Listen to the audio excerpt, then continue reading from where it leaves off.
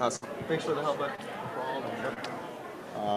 Call me if you need anything. I will grab one radio. I mean, I doubt we will. Dude, that was a weird fluke, I know. It's all good. It's happened to me. Yeah. On these like doctors. I don't like this blue cable. I feel like it's something The to do with computer it. is like. You think it's the inactive, laptop? Yes. Okay. We're up. Sorry about that, guys. Little trouble. A lot of this stuff has Yeah. Right now the laptop is scared. Good morning, good morning. Good morning, good morning.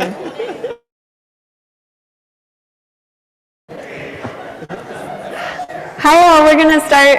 Good morning. Hi. We're gonna get started. We still have about 100 name badges at the front registration desk. And I think we're really working on peer time this morning, so folks might keep trickling in, but I'm going to start with some just general announcements. There are a couple changes in the program. If you get out your program, incorrect session description for Tarita, who's presenting the networking session. The description is for Eileen Pang's breakout session, and there will be a printed description of Tarita's session up at the front desk, but we'll correct it online also. And so apologies to Tarita.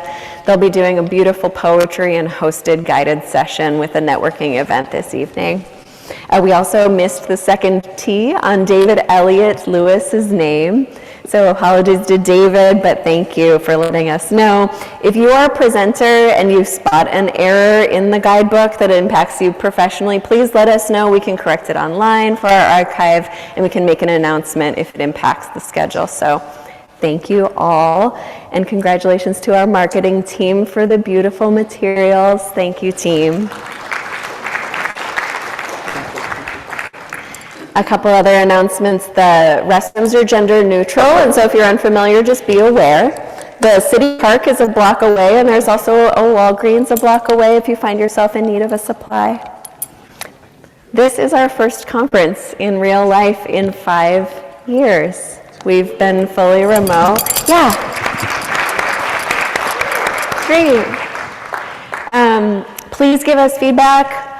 Suggestions for next year on the form that you'll receive at the end of the session. There will be a QR code available for you to get easily to that form so you can fill it out online, and it'll be emailed to all of our guests as well. Please keep any feedback into that form and let our staff know that they're doing well during the actual conference. They and the staff at the hotel are really just doing their best, and we really appreciate all the work that's gone into the run of show over the next couple days. My name is Raina Daniels. I'm the Associate Director of Strategic Partnerships and Outreach at MHASF, and I'll be your MC for today and tomorrow. I'll also be helping with our keynote panelist conversation. I really do want you to know that, we are so grateful for you coming. We're grateful for you being here. We hope to put on a really exciting and lively program for you. As hosts, we do honor the lived experience and living experience of each individual and the opportunity for this kind of a learning environment to foster growth and transformation of thoughts and actions. We recognize that hosting is a privilege to uplift the diversity of approaches to peer support in service to our mission, which is to cultivate peer leadership, build community, and advance social justice and mental health. Thank you so much for being here. I'm going to hand the mic over to Mark Salazar, our CEO.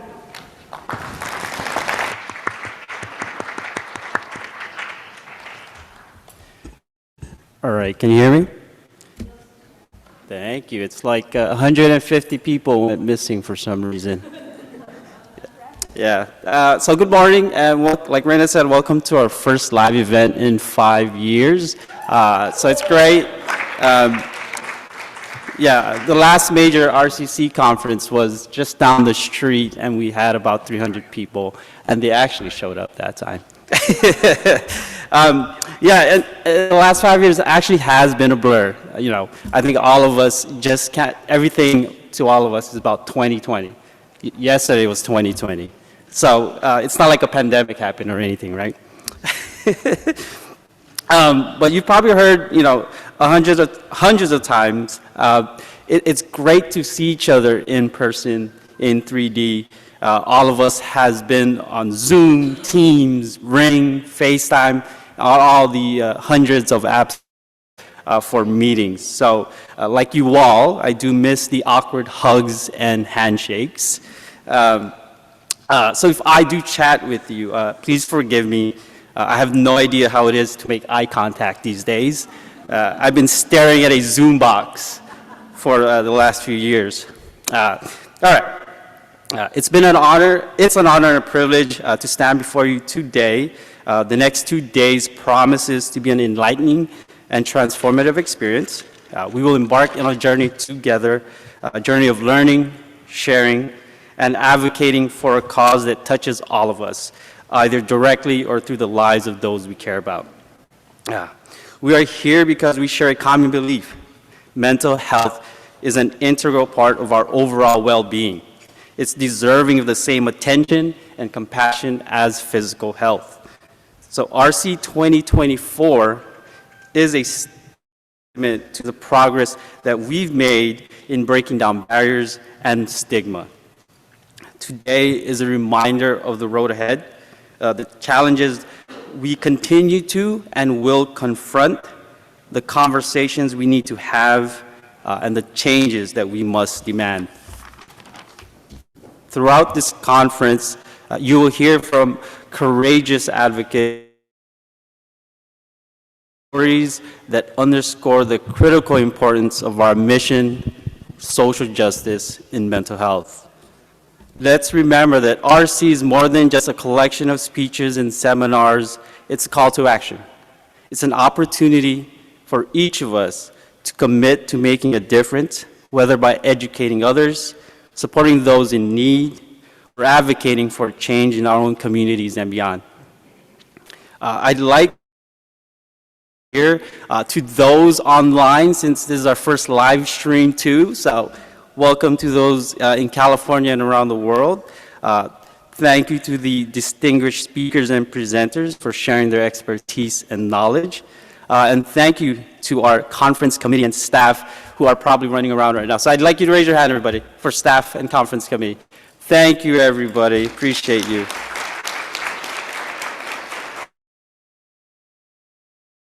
Possible. So united by our commitment to a future where mental health and wellness is not just a conversation, but a priority.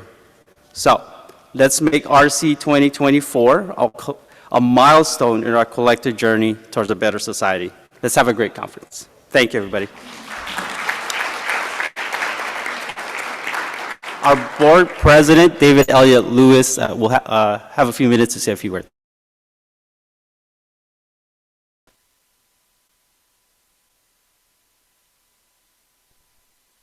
Good morning, everyone. This is not my normal time to be awake, just to be honest with you, but so I'm here, you're here, thank you. So about 14 years ago, so around then, I was somebody with lived experience with mental health conditions, shut away in my SRO hotel room, nothing.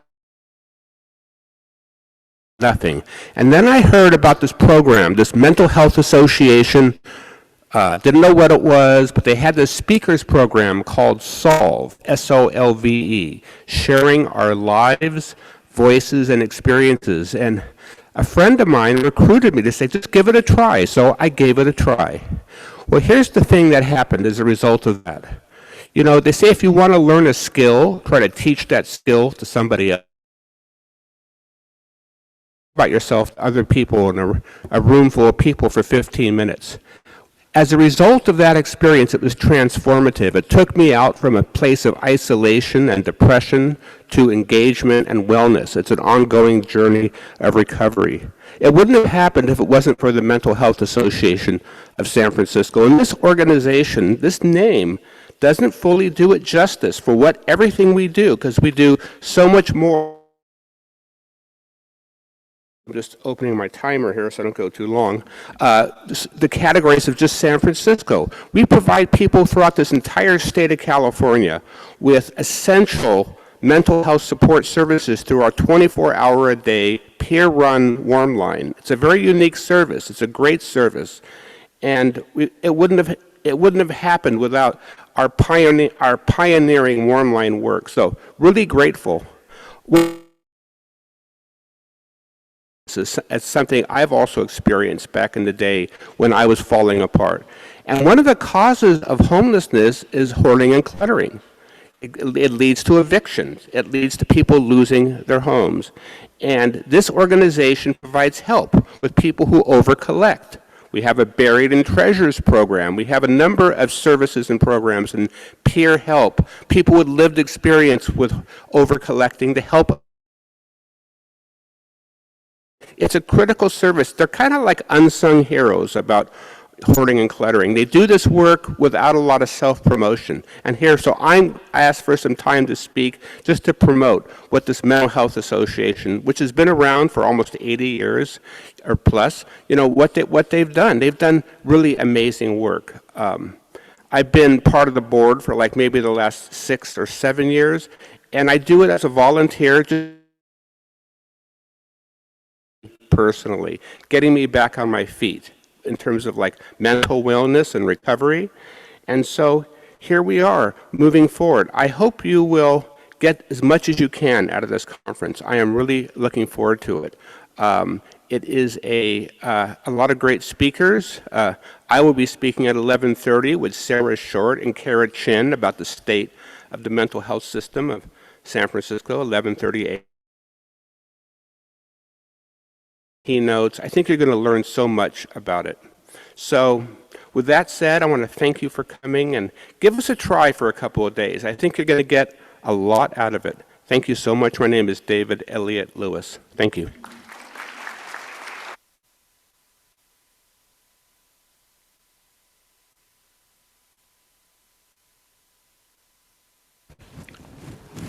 Thank you both. Thank you. Our keynote conversation, we have, please, Shireen Carrico, who is the CEO of the Promise Resource Network, and Sarah Davidow, who is the director of the Wildflower Alliance. These guests have come, give a shout. If you're wondering who's who, I'll direct. Their bios are included in your program in full, but please take a look there. And also, I really encourage you just to check out the website of both of the organizations and learn more about the incredible work that they were doing. I really don't have time in our program to just sing the songs of everything that they do at their orgs, but we're going to cover some topics, some controversial topics in peer support that span a range of services today, this morning.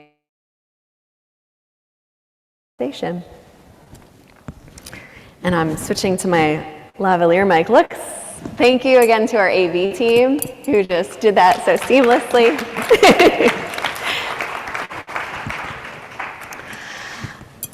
Hello. Hello. Hi. Good morning. Great, everyone's mics are working. You both work for organizations that are described as peer-run, peer support organizations. The Substance Abuse and Mental Health Service Administration brought Warmline technical experts to DC this last year to discuss, they wanted us to discuss and agree on a shared definition of peer. And we found that our own organization, many of these organizations have our own language and haven't really gained consensus on an exact definition of peer or please share your thoughts on this. Yeah, I love to talk about language, and I know sometimes it can be unpopular, but what I guess I want to offer on that language of peer is peer support or peer-to-peer support. That's something that I do, that I think so many of us do, that we value, but when we say, are you a peer? For me, that feels really problematic because I think that opens the door for co-optation. this work we do. And I say that because I'm a human being. I'm not a peer. I don't want my identity forever tied to a system. And when I allow for that to happen, I allow for people in these organizations who are trying to integrate peer support to say, oh, you're a peer. You were once diagnosed. Now you're a peer. That's your identity. And I'm going to put you in this role. And now I'm done. Like, I can ask you to do anything in that role because peer support's a way of relating, is a way of connecting, that where we try to limit as much as possible power imbalances. I think that's critical. And I think that's what protects this role and the value of this role, not these identities that tie us to a system. When you're using language like that, are you describing yourself as someone with lived experience of XYZ who does peer support or performs peer support? Yeah, I do. I talk about peer support that I've gained through living and surviving, and I bring that wisdom into peer support where I connect with others who've traveled similar paths. That's how I talk about it. And it is, yeah, it's about that relationship, about that focus. I come from intentional peer support and other perspectives that align with that, that say the focus is on the relationship. Yeah. Shireen, how about you? Well, there are a couple things, so yes, and I would add a couple things from my perspective and experience in doing that. A peer and you are a peer. The reality is that it's about the relationship, the connection, and the shared experience, and that often gets lost. So what we see happening around the country is if I have a diagnosis or I have a label, I become a peer to everybody. And when we are connecting with each other's human experiences and human beings, if without that shared experience, honestly, we're allies. We don't.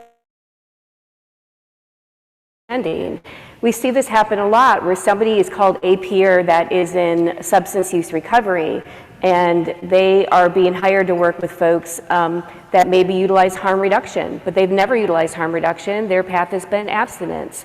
Or we see this in the mental health community where I'm a person in substance use recovery and you are a voice here, but I don't have that shared experience, and so I can't really connect with you around that. Again, and before you know it, we look more like case managers or other roles, and it is nothing to do with that mutual experience and that sharing of lessons learned and tips and overcoming from that shared experience. It's significantly problematic. We operate several programs where that shared experience is critical. So we have folks that are coming out of prison, state and federal prisons. If you've never lived in prison, you don't have that shared experience. Who's been in prison is not the same thing. The language is different, the worldview is different, and so I want to make sure that we are centering the relationship, not the adjective or the noun of a person, and that it's centered in that shared experience, because without that, we can't literally do peer support. That's what it is. The other thing I hear a lot is, well, I have clinicians with lived experience, right? Peer supporters, or yeah, we do peer supporters because our case managers have lived experience. And it's really important to understand that when you are talking about a professional role like an LCAS, a CCAS, an MSW, a case manager, that has its own breadth of tools and code of ethics and language and worldview that even if you have lived experience, it is not peer support. It is. It's very frustrating to see that being conflated with, well, we do this because we have case managers with lived experience and all of our clinicians have lived experience. So basically what that means to me is somebody who's coming in receiving supports is, again, I have a case manager or again, I have a clinician, but I still don't have a peer supporter, right? Because that's what happens. And then the last thing I would say is that as a peer-run organization, that gets very confused. So means that you are under the umbrella of a clinical agency, but the program hires people with lived experience, or the director of the program is a clinician, but everybody else has lived experience. When we talk about, or at least me, I don't want to talk about it for you. When we talk about a peer-run organization, that means that every single one of us, no matter what role that we play within the organization, has shared independent organization. We're not under a clinical umbrella of another agency. You can speak for me. I think we tend to be on the same wavelength. I just want to add too, we haven't mentioned the word power here. Yeah. Power is huge. And if you have the power to force me into a psychiatric facility, this is not a peer-to-peer relationship. It is That's right. not. So I think we need to keep that in mind when we're talking about what this means. Interesting. So I'm hearing two things. I'm hearing of peer support against the co-optation by clinical services and medicalized services, and talking about peer support as being unique and different from that, but also having a more nuanced conversation internally within the peer support realm about what it means to be a peer if you don't share lived experience. Absolutely. When you're working with someone around a lived experience or a shared experience that doesn't exist. And I would add, and you're not operating from a worldview of the movement that gave us the opportunity to be in the positions that we're in. So even if you do have that shared experience, but when I talk to you, you sound like a therapist or you're acting like a case manager, it's not peer support. And so it's also about that intentionality of the values that we came from that we are operationalizing in our relationship with each other, and not using the language, and intentionally not using the power over, and making sure that we are connecting in that experience and not inadvertently kind of going into a direction that makes us more clinicalized or professionalized. Okay, yeah. I think that I know that something that peers or folks who are getting certified in peer support often have in common is the experience of harm from the system and a desire to improve the system and work towards social justice and mental health, just on the broad, maybe a broad sweeping statement about probably folks who were attending this conference in the first place. We, in California, just recently had Prop 1 passed by a very narrow margin. What in the world? And this, for folks who, who aren't familiar, please, we'll continue to engage around this conversation as an organization. If you haven't joined our newsletter, then stay tuned there for calls to action and ways to engage in community around the design and rollout of Prop 1. But I know that there is a similar move to increase funding for locked and forced treatment programs popping up all over the country. You're both coming from North Carolina and Massachusetts respectively. Can you share a little bit about what you're seeing or what kind of advocacy you're engaging with at your orgs? Yeah, so right now in Massachusetts, we have involuntary outpatient commitment. So that would be Laura's Law here. That's our big fight at the moment. There's actually several fights, I think, happening. And that one, there's going to be a vote on April 30th as to whether or not to bring that. Now, we are one of only 2 states in the country right now that doesn't have involuntary outpatient commitment. And they're doing this interesting trick. They're saying like, no, you don't understand. Actually, involuntary outpatient commitment will help keep you out of the psychiatric facility. But it's like this trick. They often call it assisted outpatient treatment. That's another trick. That's marketing language. We're trying to convince you that this is actually going to be helpful to you. If you're not familiar with Laura's Law and these other laws like this, it's basically in the privacy of your own home. We can still tell you you have to do what the doctors and other treatment providers tell you to do at risk of being pulled out of your home if you're not following that order and ending up in a hospital or a court. And in Massachusetts, what they're saying is, oh, it's not you. We won't send you directly to the psychiatric facility. We'll just bring you to court, and you'll go to a non-compliance hearing. Now, let me tell you, non-compliance is violent language, in my opinion. It's violent language because as a child, the people who hurt me the most are people who said, you're bad if you don't do what I tell you. Yeah. And then I entered a psychiatric system, frankly, as a result of some of those experiences. And I had people tell me, you're bad if you don't do what we tell you. And now they want to say with this law, like, it's no big deal. It's no big deal. We'll just bring you to court. What happens at court? And they use all these very vague definitions. They have said, it's a really high bar. It's a really high bar to qualify. Don't you worry. That high bar includes being gravely disabled, and I think we'll get more into that soon, like how broad that can be, how subjective that can be. It also says, and on top of that, you have to have been in a psychiatric facility at least 2 times in the last 3 years. That's a high bar, right? Or wait, no, you don't, if you haven't done that, then you have to have been violent. But how are they defining violent?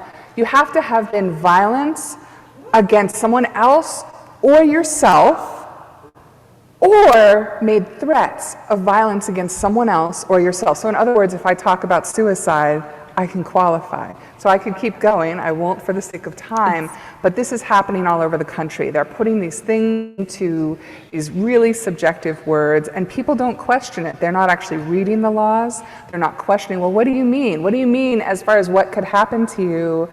Well, it says, you know, we could require you to take your medications. We can require you to go through testing, but they don't say what that means. Testing for what? Or any other things we deem reasonable is how that ends. Whoa, that's scary. And they can send you to a psychiatric facility for an evaluation. And if you think that you're going to go to that psychiatric facility and you're not going to be judged for the fact that you're on that order and the court has sent you there, I mean, it's just ridiculous. We know where that's headed.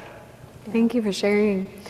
Yeah, I'm hearing you that there's only 2 states, including Massachusetts, that don't have involuntary outpatient programs like these. And what we're talking about with Prop 1 and with SB 43 is the broadening of this definition of gravely disabled. I'm going to jump to that question and then come back again. So SB 43's definition, which is a state bill, so it passed statewide, but San Francisco and one other county were the only counties to actually roll in implementation this year. Other counties forestalled the implementation of SB 43. The definition expands the bill expands the definition of grave disability. Placed on an involuntary hold, which we know is often a first step or a clinical gateway towards conservatorship. A condition, the definition expands to read this, and I'm going to share with the audience if you haven't read it.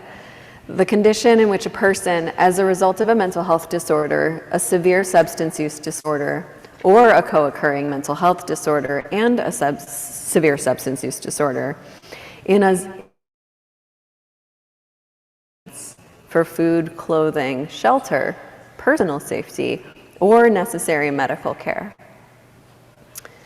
Shireen, I know that when we spoke, you said that that sounded like a majority of the staff at your organization, and of course the folks that you all work together with, would have at one time in their recovery qualified for involuntary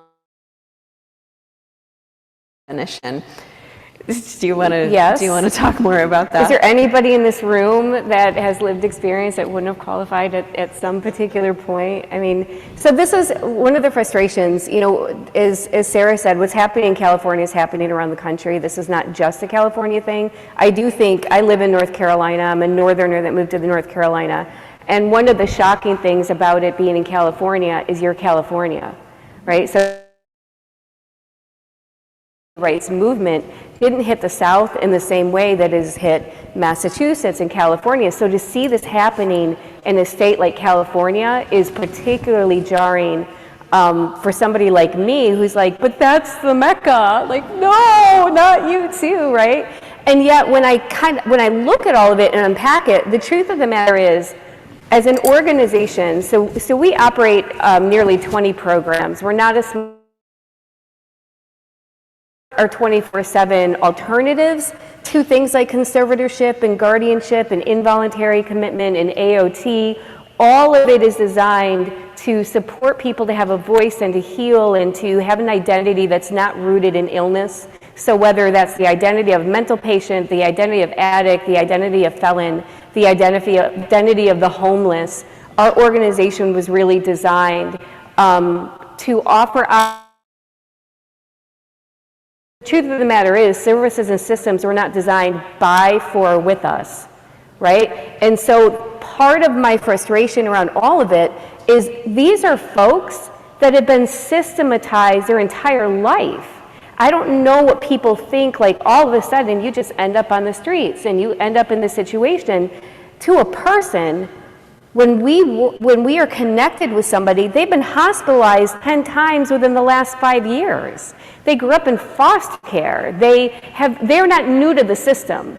And I think there is this lack of understanding or this belief system that we need to force these people into those systems, whether it's through AOT, whether it's through inpatient setting, because there's going to be something that happens. It's going to be some panacea. You're talking about people who lived in systems.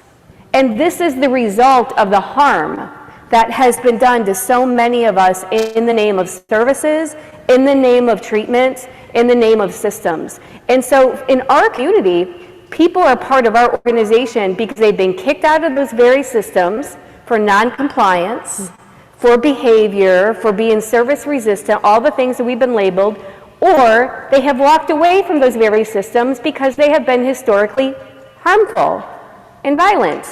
What these things do is force us back into the very systems that we are very familiar with and force us back into that cycle of danger. The truth is that there are other options. It doesn't have to be that. We've tried that. We've tried that for generations, and it is harmful to us and it doesn't work. So perhaps maybe we need to look at the system as broken, not us, not look at poverty as a crime, and maybe come up with options where we actually do want to show up because it feels affirming and it feels helpful. And I want to challenge one thing you said. Go ahead, always. This is not broken. The system has always been designed as a tool of systemic oppression, and it's working, right? It's working. We can go back in our history. We can look at how is conservatorship used with indigenous people to get their money. That's right. Right? How was it used with black people? We have drapetomania, which is a diagnosis in the 1800s that was given to black people who were enslaved, who tried to run away. That was the symptom. They tried to get away. We see some of our awful stereotypes we have of black and brown people today come from psychiatric diagnosis. I'm not as good at pronouncing this one, but dysesthesia ethiopica. That was a diagnosis given in the 1800s to black people, both enslaved and not, who were seen as quote unquote lazy, or that their bodies did not experience pain in the same ways. We see those stereotypes still today. That came from the psychiatric system of the time, and now we see it used to get unhoused people off the street. We continue to see it used against black and brown people, against trans people, against anyone who society says, we want you over there. Agreed completely. So maybe not broken, maybe fucked up, dysfunctional, more harmful than we ever thought we will ever be. Yeah. Thank you both. Wow, yeah. Thank you so much. I think that this question of the weaponization of conservatorship as a tool of containment and the question of what forced and locked treatment programs will look like all over the country, the modeling of those programs being oftentimes just rooted in medical organizations or even in the prison industry is concerning as you know, as an organization, as individuals, as folks who share this experience of potentially being either in the past or in the future involuntarily held. I think that what I'm hearing also in this conversation is a question of untangling what prevention looks like, what peer support looks like when we are working with folks or when we have been systems involved for so long in our recovery journeys. And I just thank you for naming that, for naming all of these different elements. I think that what we've heard from partner organizations around SB 43 is oftentimes this rooting in a desire for expansion of conservatorship options for concerned family members and friends.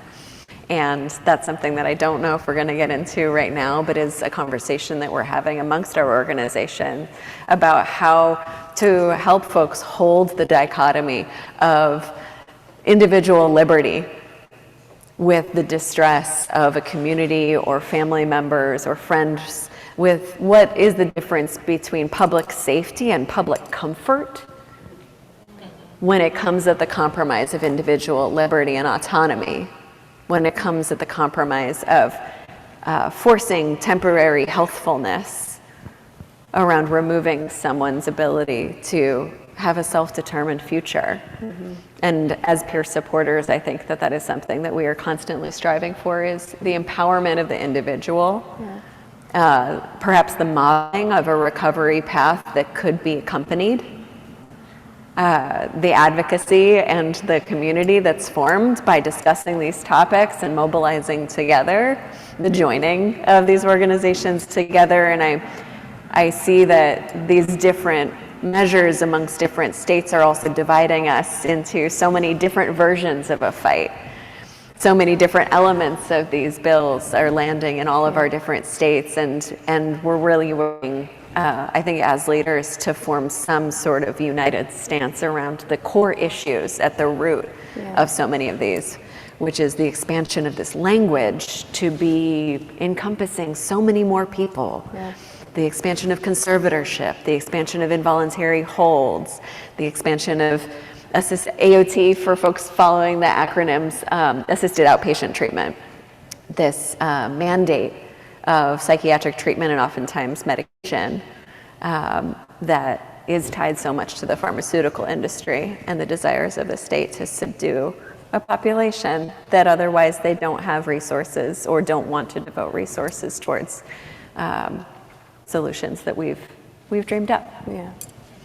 You know, you said very briefly that you think a lot of, maybe everybody got into this because of that social justice desire, and I actually disagree with that. I think historically that was true, but more and more, when you're paid by the very system that our historians and our pioneers were designed to either abolish or change, and you don't have that part of your own personal history, or you're not even aware that that's where we came from, you come into this where it's a job, not a movement, right? And we see this happening all the time, like peer support is a job. No, actually, this was a whole movement that is rooted in social justice and injustice and human rights and civil rights. And so I'm seeing some of that actually get lost at a time where we need it the most. Like, we need activators right now because this is what's happening all around us. And so often it's like, where is our community? Where are our folks that are righteously pissed off, right? Where's the anger? And instead I see a lot of folks like in peer support roles that are co-opted into managing somebody's medication and counting their pills and dropping the medications off, and they're a part of petitions and involuntary commitment and like all of these incredibly violent, harmful things that when I see somebody who says that they understand because they have shared experience and then they're re-engaging in that, to me that feels like betrayal, right? That's harmful. Because I expect it from other people, but I don't necessarily expect that from my own community. And so when that's coming from you, and you've been in that situation and you're perpetuating it, it feels particularly violent to me.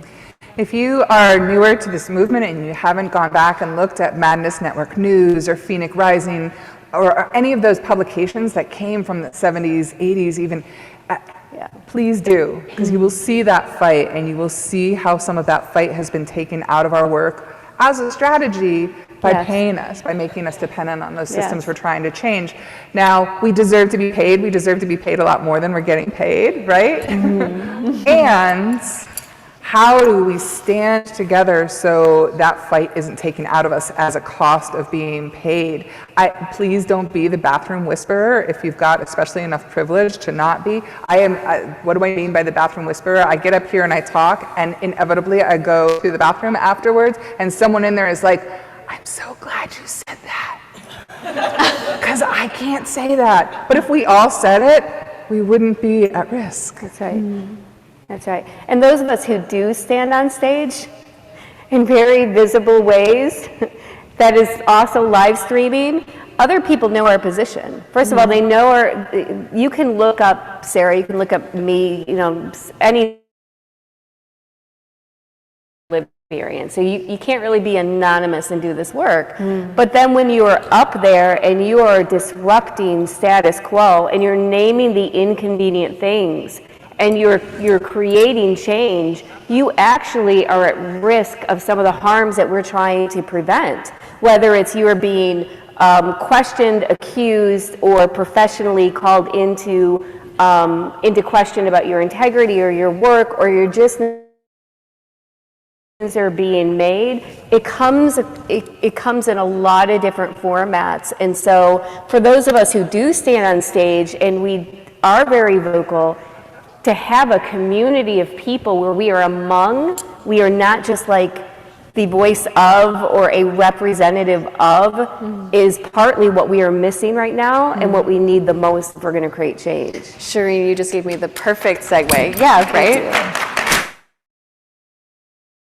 You just gave me an excellent segue back into another question that we had planned. I think that despite sounding fringe, perhaps radical and revolutionary and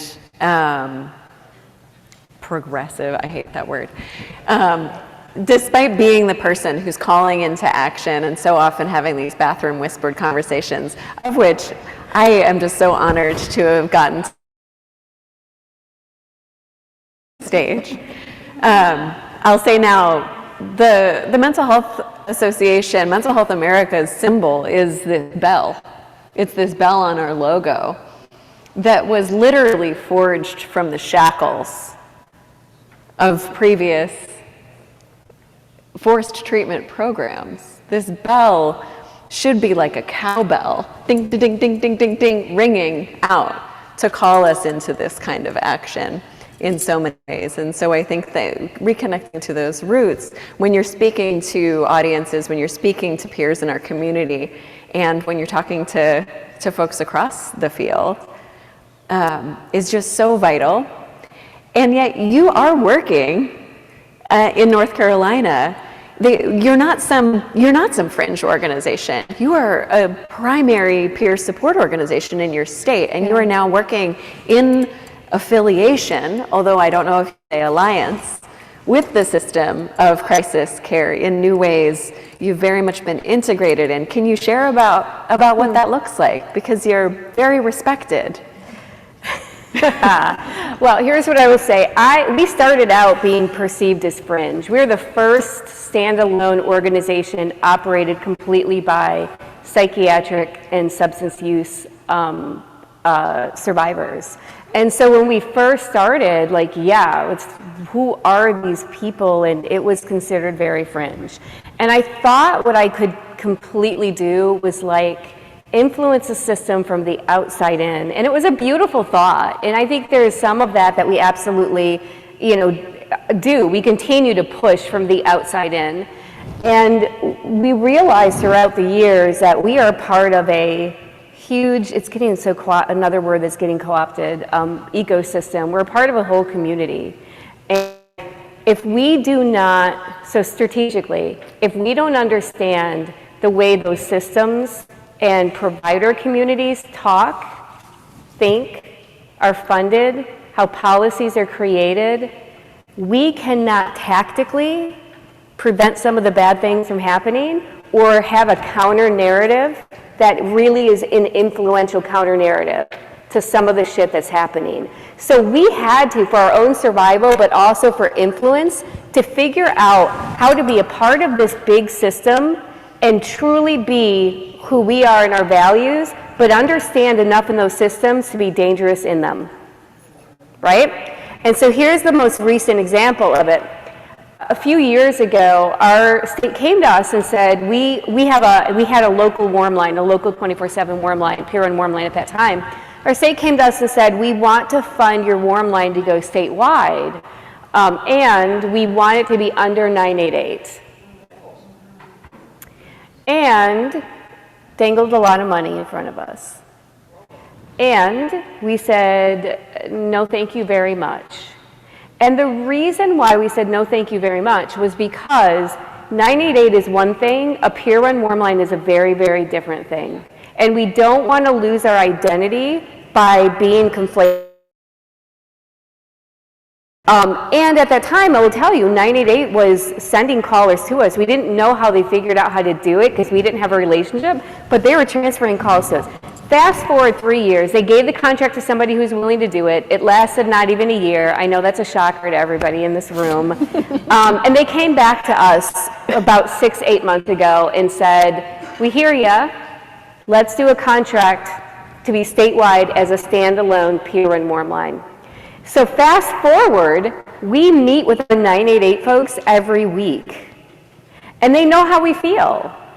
They know that we will likely never transfer a call to 988. They know that. They know who we are. They transfer phone callers to us all the time. It is an example of how we not only coexist, but we also find those spaces where they realize that what we do is critical to their success and it's to the community, and they're not going to do it. They can't do it. It's not what they were designed to be. It's not how they were designed to operate. On the other side, we don't ever want to do that clinical thing. We don't want to do risk assessments. We don't want to do active rescue. That's not who we are at our foundation fundamentally. We need to be present in those systems because without us, people don't have another option than to call a clinician. With us, we know where each other stands. We figure out where we do work together, but we are a very independent entity. And so we have done this in multiple systems in our state. We work alongside, we might get into it, but we work alongside many systems, but we are rooted in who we are in our history and how we do our work as an independent, standalone, pure organization. Thanks for sharing. Yeah. Yes, we will if we can get into it in time. And also Shireen will be on a panel with other warm lines. We'll be doing an essential element of the system of care panel that's in your program as well. So we can talk more there. Sarah, this isn't on our list, but the Wildflower Alliance, I know you love it. The Wildflower Alliance is responsible for the design of the alternatives to suicide training that we've participated in at MHASF, that we've also consulted to incorporate into some of our existing trainings as well, on top of the not alternatives to suicide trademarked, but the training that is an alternative to QPR, mental health first aid assist, the training that our warm line and our other staff receive around responding or supporting folks who are experiencing thoughts about suicide or thoughts about dying. And I know from our conversations that alternatives to suicide training is also being grabbed in part and parcel and uncredited and maybe removed from the context with which it was developed and removed from the trainers from which it was developed. Is that something that you'd like to share about, again, as like a mainstreaming of your organization that is a non-consensual mainstreaming of your thoughts? Yeah, I mean, it's really an interesting experience where there's no consistent thread. Sometimes we're told, so people in Maine, for example, emailed me and said, hey, we tried to bring up alternatives to suicide at our suicide prevention conference, but they said that since it's not evidence-based, that we can't do it. Like, well, what's evidence-based mean? Evidence-based, that system is a white supremacist nonsense system rooted in privilege and people who can pay to manipulate data from their own perspective. It's really ridiculous. And yet we have hundreds of groups in this country, in Australia, in Canada, of people saying like, this works for us. And that's what evidence-based approaches actually do, not just with alternatives to suicide, but they take people's cultural practices, they strip us of what we know actually works for us. And so we see that happening. Then we see other people who want it, and they want it without our trainings. We get the idea, can't we just do it? We don't actually need to hear from you. So I ended up going to a National Institute on Mental Health 2-day webinar on peer support and suicide. And I'm like, hey, they didn't invite us. Alternatives to suicide, by the way, is, as far as we know, the first completely peer-run approach to suicide. Is also the first harm reduction approach to suicide. And we weren't invited to that. And I reached out to them and I said, okay. And they said, well, come look and check it out. And what I found was this clinical group in Colorado that we had trained was presenting. And they mentioned alternatives to suicide. They also mentioned something that we call VCVC. That's a framework that we use in our voices and alternatives to suicide. And none of it was credited to us. So we were sort of there, we were in their presentation, but it had been stripped of the place that it had come from.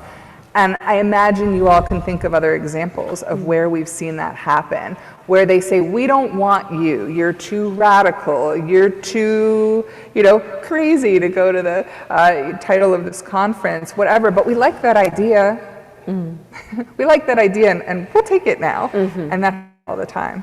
Sarah, would you like to mention I think that this is a great place to mention, as a movement, we also have movement leaders and thought leaders who have gotten us to the place that we are, and I know Wildflower Alliance co-sponsors this archive of peer movement leaders online as well. Yeah, so I have a table, it's actually right next to our organizers table in the exhibit hall, the second one down, and we have something called the Black Movement Leaders Project, and that project is actually a collaboration between Wildflower Alliance, so myself from Wildflower Alliance, Dana Smith from New Life 2 in Connecticut, and Chaku Matai from New York. We collaborated on developing the Black Movement Leaders Project, in part because we kept showing up places where people were talking about the movement's history, the movement, like whether we're calling it peer movement or psychiatric survivors or what have you, this like idea of this movement and its history. And the last one I went to was actually at SAMHSA. You were there as well, and someone was up there presenting, and it was all white people, except one, Jackie McKinney, was in a picture with other white people. That's the only reason I'm pretty sure she got in, and all they said about her was, and she was a character. I'm like, what?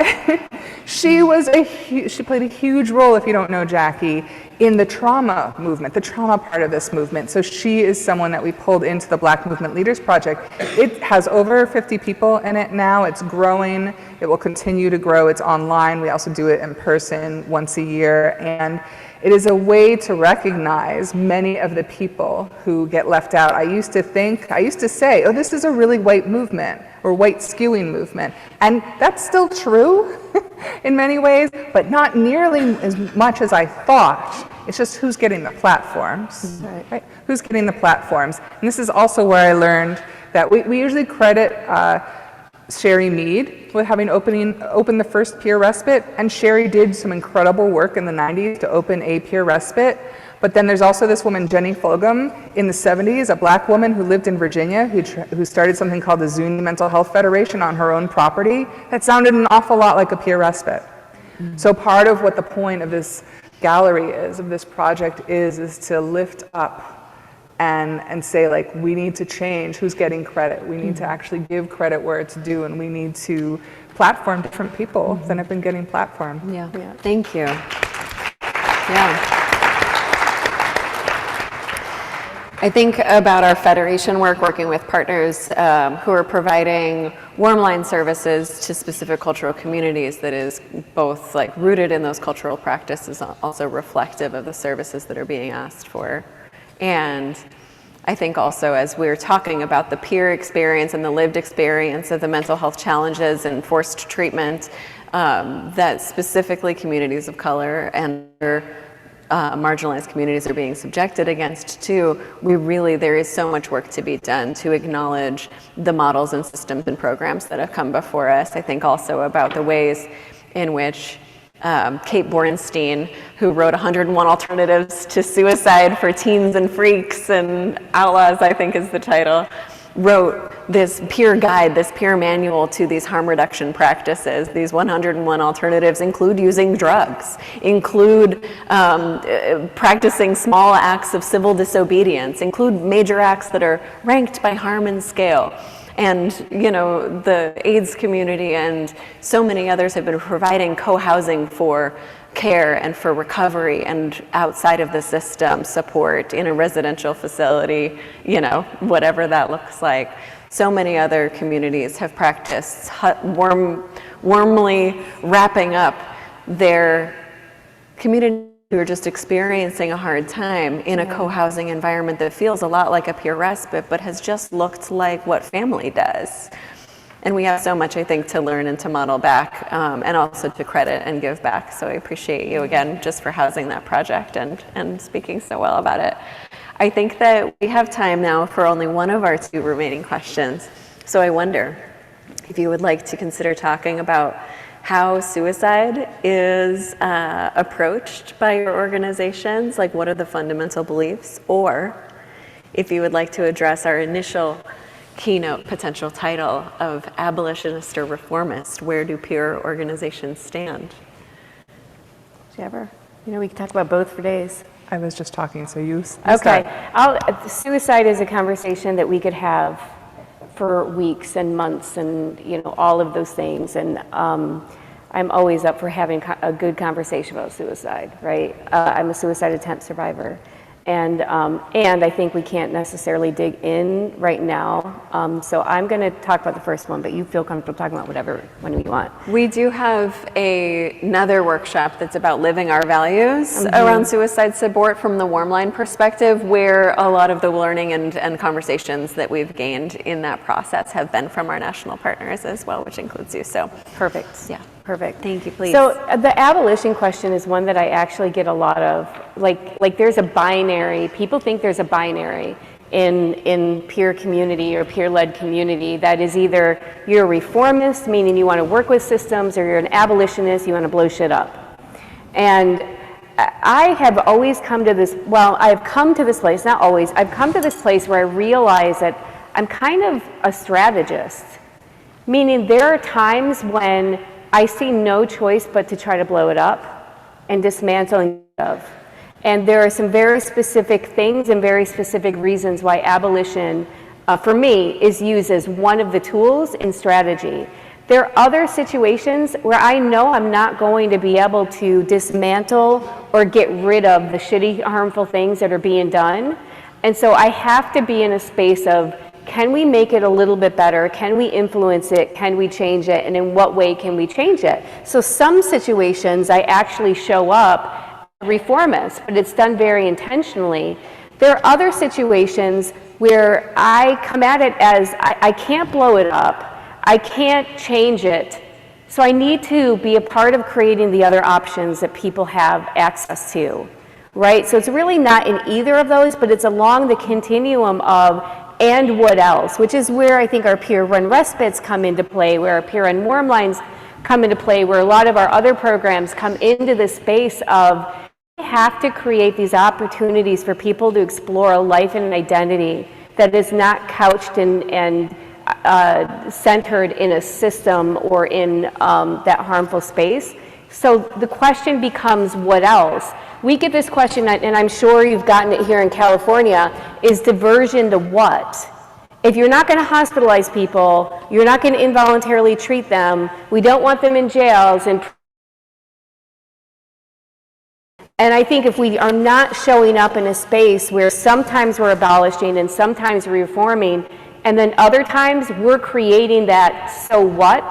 What are the other options? That's kind of where we sit as an organization. We go between all three of those at any given time on any different issue, but we don't operate kind of on the binary of we're either abolitionists or we're reformists. So I say we're actually strategists.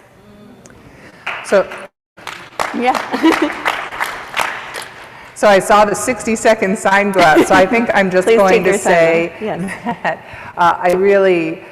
I approach it similarly. I will say, absolutely, I wish we could blow a lot of things up, especially since, as I said earlier, like their intention, they don't want to be reformed. Their goals are different. Their intention is different. Their design is for a reason. And if we only focus on the get rid of it, then we leave so many people behind or who are stuck in it. And we can't do that. That's a position of privilege. And it's not okay. So we need to be able to hold both. And I will leave it at that. Thank you.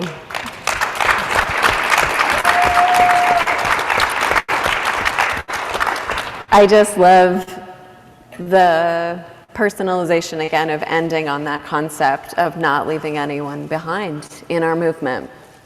We really are committed and recommitting ourselves to not disappearing anyone in our community off the street. That's right. Into incarceration, into involuntary conservatorship and a permanent psychiatric residential facility with no means of support.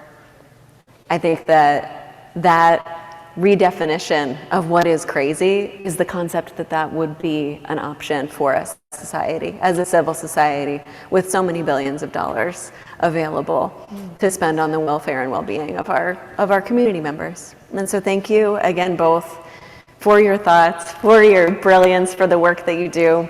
Thank you.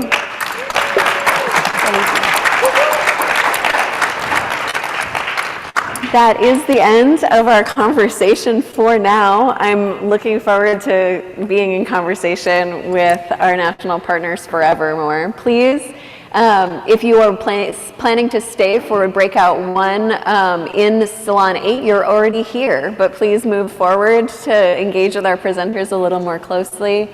Again, thank you so much for joining us. We hope you have a wonderful conference. You can find your other breakout rooms just around the corner.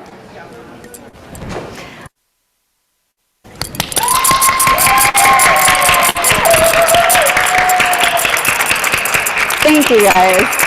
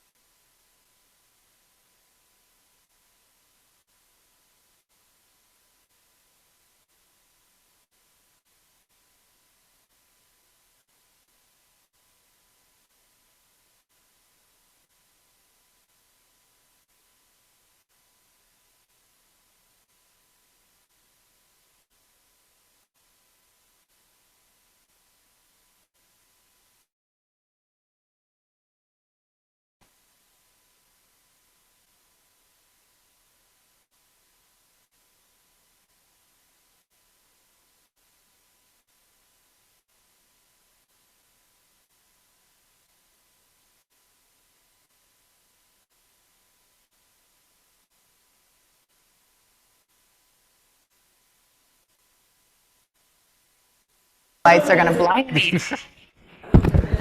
Hello, can everyone hear me? Hello, hello. Oh, we have audio. We are live. Good morning, everyone, and thank you for joining our conference. So, perfect. All right, thank you everyone for joining. So, for today's presentation, we're just going to go over our Wardline programs with you and just give you an overview of what it is that we do. So first and foremost, my name is Felipe Granados, and I am the Wardline Program Manager. Hello, everyone. My name is Kaylin Jones. I'm actually an assistant manager here on the Wardline.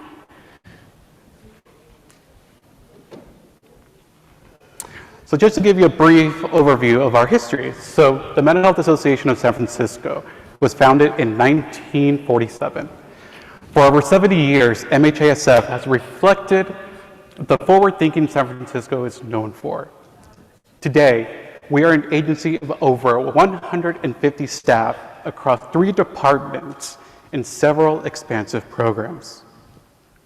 Our mission is to cultivate peer leadership, build community, and advance social justice in mental health. So our logo is actually the mental health bell. Essentially, during the early days of mental health treatment, asylums would restrain people with mental health illness and with iron chains and shackles. To better understand the treatment and this cruel practice, it eventually stopped. This is really important with the innovation of the mental health world. On April 1953, at the McShane Bell Foundry in Baltimore, the Mental Health America melted these shackles and iron chains to form the Mental Health Bell to kind of highlight these inhumane bindings. Today, the bell is 300 pounds, and it serves as a powerful reminder that these invisible chains were broken, and the misunderstanding of discrimination continuing to bind people in, and then also with the mental illness. This bell rings out hope and the mark of the continued process in the fight for victory in mental health. This is really powerful for myself because it really shows that there's true power and change in mental health. So now we're going to go over what is peer support and also what it would not be considered peer support. So peer support would be defining our own experience for ourselves. So only we know how we're feeling. Only we can define our emotions, what impact it had on us. Peer support is not having an expert define our experience for us. Having someone say that our ideas are maladaptive or our behaviors are maladaptive really invalidates us, how we're feeling, what we're experiencing, that trauma that we've encountered throughout our lives. So yeah. Peer support is supporting others to help themselves using their own wisdom. You are the expert of your experience. No one else can tell you what is your experience. And again, so an example of what would not be considered peer support is telling others how they must receive help. Help can come in many different ways, right? It can be talking to your friend, talking to a family member. It doesn't have to be talking necessarily to a licensed therapist, right? So we really want to cultivate the wisdom and cultivate that we as peers can talk to one another. Creating that mutual relationship, right? We want to have trust with one another. Trust that we can comfortably bring our experience to someone and not feel judged by what we're sharing. And have others telling us that what we're feeling in that moment is not right. And again, so an example is, as I was kind of saying, is enforcing a power down relationship. So someone telling you, no, this is. Peer support is about recovery and transformation. Whereas what would not be considered peer support is In a clinician model, it's about stability and maintenance. All right. So clinicians are just worried about making sure you're stable, making sure your symptoms are maintained. We as peers, we really want to be there for you. We want to cultivate that recovery in one another. Give you those tools, give you that support that it takes to recover. Sharing and learning from each other about resources and treatments that work for us.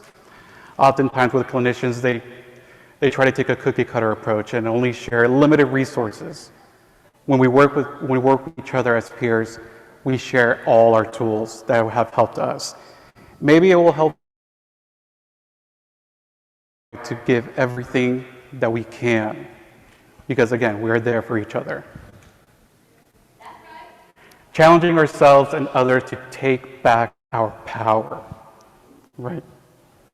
Oftentimes when, again, going to the mental health system, there's that power dynamic, right? The clinician has all the power and you're there trying to take their wisdom.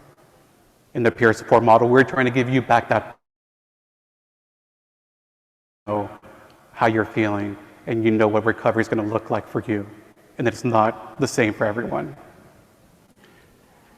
Seeing our lives in the context of a trauma-informed and culturally humble perspective. Why is it that we're feeling this way? What has happened in our past that has led to our current experiences, our current situations?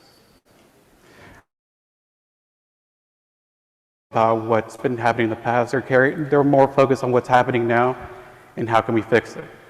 With that peer model, we really want to go down and ask what is happening. How can we support one another from our past and see where we're at now and meet each other halfway to really build that support, really build that trust amongst one another.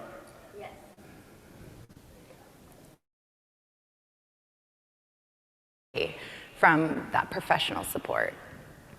So giving a little bit of our warm line history, we started in July 2014 where we launched. We did transition into a volunteer model in 2018, but now currently we have grown exponentially. We've secured funding, we have full-time staff, and we've also expanded in trainings. The warm line provides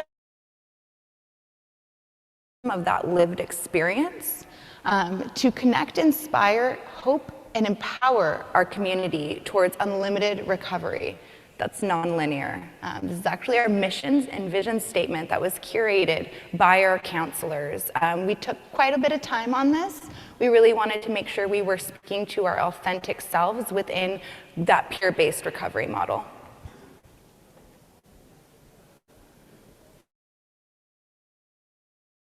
What is peer support and kind of what is our warm line? But in general, what is a warm line? That is always the question. What is the difference between a warm line and a crisis line or a hotline?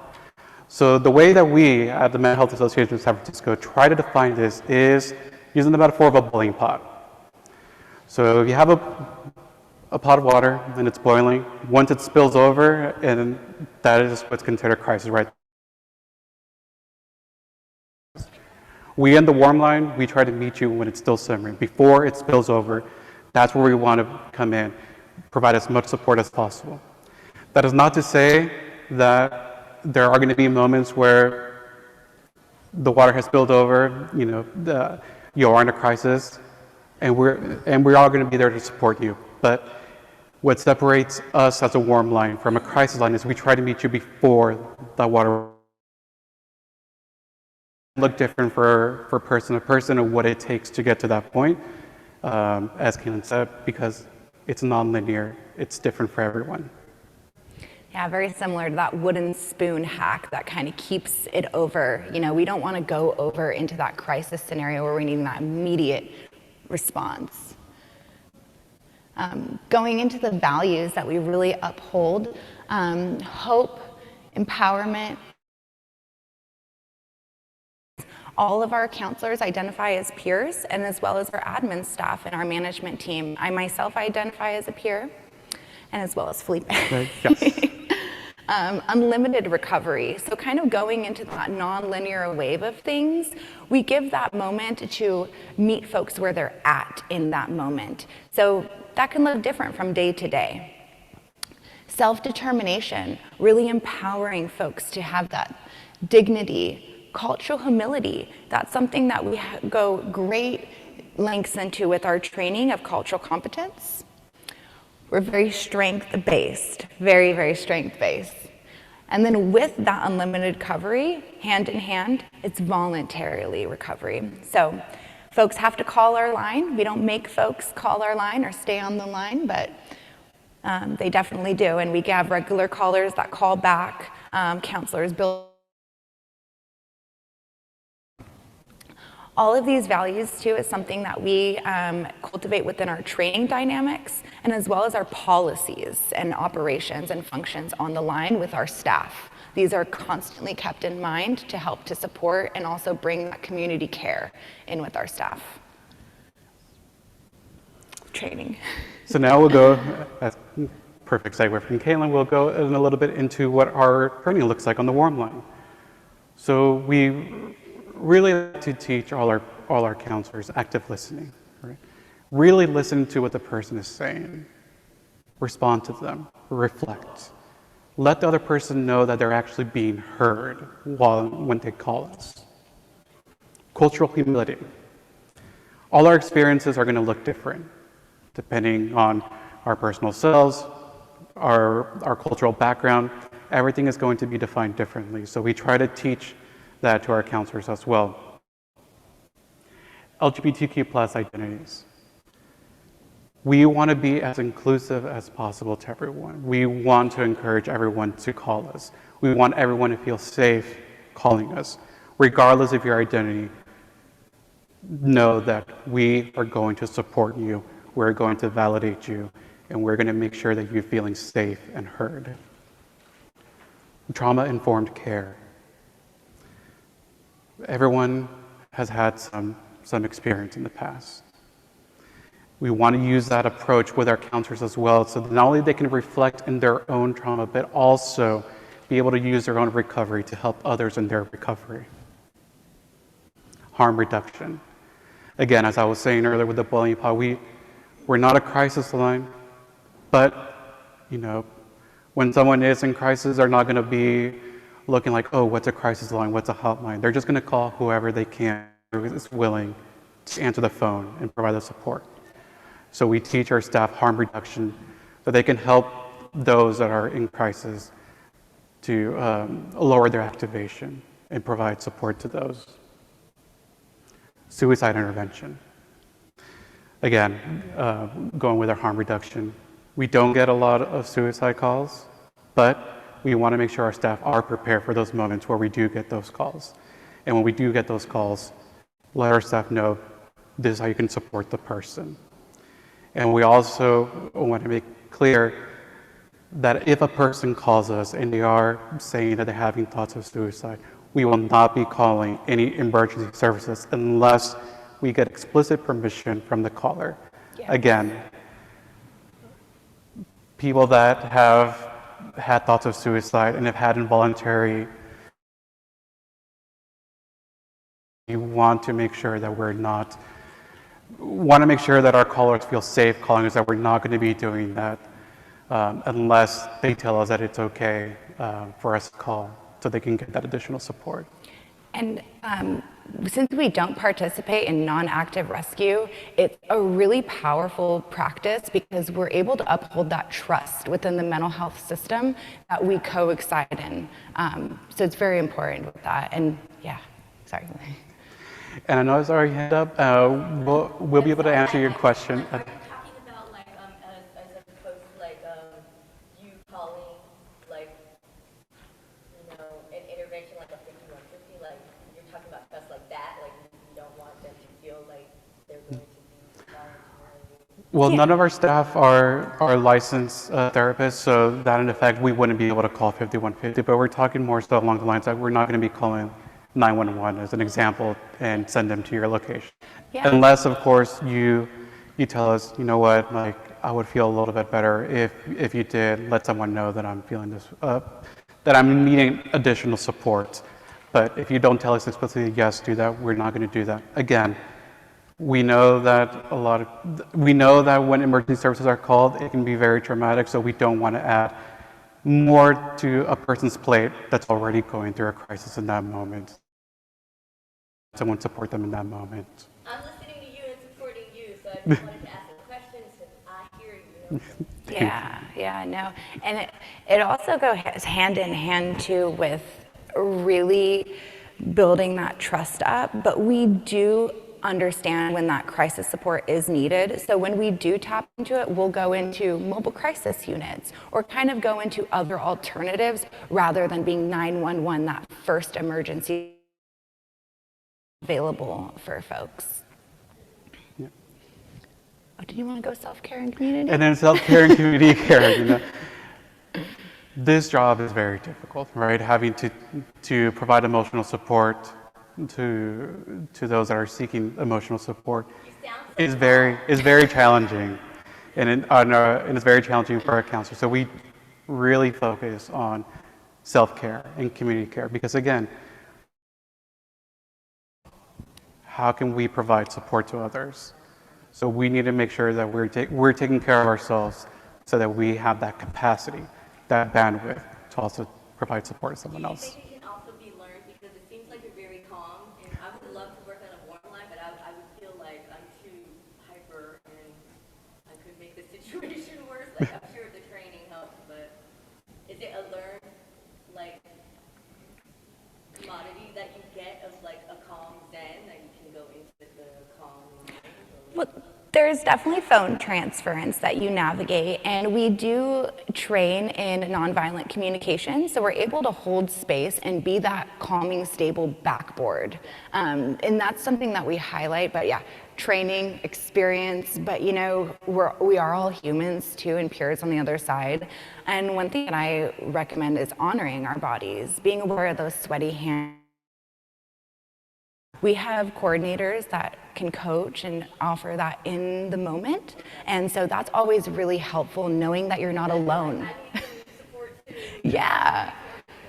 There'll always be someone on the line to support you, to support our counselors. Who is on the other side? Because I really, it's such a gift that you are giving to people so much of yourself. Sorry, I don't want to, I'm just trying to be here with you, No. Essentially, what folks can expect when they call our warm line is our counselors are truly there to hold that space, listen, and really support you in what that support looks like for you. Our goal is to empower our callers to tap into their own supports. So essentially, we identify their own paths, we offer support, and we increase the resiliency and self-advocacy. So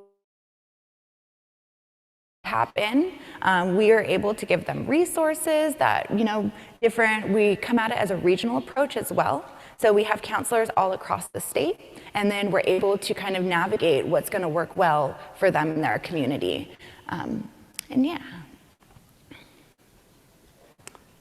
So continuing on with this conversation, as we were talking earlier about, recovery not being linear, in your path of recovery, there's going to be, some things that can bumps in the road, but that's okay, right? We're there to tell you that even though there may be bumps in the road, it doesn't mean that all hope is lost, right? You still have those tools. There is still that path to recovery, because recovery doesn't look the same for everyone. So we really want to make sure that you're not feeling discouraged by this as a stepping stone to continue on your path of recovery. There is no one size fits all, right? What works for me is not going to work for you, and what works for you is not going to work for the next person.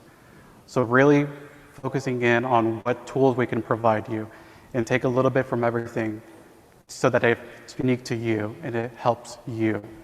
Because again, you are the expert of yourselves, and you are going to.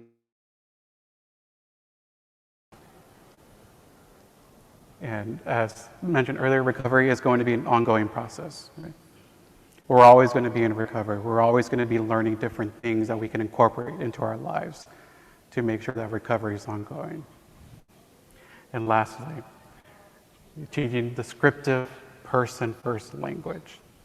As you know, the language that we use, it does matter, and it does have an impact on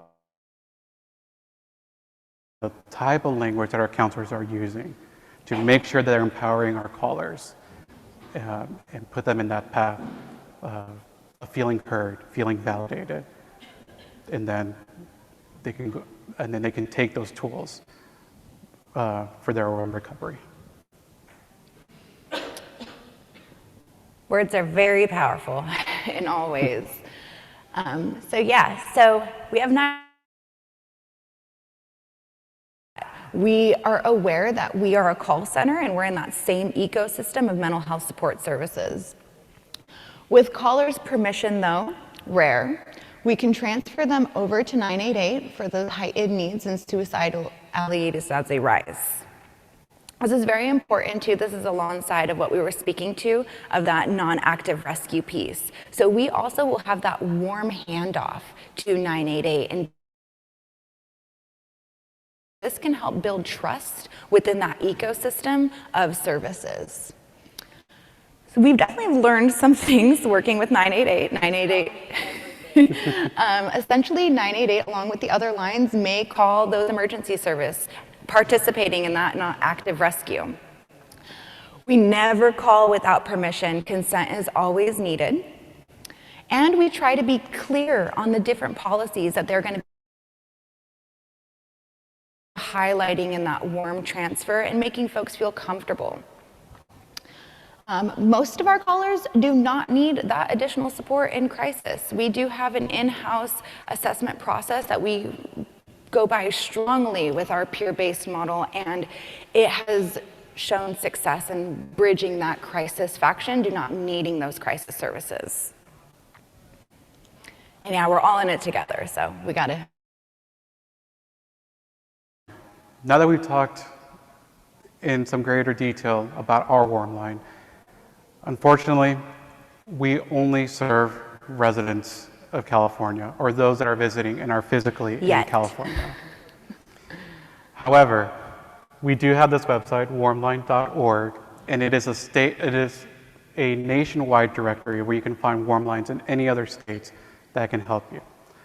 Hopefully, one day, we may be able to help nationwide callers, but for right now, we are helping out only residents in California. But again, even so, we want to have resources available for those that are calling out of state, so they know who to call, so they can receive the support that they're seeking when they call us.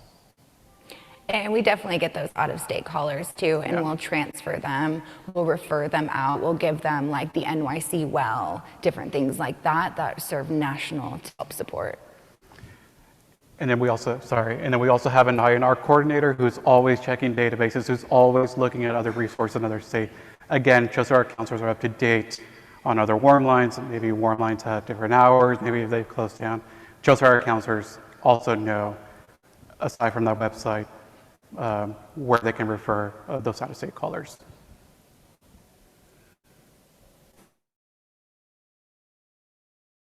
You can call us, you can chat us online, and we also have a text-based service. We have our vanity number, 855-600-WARM. It's pretty easy to remember. And then we also have our website where you can access more information, and we are available 24/7, 365. Those include those major holidays, all of those good stuff, which is, I see a question?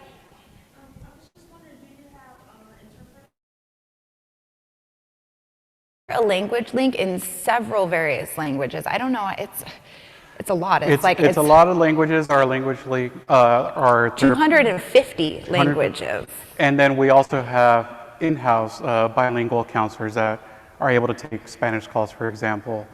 I've actually helped develop that Spanish fluency test just to make sure that our bilingual counselors are adequate and have our Spanish-speaking community. Yes, sir. I'm assuming that the callers Callers, oh, Callers can choose to remain anonymous. Yeah.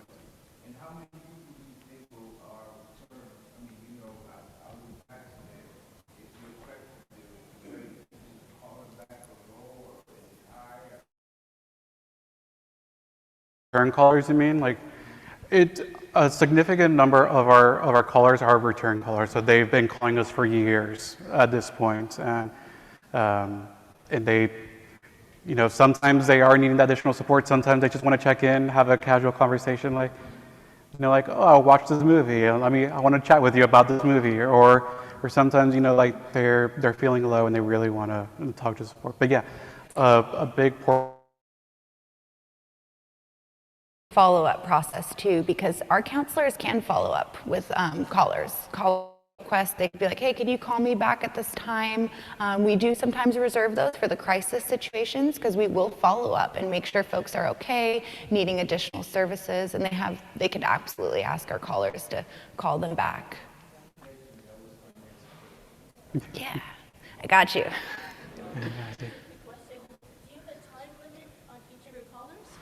Yes, so in general, we keep our calls to about 15 to 20 minutes, and that's just because we have a high volume of calls, so we want to make sure that we're supporting as many people as we can. However, in those instances where it is a high-risk call, you know, they are expressing thoughts of suicide, or it is one of those calls where we are mandated reporters, such as APS or CPS, we do stay on those calls a little bit longer just to make sure that we're getting as much information if it is something that we have to report. Or again, you know, if they just need that support. But in general, about 15 to 20 minutes per call. Any other questions? We got a little bit more. But, oh yeah. Sure. What was that? Sorry? Thank you, I'm sorry. You guys are not a mandated reporter? So we are mandated reporters for TerraSoft, APS, and CPS. We are not mandated reporters for any suicide-related call. Thank you. And we also practice in HIPAA very strongly, yes. So that goes hand in hand.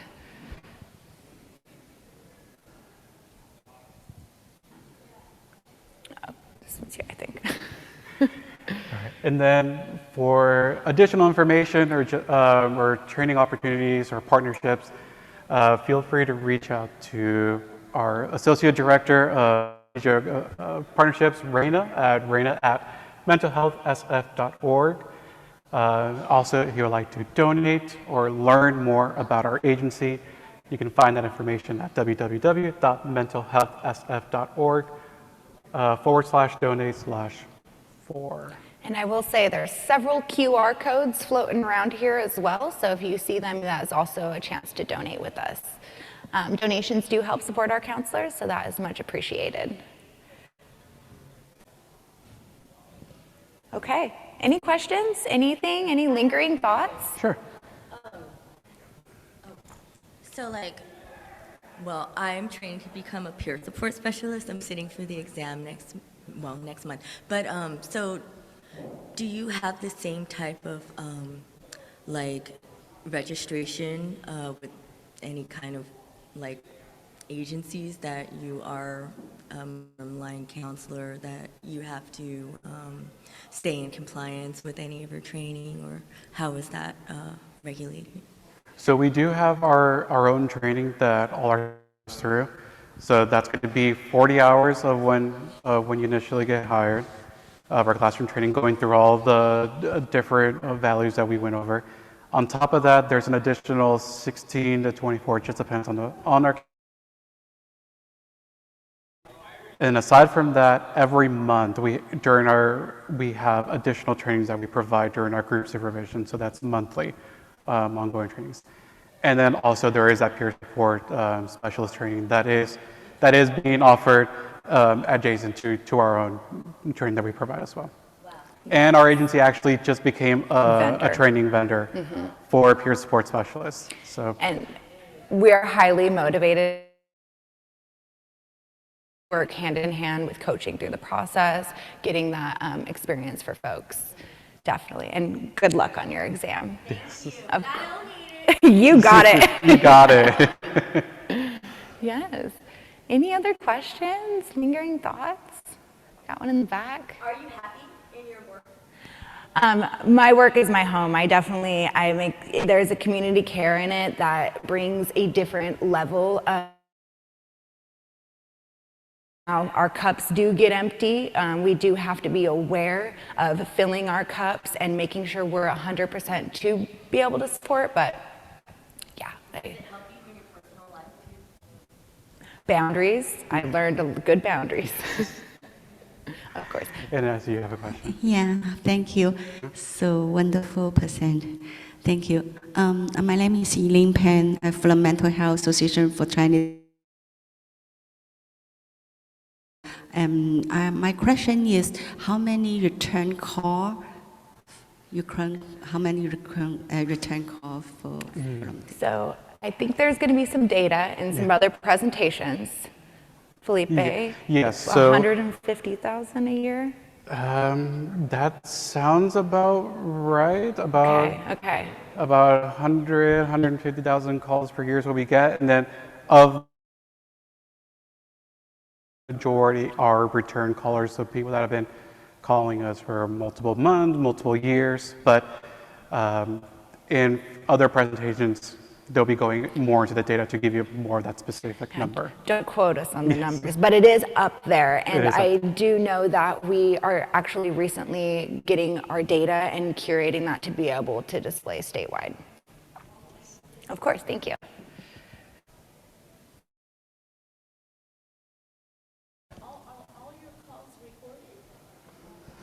Our calls are not recorded, so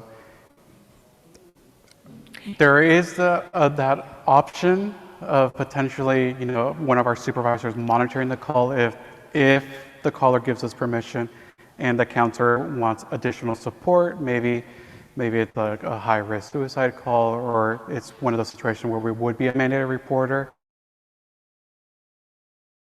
Calls are not going to be recorded, but our supervisors do have that ability, if our caller gives permission, to hop in and monitor and listen in to provide our staff additional support. And I can definitely speak to a little bit of why we don't record our calls. It's truly to uphold that autonomy of our callers and to build that trust. We can hop in at any moment with our calls. We do have a voice over internet program that is a lot of information from that call, but we don't record and store to protect that autonomy. Sorry. Sure.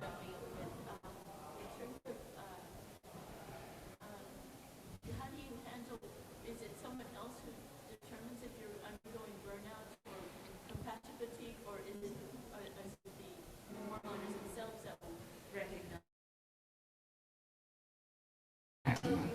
I can go next. That is a great question. So the question was, how do we determine if one of our staff is going through burnout or going through that compassion fatigue? So that is a great question. Part of it comes through our supervision that we provide to our staff. So we have biweekly supervision for our counselors, and then weekly supervision. We do a check-in. How are you doing? Take a look at your calls. How are the calls going? Are you holding on to those calls a little bit longer?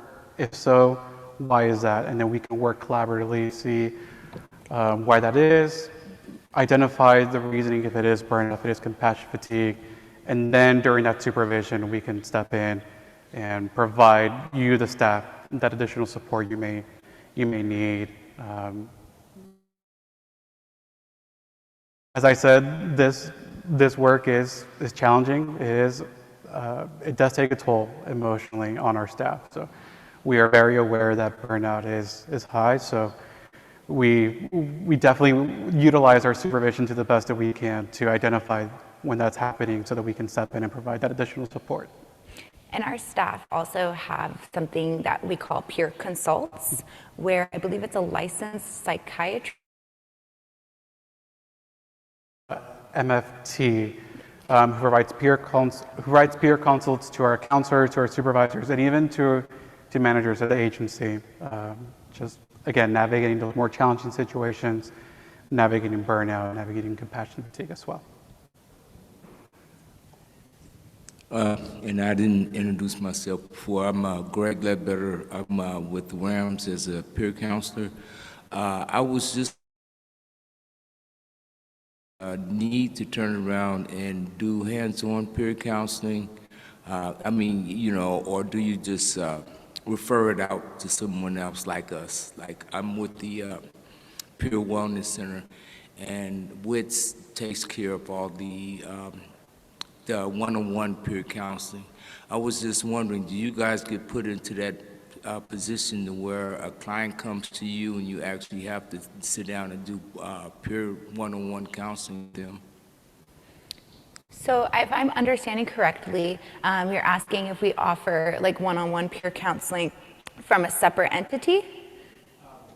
Either A, do you guys refer that out, or do you ever have a need to where you guys have the person that's on the hotline have to actually deal with that person on a one-on-one basis? In other words, do you guys ever meet any of your clients? Yeah, so being a part of the MHASF, we have several other departments with different peer programs that do offer that in-person, one-on-one guidance and peer support services. We'll refer them to those programs, but within the warm line, we're strictly that emotional support via call, chat, or text. And I think there was a question. Yeah, back there, and then we got one in the front.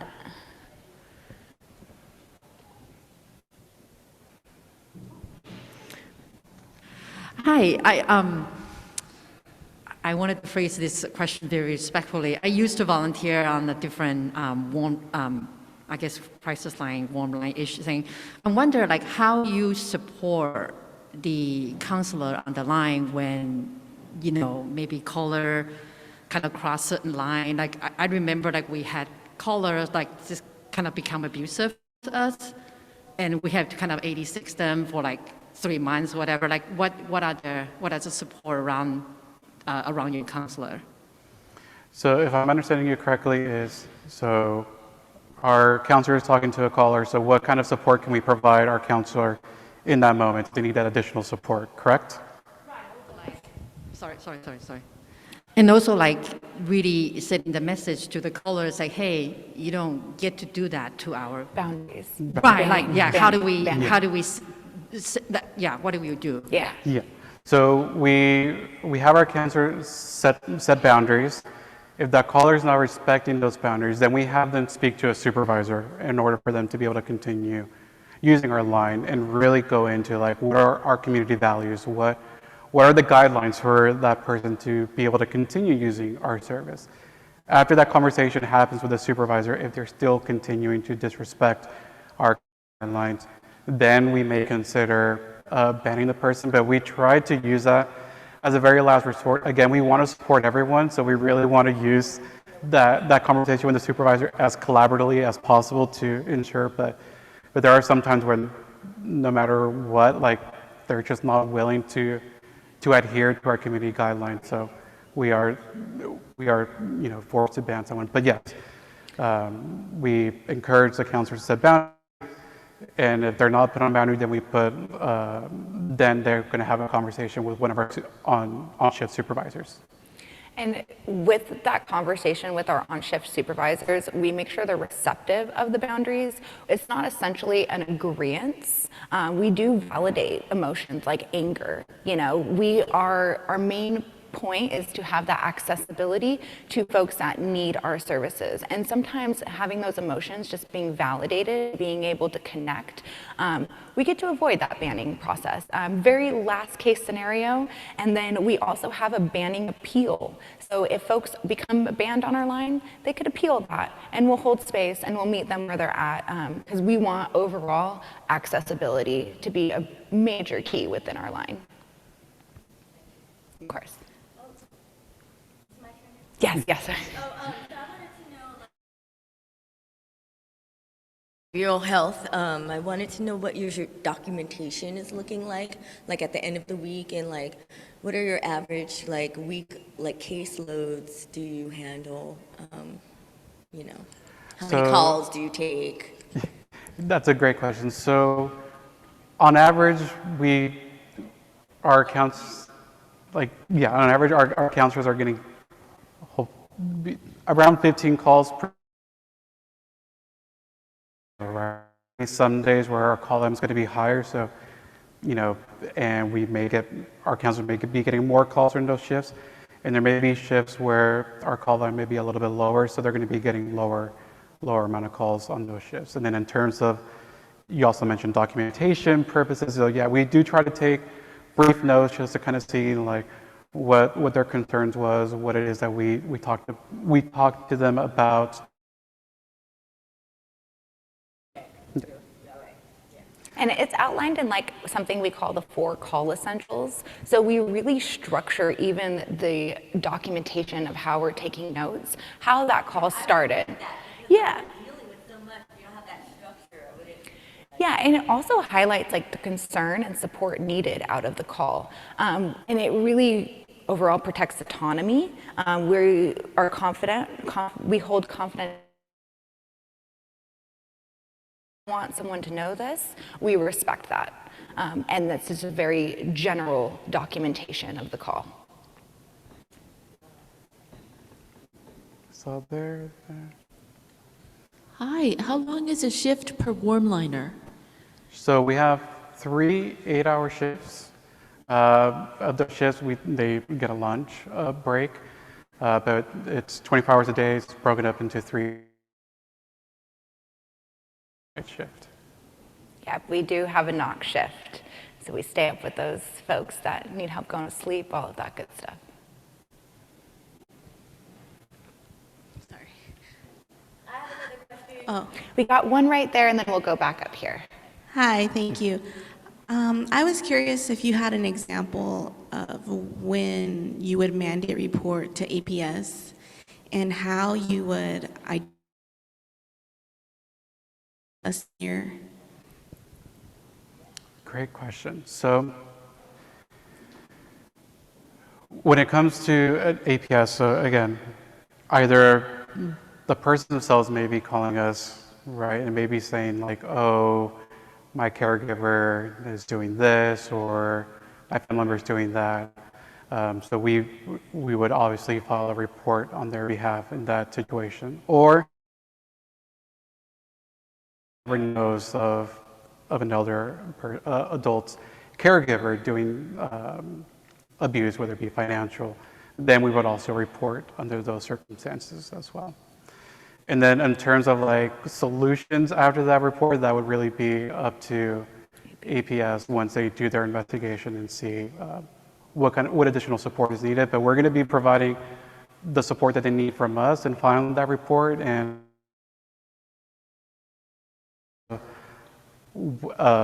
additional that would be the county itself that would make that determination.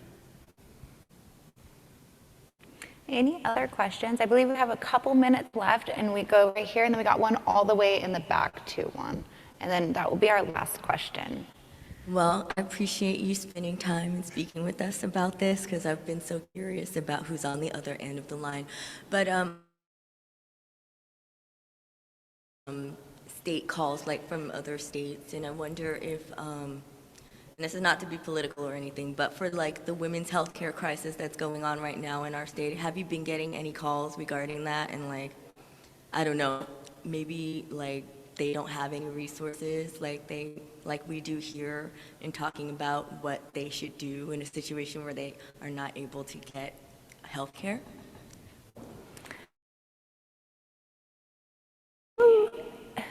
I don't want to say it. I don't like this word. We do follow some, very current events that align. Like, we have natural disasters that occur. We have various current events that will happen all around. And our counselors being peers, we have that understanding and we're able to hold space. We like to identify political versus personal. So what that looks like can be very different depending on the event. It is something that is currently starting to happen within services and programs. And we do have a data coordinator that will track all those concerns, and then that way we're able to maybe highlight some more resources we need in our database, or maybe we need to shift what a group supervision is going to look like for that month, various things like that. Thank you. That was a strategic answer to a strategic question, because I know So much. And we have 60 seconds left for our last question in the back over there. If you could raise your hand for us, thank you. You're getting its steps in.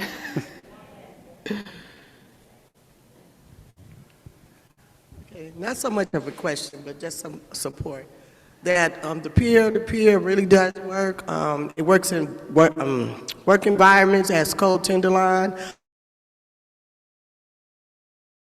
It support like us, well, I'm in community engagement, so we have ambassadors that are on the streets in the Tenderline, and so this program really works. So we have people that have lived experience, that are suffering still, some suffer from mental illness, some struggle with drug addiction, but by having them in an environment with a peer that can identify them, this program is really working. Several hurdles over, like changing, just really changing to the better. So this peer-to-peer lived experience model does work. So people just think like, oh, it's peer-to-peer helping someone that's suffering from mental illness or drug addiction, but everybody suffers. It's just not people that's on drugs or homeless. There are people that are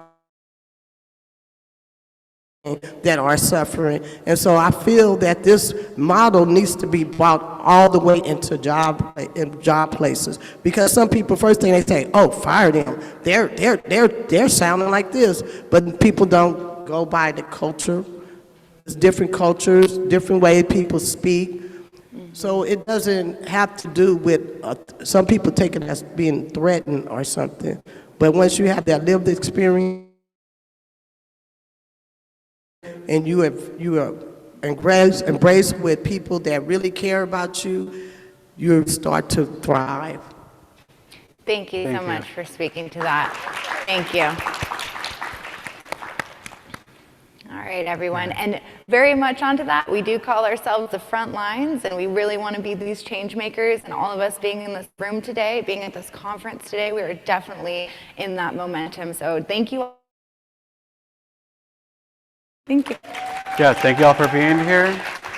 And don't forget, there's other presentations in other breakout rooms, so definitely look at your guidebook and enjoy the rest of the presentations. Thank you.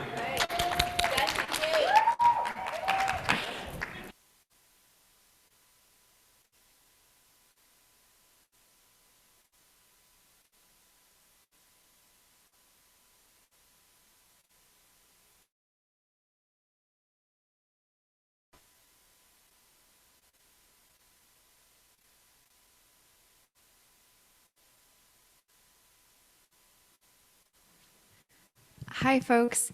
You have about a 10-minute break now in between this session and the next breakout session, so if you need to grab coffee or go to the bathroom. But in this room is going to be a panel of warm lines from all over the country talking about how their services work and how they might be different than the introduction to.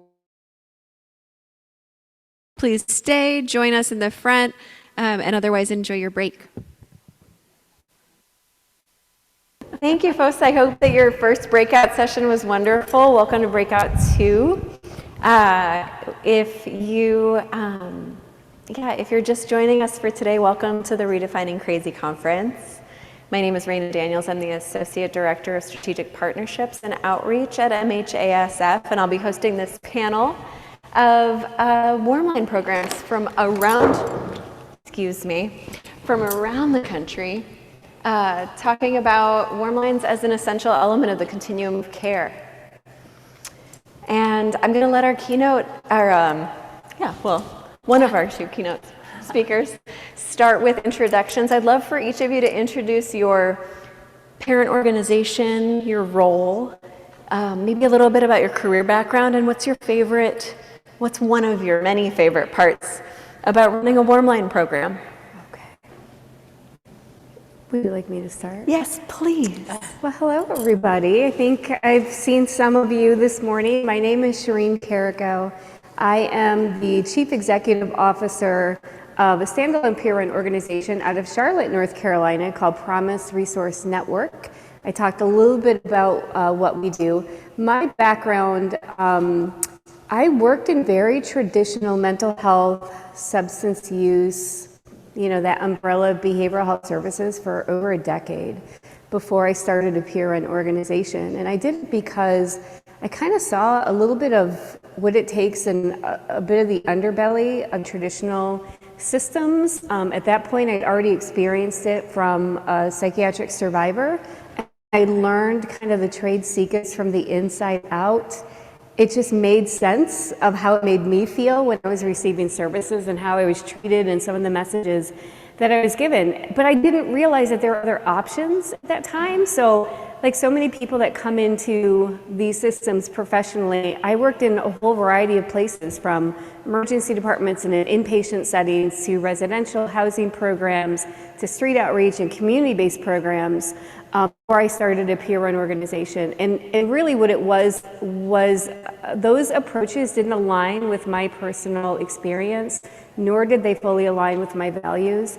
And I felt a sort of moral injury working in environments that perpetuated some of the things that felt really harmful to me.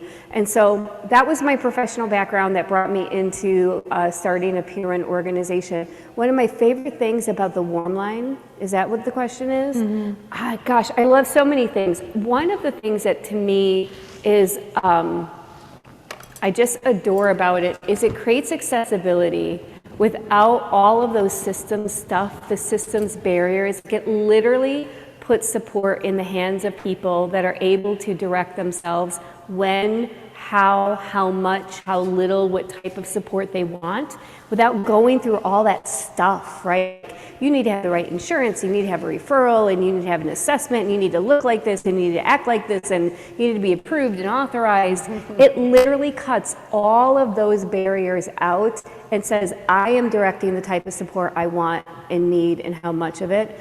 And for that reason, I absolutely adore that level of accessibility, I think, with the Warm Lines. Thank you. Yeah. Sharon, please. Hi, everyone. I'm Sharon Keene Bliss, and I'm here visiting from Portland, Oregon. Let's see, my organization, the programs I run, and I am a humble program manager, but very committed to the Oregon Warm Line, which is a program that's been around for a long time and has made tremendous growth. My work in the past, in my early career, I did a lot of system change work, working for different counties as a consumer empowerment manager, and then later as an executive director of peer-run organizations such as the good old California Network of Mental Health Clients and then the Mental Health Association of Oregon. What I love about managing the Warm Line is my whole commitment is to getting a team in a place where we are doing really quality connecting through peer support and just living our lives in those, embodying those principles and values of peer support and delivering that to anyone who calls us on the phone. To me, that feels really good. It's better than trying to change something that I really wasn't able to change very much. We really can do this, and it's available. So that's a good feeling. Thank you so much. Sarah Jean. Hey everyone, my name's Sarah Jean Flynn. I'm the Director of Warm Line Programs at the Mental Health Association of San Francisco. I use she, her pronouns. My background is, I started out my career in harm reduction work, but my background in peer support and in Warm Line work particularly is that I joined the California Peer Run Warm Line as a peer counselor part-time about 10 years ago. From there, I moved into the role of supervisor for a number of years, later taking on the management position before moving into the role that I have now. And so that's the experience that I really value as a director now, having a lot of perspective on various aspects of the Warm Line. We've also grown a lot over those years, so it's been really exciting to be a part of that. I think my favorite part about running a warm line is that I get to create a mental health support service that I would like to use and that I wish I had been able to use at different points in my life. I identify as a person with mental health challenges, and it really means a lot to me to create a service that that embodies peer values, that is really about self-directed support and about uplifting and upholding the choices and agency of the people that use the service. Thank you so much. I'm going to advance us to our logo slide. I'm going to ask you to share a little bit more about each of your Warmline programs, just in sequence. I included, the Wildflower Alliance is also in attendance, one of our keynotes. I had included them in the panel, and then we trimmed down for the sake of more content, fewer speakers. So Sarah David Dow is here from the Wildflower Alliance, and I've left their logo up top to say thank you. But if you would each please introduce a little bit more about your Warmline itself, like what's your geographic area, your hours, maybe your rough number of staff and how many calls you took last year. Those 4 points, and I'll help you remember as we go. Let's go in sequence again, and then I'll start to boop you around. All right, so our Warmline is a 24-hour-a-day, 7-day-a-week statewide line, which actually just happened within the last handful of months. One of my favorite things about our Warmline is that we restarted it during COVID. We originally, like between the years of 2006 and 2010, we had a really small local line. Those are the days of the flip phones. I'm not talking about the $1,000 flip phones now that everybody thinks is brand new and they've never seen before, but I'm talking about the days where some of you probably can't relate, but the old flip phones. So we would literally pass off the flip phone, right, when it was our turn to answer the phone. And then so many other things ended up happening, taking precedence. In the middle of COVID, it was actually not even in the middle, in the beginning of COVID, within 24 hours, when our state went on lockdown, our team came together and said, we know this. We've been, this is like our Super Bowl. We know what it's like to be disconnected. We know what it's like to be isolated. We know what it's like to live in fear. We know this very well, and we also know that our community is at a much greater risk of dying by suicide and dying by overdose, and we know that domestic violence and child abuse and neglect is more likely to increase during this time period. So within 24 hours, we reopened our Warmline thinking, I don't know if you all had this in California, but in the beginning it was like, oh, this is gonna be a week, 2 weeks, 3 months, 6 months, a year turns into 3 years, and we didn't predict that. But throughout that process, it became so heavily utilized. We ended up having, the first year, 35,000 callers in year one. We're about 250% now above that on average in terms of our rate of calls. So we never expected that it was going to grow and as much as it did, and we also didn't expect that it was going to be a fabric of our system. So at this point, at any given time, we have 20 to 30 people that operate the Warmline. It is a remote line, meaning we come into a call center. We use technology, not flip phones anymore. We use technology to be able to do the lines. So it's become a lot more sophisticated than it was. We do now serve North Carolina only. Before we were very clear about that, we had calls from Hawaii and New Zealand, and it was beautiful. All over the world, we had people calling. But we learned really quickly to say this is a statewide line. So now it is North Carolina specific. Thank you. Yeah. The Oregon Warmline has been running for a very long time. It first started in 2005.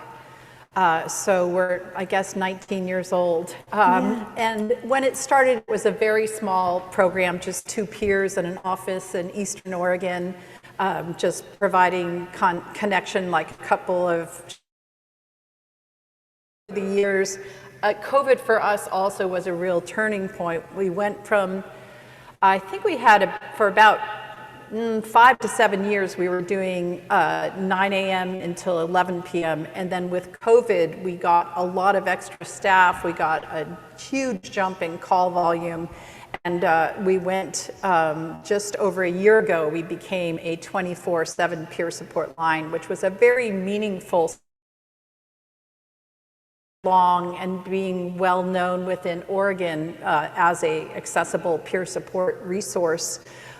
It just made so much sense to have that accessibility go around the clock. And so we were super happy when our state was willing to use some ARPA funds towards that measure. We now have 55 team members.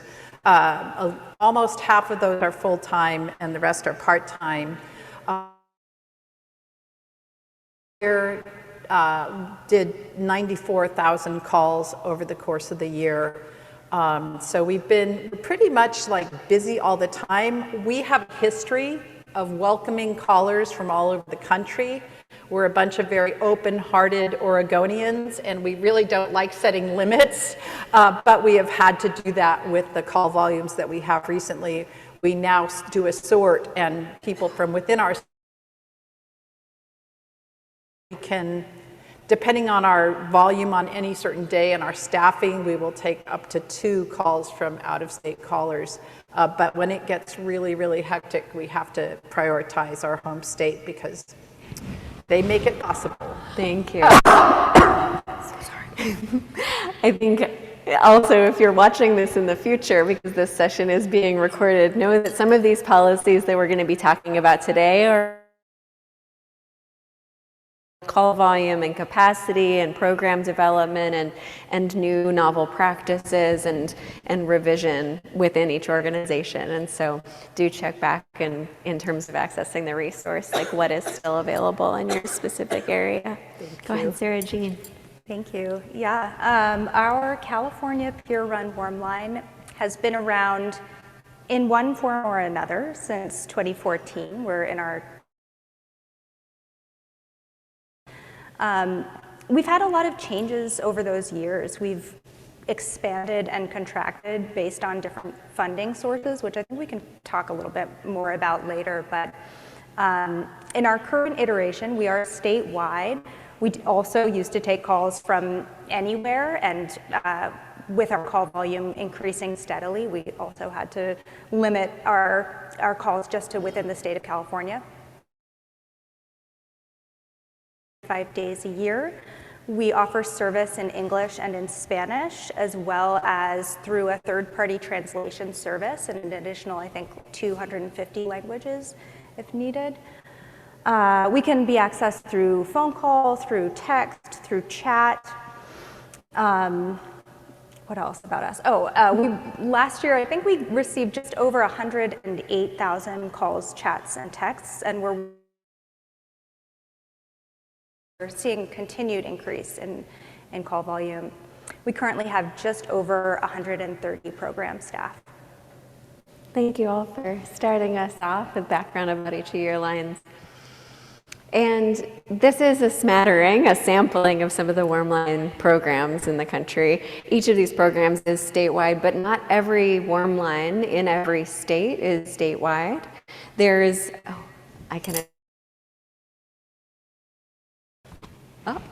nope, I'm jumping the gun. There is a slide later on where we'll give you information about how to find a warm line in a different state if you're interested in that, if you're watching from another area. But I'm wondering if any of you want to share anything about the diversity of warm line programs across the U.S. Each of you have participated in one way or another with this National Coalition of Warm Line Leadership. We meet on a monthly basis and facilitate managers of these programs. And in that coalition group, we're learning a lot about the practices of each of our organizations and how they vary, both state by state and region by region. Is there anything that you want to share about how your warm line program might really differ or lift up the good work of a different program? I wouldn't mind sharing just that the Oregon Warm Line grew out of an agency that is and we are a peer-run program within a larger nonprofit. So I think it's worth pointing out that there's a great diversity amongst warm lines, and what is really like what's peer support on a warm line. For me, my roots are in the consumer survivor ex-patient movement. I think that's a very made so much progress to get away from the oppression of a system that didn't really regard our desires or needs or self-awareness of what works for us. And so I think that, a huge part of our peer support on our warm line is based in intentional peer support, which is, again, focusing on the relationship and coming alongside someone, being willing to sit with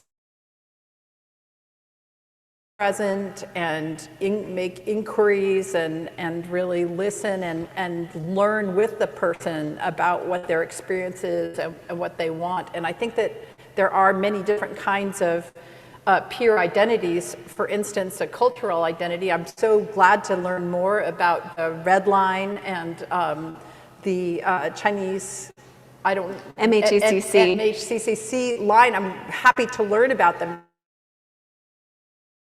Our line and not knowing that they could have that peer identity that's so culturally based. But I do think it's interesting just how different the identity and the roots are, which then means it's different values and approaches. Thank you. Anything else that comes to mind, bubbles up about differences between programs? Well, I think, for those unfamiliar, it's important to point out that while not every state has a statewide warm line. Not every state has a 24/7 warm line. There are warm lines that are county specific. There are warm lines that are, only available certain days of the week, certain hours of the day.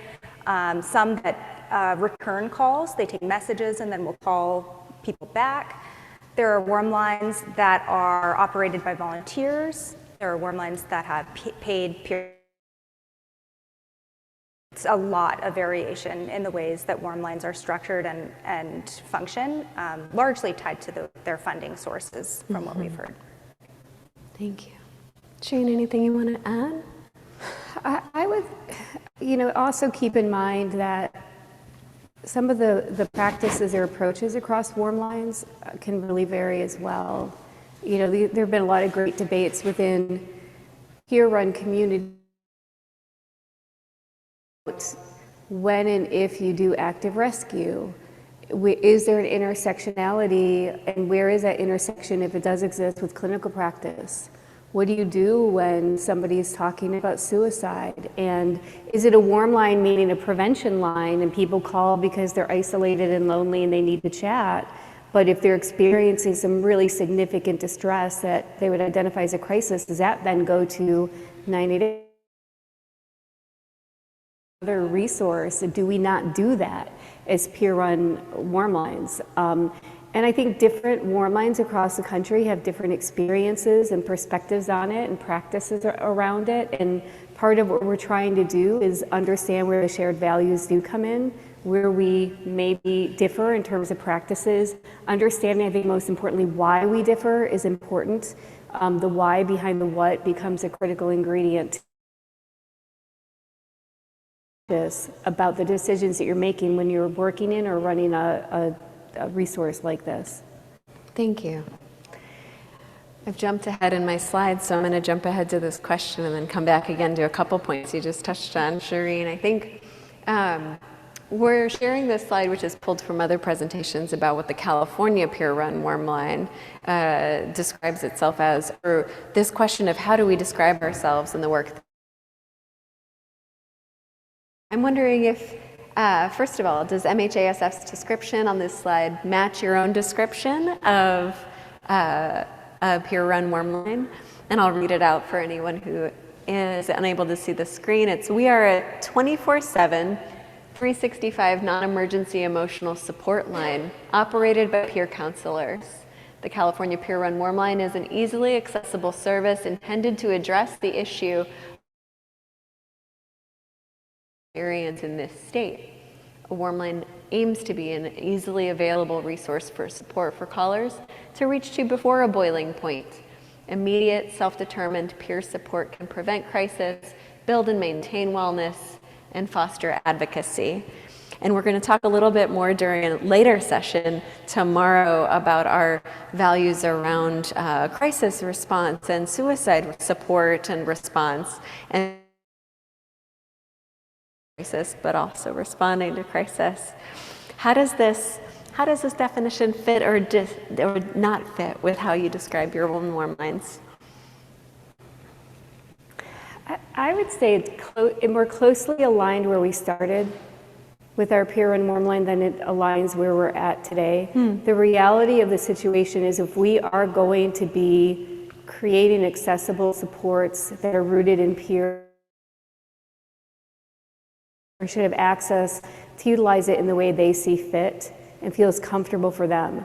So for us, that means people will call to celebrate something going on in their life. They will call because they can't sleep, or they do feel isolated or lonely, or they have a big problem to solve and are looking for somebody who's not biased in that. People will call because they're experiencing really distressing things like voices. People call because they're wanting to talk to somebody when they jump. I was saying to our folks yesterday, we have people that will utilize us as don't use a phone line, so they'll call before they use substances and want somebody else there in case something happens and predetermined how they want us to respond. We have people that call before they get home and they don't know how what type of mood their spouse is going to be in, and there's a lot of violence in the relationship, and they want to predetermine there's witness to or will respond in a way they feel comfortable responding. And we have people who use it because I'm afraid to go out or I have a lot of social anxiety and I need to do my grocery shopping, but I don't want to be alone. We have a person who will call the line before they take a shower. It's an older person who is so afraid that they're going to be put into a nursing facility or adult care home if they can't take care of themselves. And they'll call, if you hear me stop singing, then this means that, and this is what I want you to do. And so a lot of people use it to be able to maintain their voice and choice and independence in their own life. And so I wouldn't say prevention for us. I would say that we have callers from all different experiences that utilize the line for the things that they feel comfortable doing, including some serious crisis situations that they're experiencing. We don't use the word counselor. We don't want to confuse the message report because we don't advise. We don't do anything that feels directive, and counselor can be perceived as a authority that I don't have or a hierarchy, so we don't use the word term counselor. So there are some nuance, like language nuances for us. Thank you. Yes, Sharon, I'm seeing you do some nodding and also yes. I think a lot of the reasons people call our warm line are the same. That's really our advertising, our outreach is not as specific about saying just a lot of that, like non-crisis or that it's preventative. We're basically saying we're available, you don't have to be out there alone. And people find out about us largely from word of mouth, our social media and other things, but we're getting the same kinds of calls without specifically naming with a peer support, we don't say counselor either, peer support specialist, but we do actually rate the distress levels of calls, and about 2 to 3% of our calls are people that are actually really, really on the edge with suicide is going on. And then there's about 17% that are pretty high distress for other reasons. And then about 80% are people that really less stressful. Thank you. Sarah Jean, I know I've baited you with this slide a little bit because I think this is outdated language that's under revision, and so please take it away. Yeah, excuse me, thank you. This is an outdated slide, but honestly, it's a pretty recent slide, and I think that speaks to, on the California Peer Run Warm Line particularly, the process of review and revision is ongoing and is something that we want to be applying things that we learn all the time to our practices. And this is why I love having conversations with other warm line leaders. And I think when we describe things like the types of calls that we take, there's so much commonality, right? Like we've wrestled with this language and we're currently, I think, grappling with the language of not that people know that they don't have to be in crisis to use the warm line, right? We often hear from people that they feel a need to overstate the amount of distress that they're in to be taken seriously and get services. So we want to help people understand they can call the warm line just to connect. They don't have to have a capital P problem. They can call for whatever reason. And we do receive calls from people who are experiencing we take calls from people experiencing a non-consensus reality, from hearing voices that are upsetting or disturbing for them, having thoughts and feelings of suicide, experiencing anxiety and panic, situations that many people, I think, would define as crisis. So we're wrestling with this crisis, non-crisis. How do we describe that when you call a warm line, you're not going to get crisis intervention line? So anyway, it's a conversation right now for sure. And I think the same is true of the point about preventative support. I think that we know that again, peer support, it can be preventative as a part of a person's ongoing wellness, that it can prevent a situation that might otherwise escalate without support, without a and that's not all we do. We're not here just preventing crisis. We're offering support all along the way. So I don't know. Right now I'm like, yeah, we need to update this slide, and I still feel unsure exactly how to describe all this nuance without all the words I just used. You know, a shorthand way to describe the nuance is a work in progress right now for us. Thank you. I think that one of the questions that was ahead on the schedule is this question around peer values that some of you have touched on before. But would you describe, like, what are some elephants of warm line services? We like elephants. We'll get to some of the elephants in the room of warm line later. But what are some elements of warm line services that are common, or that you've heard are common between a lot of our programs? And I do have a slide with some of our warm line values that we've shared in the national organization that I can pull up to kind of fuel that discussion. But Shireen, I remember in our conversation yesterday, you mentioned that what we have in common is oftentimes who we have on the line, and not about the service itself, but about the peer or the person with lived experience who's providing this support. You know, we get the question country a lot of like, well, then why do we need 988? Or why do we need a peer on warm line when we have 988? So we get both sides of that question. And really what people are asking about is it the same thing? And we have to find ways to describe, like to your point, Sarah Jean, we're all trying to figure out contemporary ways that are both accurate to what we are and what we aren't, that are concise. But now with 988, we're also having to describe what makes it different and why somebody would know that there's an option and they would choose when and if to choose to call a peer line, when and if to choose to call 988. And so there has to be some transparency in that. What we end up doing in our own state is being very simple and say, we are non-clinical. And everything that means to people, that means that we do not do risk assessments or determine your fate for you. We do not involve emergency personnel. We do not do active rescue. We do not provide you with therapy or counseling. We don't push you into like this, path of what it means to be well or to what type of services you should or should not be in. We're not asking you those type of clinical questions. So literally that means for us that anything that people have experienced as clinical is not embedded in what we do. Our language, our worldview, our response, and who responds, who you're going to talk to when you call the line is non-clinical. We find that that supports people or helps people to like aid in their decision about whether they do want to call a peer line. There are folks, and our 988 folks know this, our state knows this, there is a whole community of people that will never call a clinical line.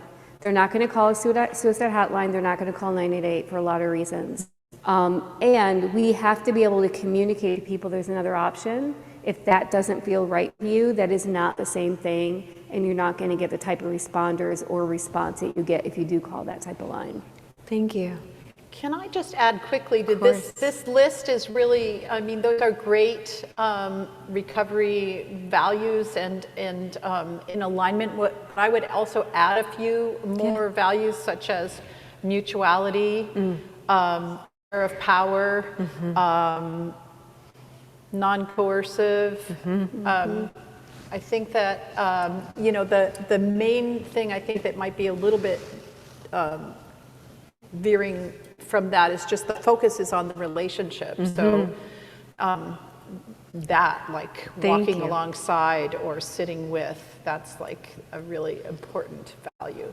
Thank you, Sharon. Yeah, I know that also that you're an expert trainer in intentional peer services, peer support, and that model very specifically emphasizes that mutuality. And I'm hearing that conversation around even the job title of peer counselor. Again, I think that we're learning so much, I think, from the different peer movement-based organizations that we're working with through this coalition. I'm just so grateful for you, like, calling in these questions of how we under or overemphasize elements as being important to our core messaging, too, as a community of programs that really do need to differentiate services very specifically from coercive services, from medicalized services or clinical services. So thank you for calling us in so gently.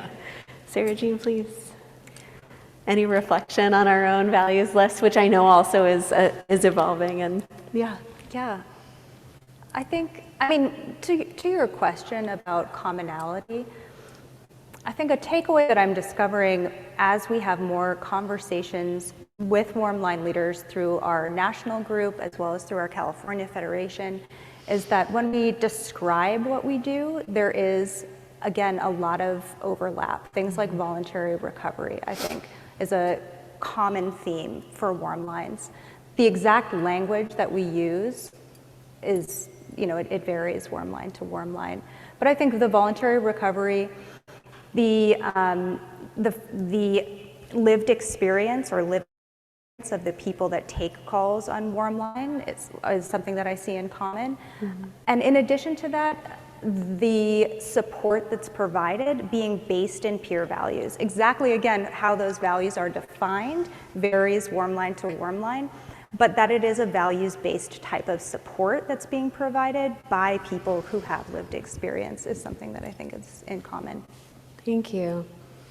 I think something that I'd love to reflect with my own experience supervising on a 211 system and also on a 988 line and a teen-to-teen crisis line that was under a 988 or Lifeline program at the time is a little bit of a separation of this question of peer values or peer support or support being provided by someone with lived experience who is on a line that is not a peer values-based program line, that those are two very different things.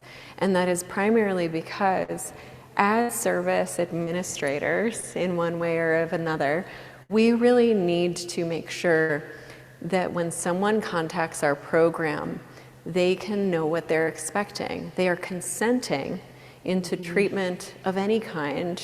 And I mean like being treated with respect or mutuality and not clinical treatment, but that you need to be able to call a program and know being met with mutuality and self-determination and community and lived expertise.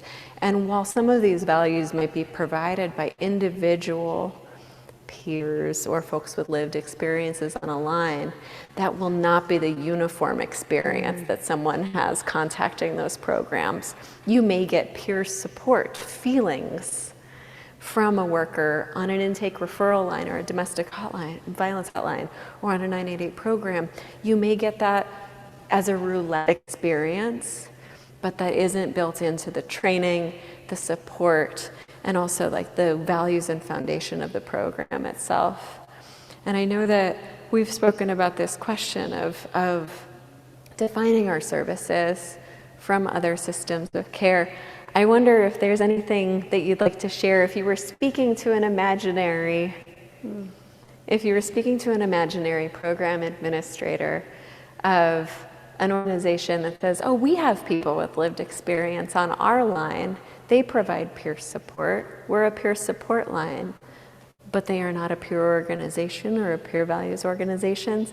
What should they call themselves, or what would you say? This is an off-script question, so I'll just give you a second to. Call yourself what it really is. We are confusing this message and confuse all the time. We see this in the crisis space as well. Are you a peer run respite? Are you a crisis alternative? There's like a whole host of things that use the term peer or use the term peer run respite or use the term peer run warm line. But when you examine what it is, it's not about somebody who has a diagnosis or a label answering a phone. It's the worldview and operate in the lens in which we operate in our life and in our world and in relationship to others. So it's a very different way of being with another human being without seeing you as broke or needing to be fixed or me minimizing your pains to make me feel better or fixing your situation, which we can never do. It's an intentional non-misuse. That's like a double negative. It's an intentionality around a power dynamic.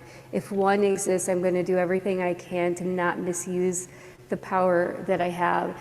It's about, I get a question a lot, and I don't know if you all get the same question, about people asking, I've been doing this work for 30 years, and how do you do this without burning out? Or how do you create a work-life balance? I get that question a lot.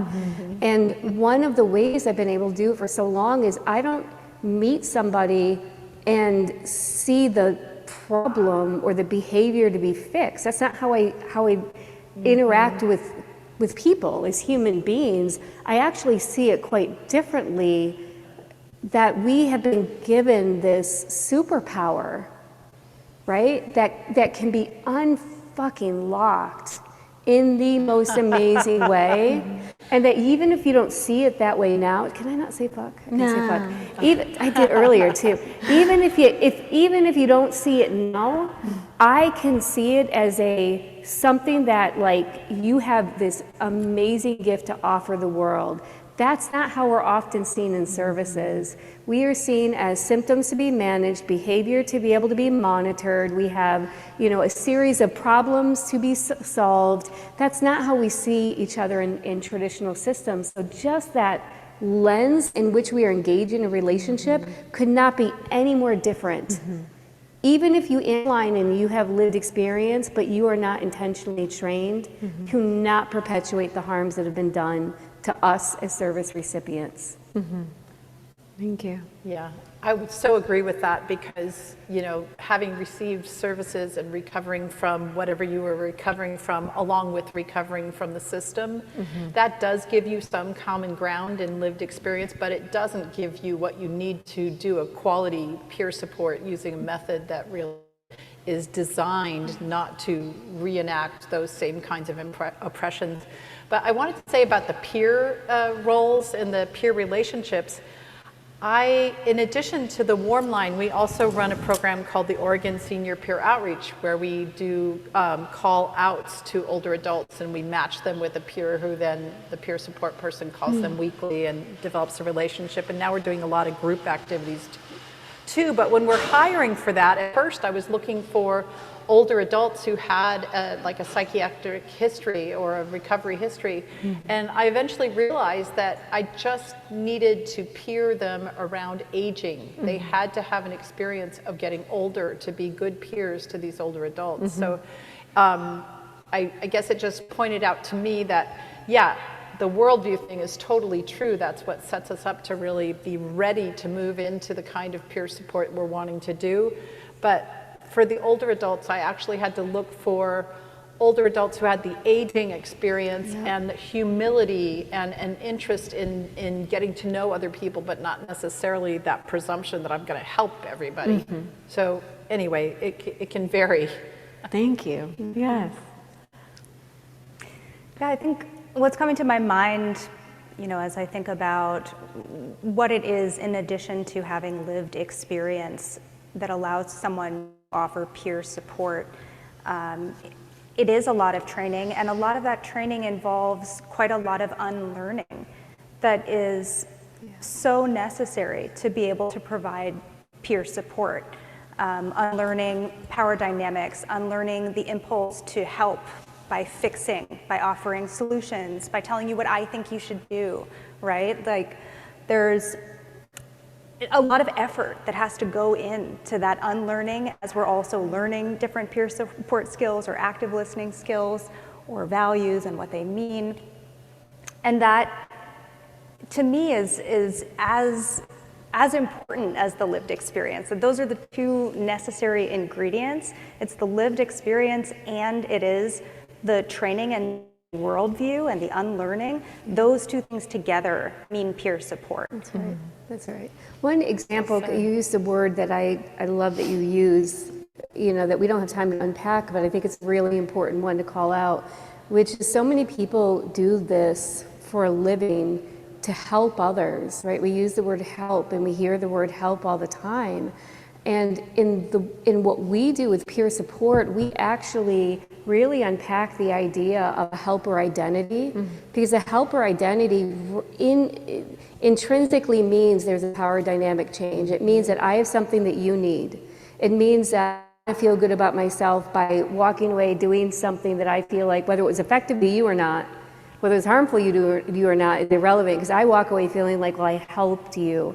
And so often what we call help is this, harm is disguised as help, right? Like you see this in California right now. We want to help people that can't take care of themselves by forcing them into places that will take care of them. We want to help people by putting them on psychiatric medication. They could have a life, and we want to help them by putting them in psychiatric institutions instead of jail institutions. And the truth of the matter is you have more freedom and more rights when you're in jail or even in prison than when you are in a psychiatric facility. That is the truth. And so even unpacking that, understanding what a helper is, the harms and the dangers that go along with showing up as a helper, and who is defining the help. If you're defining it as what you offer, you can actually be perpetuating so much harm to other people if it's not in alignment with their definition of what it means. I agree with that completely. I want to add, that involves building up a tolerance for sitting with uncomfortable feelings for our peer counselors, right? For the people taking the call, right? If they're speaking to someone whose choice around what they want to do for their recovery is they cope by engaging in self-harm, or they use substances and they're not ready to stop, or they never plan to stop, or they have thoughts and feelings of suicide that aren't going anywhere. Sitting with that and not finding a solution, not proposing, well, I think you could do X, Y, Z, and then you would change your behavior. Being able to pull back and be able to tend to our own discomfort as we walk alongside someone in their own choices and their own recovery, that's a skill. That takes training, that takes practice. It's not easy. And again, it is really taking a critical look at impulse to be a helper and what that means, and really unpacking that. And not just as an individual, but also with the peer supporters around you and with your, whatever the team is or the organization is, I think has to understand at the end of the day that there is, they are trying to remove as many elements of power as possible, that work, that actual just function of talking with someone who is in distress is something that is often best managed by folks who know what experience they would have liked to have, being walked with through distress or being sat with through distress. And that is oftentimes, I think, the purpose why people to a warm line both, that they really are comfortable with that position or seeking to be more comfortable with that place. I would dare to say doing peer support, offering peer support is one of the most challenging roles that is embedded in services and systems, because you have to live in the messy middle at all times. As human beings to go to very extreme things, either yes or no, power over or neglect. And when it's easy to default to those things, the skill is actually in the middle, where you're not giving anything absolute and you're being very intentional about not showing up with that absolute. It means that you're in the gray at all times. You can't hide behind your code of ethics in the same way, frankly, or have a real in relationship. And so it's a constant skill to be able to develop and challenge and realize, like, I really messed this up. Right? I mean, honestly, it's the ultimate in humility if you're doing it with intention. I really think one of the trainings we're starting to provide is on regulation, self-regulation, and being aware of, the impact of trauma, as these last 4 years, I feel like I've watched distress levels in the community just get more and more intense. And it's definitely wears on our peer support operators. And so figuring out how can we, we're available to them immediately to co-reflect. We're doing so many different things to try to offer resources for care and self-care. It is a hard job. And if anybody has other trainings that have been highly successful with that, I think we just need to equip our really valuable peer supporters with everything we can. Yes, thank you.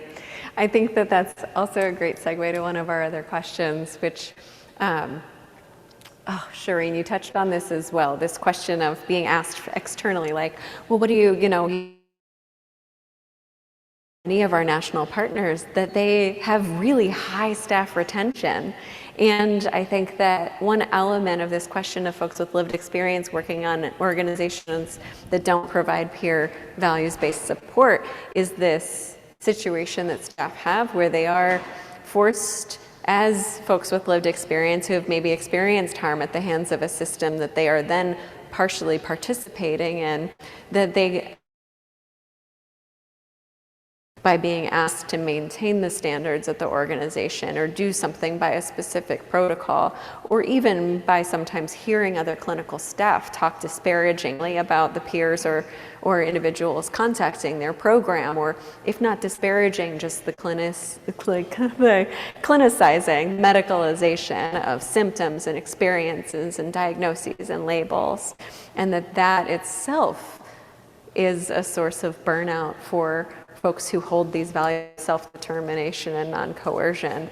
And so I think that we have a lot to share between us, but also we have a lot to share as an organization, as an alliance of programs with some of these other programs about how to better support their employees who also have lived experience, to help them retain those staff, not in peer support positions exclusively, but just as a sector that we need to work harder, recognizing that our staff in mental health work are often inspired by the challenges presented by the system, and the urge to improve the system itself requires on maintaining relationship with those staff and giving them power and support to reform the systems from their own perspective, and to uplift the voices of peers within the movement to suggest of reformism versus abolition and the kind of strategic moves that we need to go between. I think the segue that I was moving towards is, what are some of the challenges that you're facing? And one of the challenges that we identified at the SAMHSA, the Substance Abuse and Mental Health Administration, hosted a technical experts panel of warmline leaders from all over the country to come together and discuss some of these issues that we're addressing today. And one of those things came out that we were in need of recognition on a federal level, recognition. Our programs are wildly successful in each of our states, and I'm hoping that panels like this, if you're looking from a different state to support the warm line in your area or build up support for either the financing of that program or otherwise, like that you look to these states as having programs that live alongside these systems of care. But Sam's information so that we're not recreating the wheel, and we're also sharing all of this incredible learning across the country. What are some other challenges aside from a lack of this brain trust that we really need to develop as a peer movement? What are some other challenges facing your warm lines? And it doesn't have to be Shireen that starts this time. Well, risk of co-optation a bit already, the way that the language of peer or lived experience is sometimes being applied to types of support roles that don't match how we understand peer support to look. So I think that's a real challenge and a call for us, I think, to share some commonality in the way we're defining these words, and to sort of, I think, stake a little bit of a claim on what it means when you say peer support, so that there can be some shared understanding around that and some protection from the co-optation that we're seeing. Thank you. I feel pretty confident that our values will persist and that we'll be supported to do that, but I do worry about funding still. We had a funding scare, and we're currently fully funded by our state. 2020 will be doing a transition to receiving funding from the CCOs, which is, regionally throughout the state, which is why we're paying a great deal of attention to prioritizing Oregon calls so that we can give those CCO directors high call numbers. Those are coordinated care organizations. Yes, thank you. Yeah. Absolutely. So anyway, that transition certainly is probably my biggest concern. Yes, yeah. For us, I would say it's workforce development, right? So we see people, particularly in our crisis alternative spaces, that can either come in and just kind of recreate what was done to them in services and show up as more like a manager or a monitor sort of approach.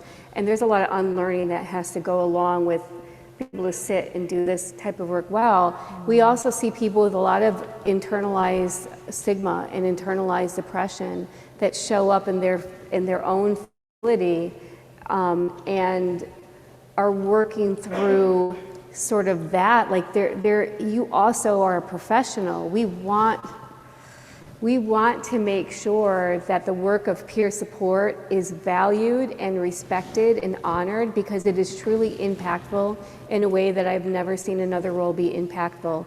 And that means that we also have to be professional and grow things like our emotional IQ. Our own wellness is really important when you work in this space. Mm-hmm. So there's a lot of those things that come into play to do this work well, that for us is a constant dance of that tension between we want to support you as an employee and we want to be a supportive environment, and this is a professional organization, and where is that sort of space?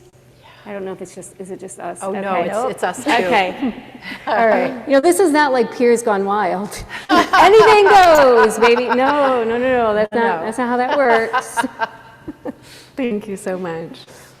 I think that something also that I hear from warm line leaders is that we are part of the continuum of care, this dream that we have where there is a warm line that covers each statewide, so that there's no one in the US or maybe, in the contiguous North America, who knows, that does the availability of peer support 24/7.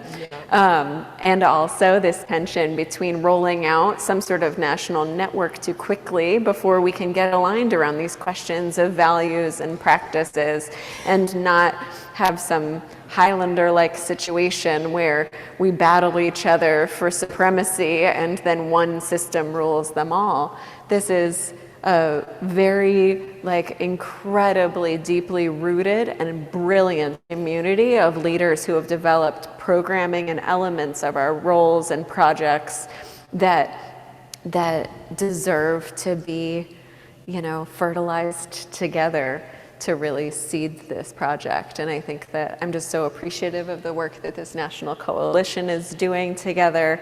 We also have this rudimentary and wonderful website, warmline.org, that has been run for, I think, Howard maybe started it in the 90s. You can tell from the look of the site, it is a long, long archive and this real grassroots project that has gone without funding, that has been a compilation of those programs that do reflect Warmline values. In every state, you can look there if you are looking from out of state for a program in your area. Something else I'm thinking too is that Warmlines are just one part of this system of care, correct? And so while we're not an information and referral program, we're not just trying to get folks connected to services in any way. What we do here oftentimes, especially in a system that focuses on not coercive care or forced treatment programs, we get callers all the time who are asking for alternative resources that may simply not exist in their areas. And in that way, we have to hold that space as well to talk through what options may be available or are not available for them, either because of complete lack of availability or eligibility or anything. So tangibly, I'm talking about folks who are maybe looking for a peer respite in their area, who are looking for a peer mobile crisis team for company, who are isolated and looking for a listening callback service, a check-in, any number of these other programs that don't exist, that we have to hold that space of recognizing that that is also something that Warmlines are missing. We are missing the ability to connect people to resources that hold these same values. And I think I just want to uplift that, and also the work that our organizations are doing and many of the participating organizations in our program are doing, develop some of these external supports as well. Shireen, after lunch, will be hosting a workshop about the peer respite programs that Promise Resource Network has begun. There are 2 peer respites now in North Carolina that are run under these same values that Shireen's shared today. And I think that may be our 60-second time. If you could, in just a sentence or 2, describe, let's see, what is the actual phrasing of this, because I've prepared you, the unique benefits of phone-delivered peer support. One sentence. So one word would be love. And one sentence would be, during COVID, when all the busy stuff stopped, there was no referrals to be made, there was no paperwork to be filled out, there was no appointments to bring somebody to. What we were left with was emotional connection. On the peer lines, all you're left with is the most impactful, important piece of what we do, which is emotional connection. Thank you. Absolutely. It's the Yeah, same we can thing. applaud. Let's applaud for each one of these. That's great. Accessible connection, and we like to say peer support is love. Thank you. I'm gonna. I mean, what comes to my mind is the accessibility, that this can be a service that's available anytime throughout day or night. You can call on the phone and access, and that you can speak to someone who, again, has their own lived experience and is providing support that's based in these peer values, that's really directed by the caller and what they want and they need. Yeah. Thank you. That is the end of our panel. Thank you so much for joining today. We don't have time for a Q&A today, but if you do see these presenters around, you may be able to tap them. And also, again, you can contact or connect with other organizations and the websites of these programs on warmline.org. We're all living there for now. Thank you again so much for joining us. Thank you for your time. Thank you. How do the kids? I have the wonderful segue into lunch announcement for you. They are going to be serving lunch in a buffet style in the hallway out back here. So if you've got a spot and you're cozy, you can just go get your food and come back in once it's been served. Lunch is scheduled at, 12:45. So do make your way towards the food, come back in, and we'll all be together for the blips.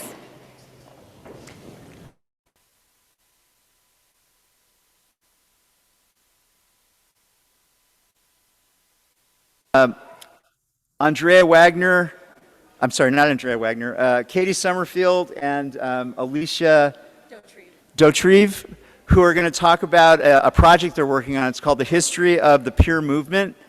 And the History Project is the effort of a grassroots group of advocates with lived experience who have extensive history working within the field of peer support.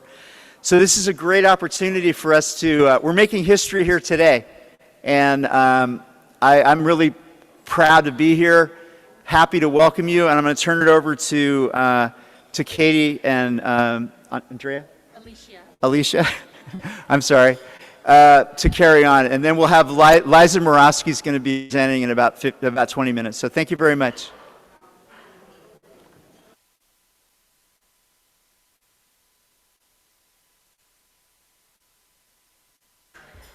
Thank you so much, Peter, and thank you, MHASF, for having us.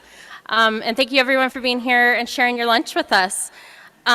We are really excited to share about a newer project, History of the Peer Movement, that we've been working on for almost a year.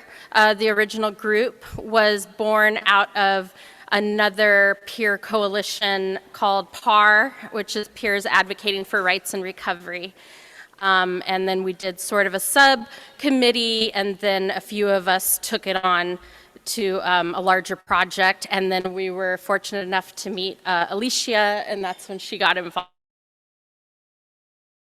ourselves, and then we'll get going about the history of about the project. But I will just say that Andrea Wagner and Robin Gensweg, who are also part of our project group, would have loved to be here today to present, but they don't live close by, and so because of logistics and plane prices, it was it was not possible. So we are here.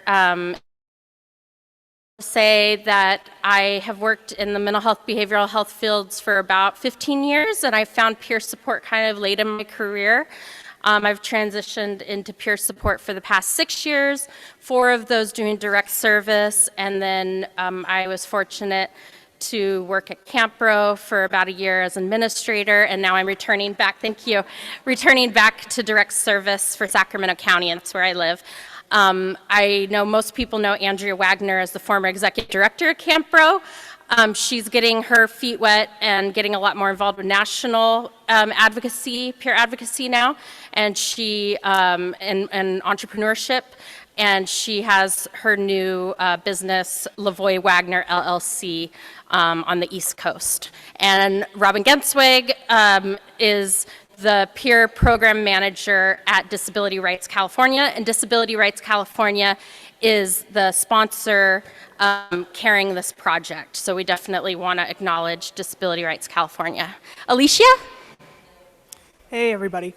I'll make this short and sweet about myself. I started at Second Story Peer Respite House. That's where most of my training and experience comes from in direct peer support. I worked there for about 6.5 years, almost made it to 7. I've worked in clinic spaces, I've worked in peer-only spaces, private spaces, government spaces. I was a peer fellow for the MHSOAC here in the state of California for a little bit, where I worked on a peer certification project and kind of analyzing the data in that.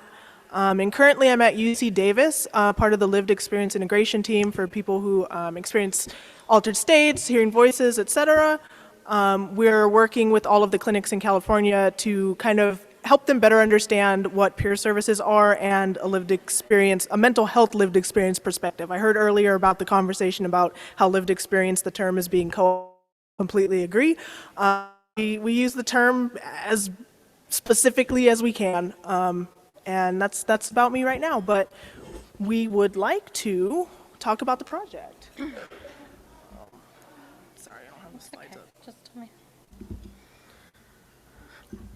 So our project is very dynamic, and it's very, it's going to be hopefully looking at really authentic history of the peer movement. And as we have been getting involved with this project, we've been learning about a lot of different names within the peer movement, such as, you know, psychiatric survivor ex-patient movement, MADS liberation movement, and so on and so forth. There's just so many. So what we really want to look in is try to get as much background and authenticity, and try to find the articles and the research that really back up what kind of brought forth and what we now know of in modern times as the peer movement, and how we got it to be a profession and got embedded into the system and all of that.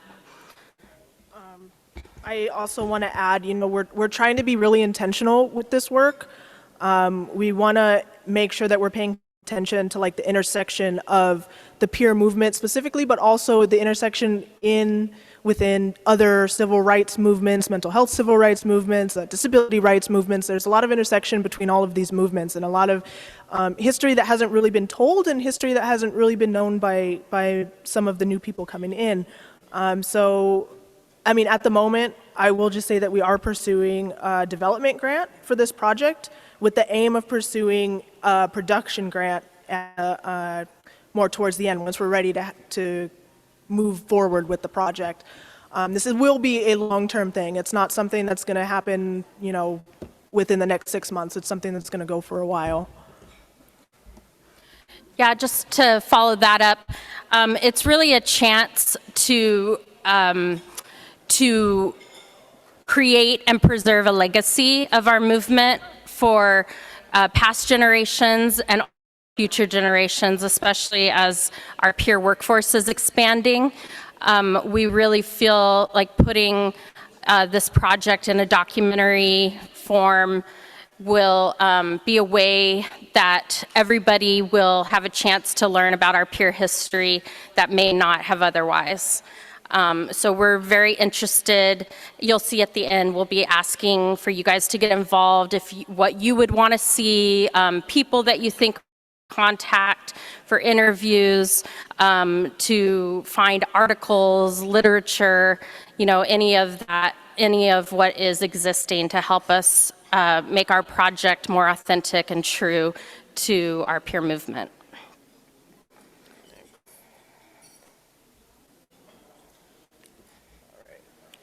And so with that, I'll talk a little bit about like the reason that interaction is so important for the project, especially with the expansion of attempts at standardizing peer services to, you know, add the quote unquote credibility to our profession. I kind of say that loosely personally. It really puts clinical programs in a spot where they have no idea who we are, what we do, and nobody's really there to help them learn what that is. So the integration of this has been really sloppy, to put it loosely. So really we're trying to the educational thing as well, something that people can go to look and to really learn about who we are and the roots of who we are. And I think that it would also be really great for unification. One thing that I noticed while I was working at the OAC, there was a lot of desire for many peers to collaborate, and many were, but sometimes, you know, there are many like different ideas, different perspectives, and we're kind of like siloed in certain areas. We're kind of separated in certain areas. So we kind of feel this project can be a way to bring all of us together and really present a unified voice, unified ideas, unified pursuits, and a unified like definition of who we are through our voices instead of what it currently is. Yeah, and just for me personally, when I found the peer support field, I didn't immediately learn about peer history, the peer movement, peer pioneers.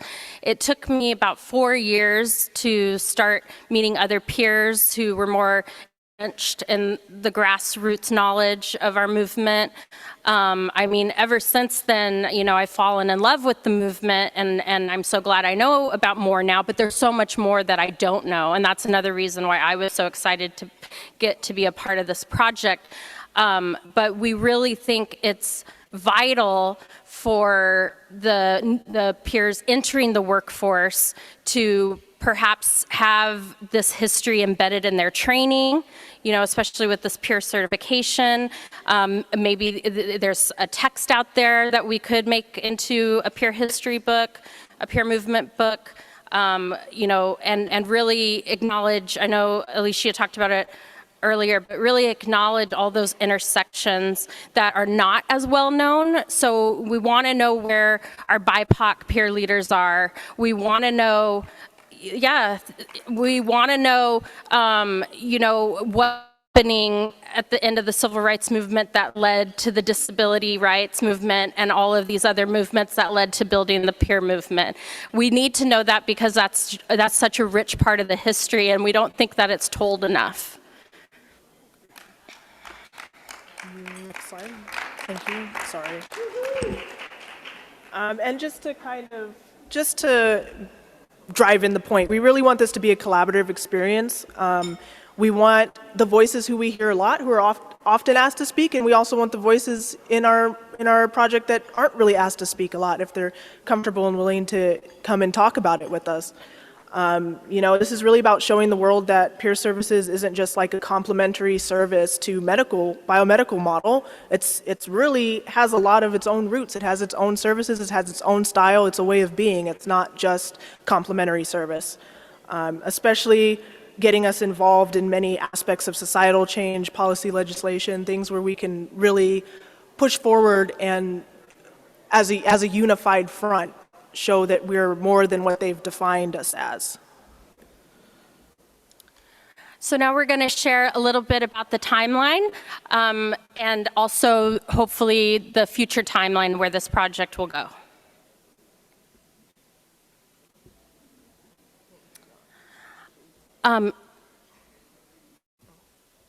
Okay, so in 2019, Jay Mahler created a peer movement history display at the POCC conference in Oakland. Maybe some of you were there. And so we want to take some of that great work that he and his team started.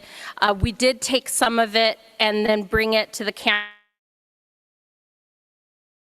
Put together, yes, love Sally.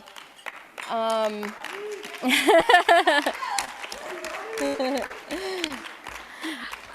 then we combined those pieces of the peer movement into a peer history display at the second year Campro conference in Sacramento. So we already have some rich resources that we're drawing from for this project. We want more, so you guys are definitely going to have an opportunity to let us know what else you can think of, what else you know about that's out there. Definitely in California, but even nationwide. So in 2023, it was what I was telling you about a little earlier. PAR started our subcommittee working on this project, and there's just a lot of momentum, realizing it was going to be a very lengthy, involved project. So then after about 6 months meeting as the PAR subcommittee, Andrea, myself, Robin, at the time, Amy, who used to work at Campro and was program manager of LEAD, was involved, and a few other people were part of this project to talk about, we really need to try to find a grant to develop this, that it'll eventually be a documentary. So that was about a year ago. And then 2024, Disability Rights California agreed to be our sponsor. So we're very grateful that we have them backing this, being the fiscal agent and also helping us find the grant funding. Let's see the next. So you guys know that in order to do something with a lot of authenticity and fidelity, you need to have subject matter experts. So we reached out to some tremendous prominent figures in our peer world and community, and we ended up getting 3 amazing experts in their own rights to be a part of this project and be advisors. So Vesper Moore, and a lot of you might know these people, is behind Kiva Centers on the East Coast. And just a little bit about why we wanted him involved. His immense cultural knowledge, being a broker of, really acknowledging, sharing that Indigenous practice is peer support is Indigenous practice. We really feel like that is an intersection that we really need to look at deeply and embed into our project. And there's just so much more. He knows so much more about different movements. I really have enjoyed talking to him, and I continue to look forward to learning more about what he knows. You want to share about? Yeah, of course, we have Aura selected. He has incredible work on his documentary and works obviously with the National Empowerment Center. And Phyllis, of course, was chosen by some of her most recent work on the history of peer movement leaders. She's a historian, she's a wonderful academic, really has that kind of sense for things. So she's going to be a great force with us as well. And her latest book is up there. She's the author of Fighting for Recovery, an activist history of mental form. So it's on Amazon. I definitely encourage you to look it up. It's an incredible read. So this is the next part of our timeline. I'll try to go through that quickly. 2024, we're doing the fundraising and development. 2025 is going to be continued development and pre-production planning. 2026, we're hoping that we will be doing production and filming. And 2028, we're hoping that the documentary will be released. So we really want to acknowledge our time. So if you want to take a picture, these are the ways you can get involved. Please email us about photos, videos, articles, literature, people that you think we should interview, contacts. We really want the community to get involved with this. And that's kind of our project. Thank you for the work you do. I know after working in this field, I just want to acknowledge everyone here puts their all into their work, and we're really out there supporting and feeling supported. So thank you for listening.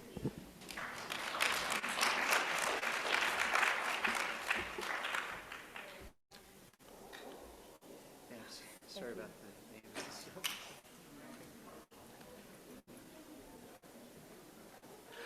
All right, I want to thank Alicia and Katie for joining us again, and that's really exciting. I want to be part of it for sure myself. So I don't know if you all saw that movie a few years ago. It was called Bedlam, with the mental health services in Los Angeles, and a lot of us were critical. Where are the peers, And basically, we actually met with some of the filmmakers, and they were like, "Well, that's a different story. You got to make your own story." So, really glad somebody's doing that, and I think it just shows the growth of all the work, the great work that we do. So, it's great that we can learn about that here today. And I want to thank Katie and Alicia for taking the time. They drove down from Sacramento this morning. And now, without further ado, we have Liza Morawski, who's going to talk about the Blueprint to Wellness and Recovery. Liza is the newly elected co-chair of the Behavioral Health Commission for San Francisco. So, and a fearless, longtime advocate in the community. So I'm really glad Liza can join us, and turn it over to Liza.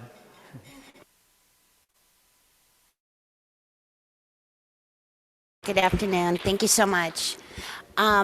It looks pretty dense, but this is my blueprint to wellness and recovery. I just want to take a breath. Pardon? Thank you. Oh, eat more food. Please do, because we can't take it. And so there's a lot of food, so enjoy. It's good. Okay, thank you. This is my blueprint to wellness and recovery. This presentation was born in 2018 when I presented it at the Mental Health Association International Conference. The blueprint prioritizes self-directed care and options rather than approaching it in a rigid manner.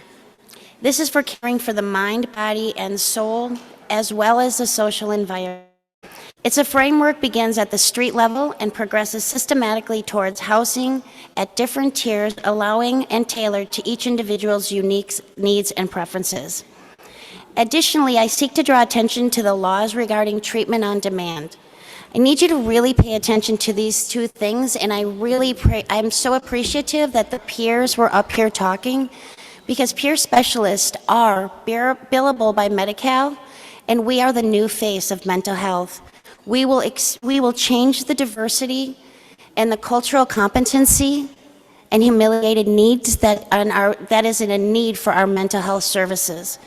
So with that said, let me just briefly let you know about treatment on demand. Treatment on demand, also known as Prop T, was enacted in 2008. Is this really loud?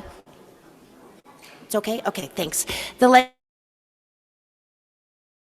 health to ensure adequate substance use treatment capacity to meet the community's demand for publicly funded treatment.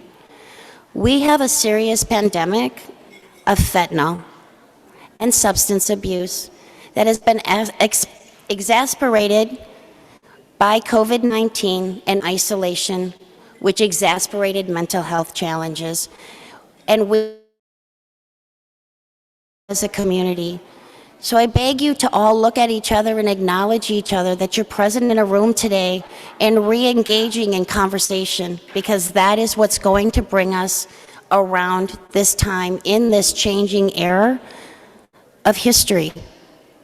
We're in some serious changes, and mental health is right up there, and it's being cut in every single way, and it's being re-stigmatized. Key points on treatment of demand.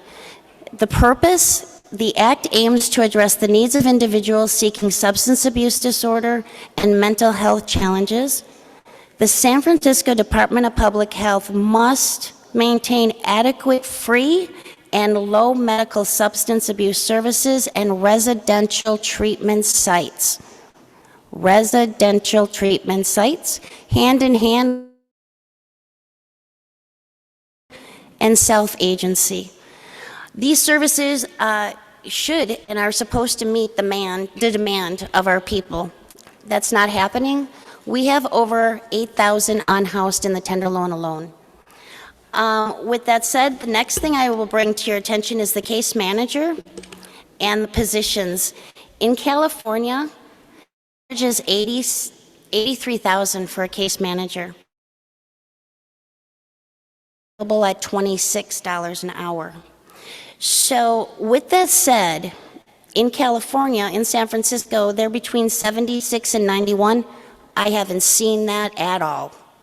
And our case managers and our peers are being under-recognized and underpaid, and they're burnt out. So the cost of living in San Francisco on an average for a single is $1,004, and the average medium is $1,022.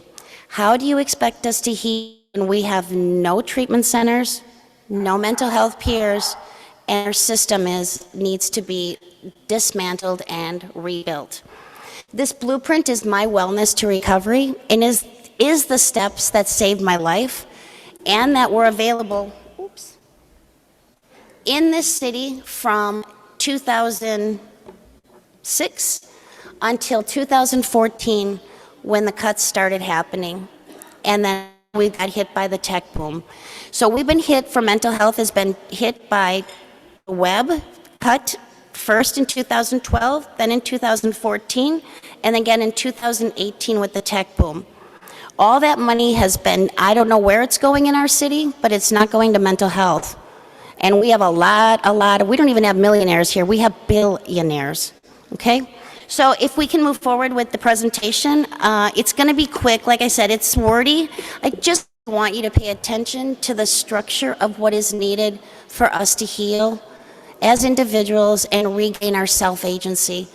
And substance abuse and mental health is not a one-shoe-fits-all. It's not a one-day program. It's not a rush to the emergency room or the psychiatric ward. It is about actually moving forward with a tier of living and recovery that can accommodate our community. So we can move forward. And again,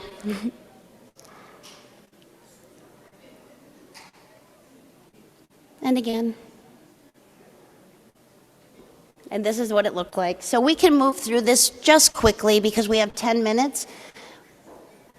But you will see that it goes from the front responders all the way down to below market rate. If anyone looked at the news today, we're 80% occupancy. Oh, thank you. How do I, what do I just, oh. 80%, I read in the news today, 80% of the BMRs are unoccupied. That's interesting. Let's see. So our frontline responders are incarcerated, homeless, and institutionalized. I say homeless because that's the medical term that is. This is looking at a 1-to-5 ratio. These are for the individuals you see on the street and being released without any services. The average should be about 1,470K for us. Proper assessment. We don't have proper assessment anymore. We're treating people like numbers. They don't have any agency. We're not even asking them what they need. We need to have professional licensed staff and proper triage and assessments. That's where the peer specialists come in. We know what we're talking about. We know how to get a story told. We know how to hear you. This should be at 1-to-5. Somebody with severe mental health challenges should have a case manager. Stabilization. It takes a year for alcohol to come out of your system. Can you imagine what would happen if I have alcohol, fentanyl, opiates, and then maybe 20 times I've been narked? It's a lot of chemicals in your body. Individuals need to be in community to heal, and especially with the increase in our mental health challenges. It allows you to be in a situation with facilities who are qualified to deal with you and be in community with people who are having the same challenges you are. Adult diversion unit is a place to come out of either the psychiatric ward or institutionalized. Most of our individuals in jail right now are being medicated, and once they're released, they don't have a place to get their medication. So we're releasing them to be unstable. We need to have diversion units so that people can acclimate to their medication if they choose, or they can get off of it if they choose. Transitional housing. This is a long-term place. This is where you live in community, you regain your self-agency, you pay a bill, you start getting your life in order, and you have a safety net of people around you to support you so you don't end up back out on the street. If you fail at this, you just start at the beginning again. but you are not dismissed in my plan. We must allow room for time and self-agency to develop, and that takes at least 30 days.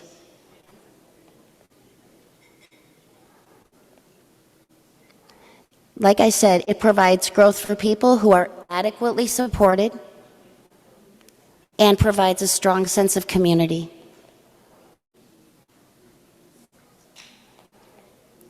Again, we get guided skills to be re-entered into society, quote unquote, if that's typical for you. It's based also on the peer specialist movement and the biopsychosocial. So the entire working system of your mind, body, and soul. Treatment duration, as I mentioned before, this depends on the individual. Each person has a different need. We must be able to meet those. Culturally appropriate, comprehensive care. Competency is being treated like an outline to take a test. We need to see people realize their backstories and what's encompassing their environment that they're living in. Are they living in the Tenderloin? Do they have food? Some of the things we need to look at. Again, ageism is happening very big in mental health. We need to pay attention to that again. Co-ops allow you to live and learn how to live in community. This is where I started my peer internship. I started working with community mental health because I had a co-op, I had a kitchen, I had a bedroom, and I had somebody guiding me, peers, to tell me I was worth something. I wasn't going to fall into the streets. It was okay if I relapsed. That's part of recovery. Remember those days when you were guided? Yeah, those days are gone. So we need more community co-ops instead of just putting people anywhere without any support. Moving into our single resident occupancies, I could go on about that, but right now we don't even look at them. They're falling apart. The case management in there is lacking. People are dying of fentanyl. There's no oversight, no accountability. These are our clients, these are our family, these are our friends that are forced to live in low income. We don't deserve that. We're not animals. And with $54 million coming into housing, I hope that we advocate for the structures, both internally and externally, of these buildings that we're moving people into. Again, once the higher level of functioning, medical term, you start losing the wages, 105 to 1,000. That should be your average for someone working case management or a peer specialist placed in an SRO under Health Right 360, under HSH, under any of those things. This should be the structure. They should be knowing what's going on and guiding you in your living situation. That's the contracts with behavioral health services. Below market rate, we just talked about. And I don't think this is going to happen. I think this was originated in 2019. And after COVID, we saw what happened to our below market rates. We're all being priced out. There is no rent control for those in low income. And they're 80% empty right now. So with that said, thank you very much. And that's my presentation.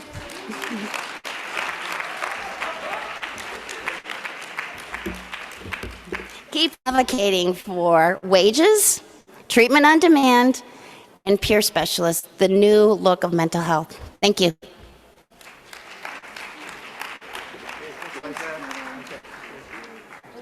That's great.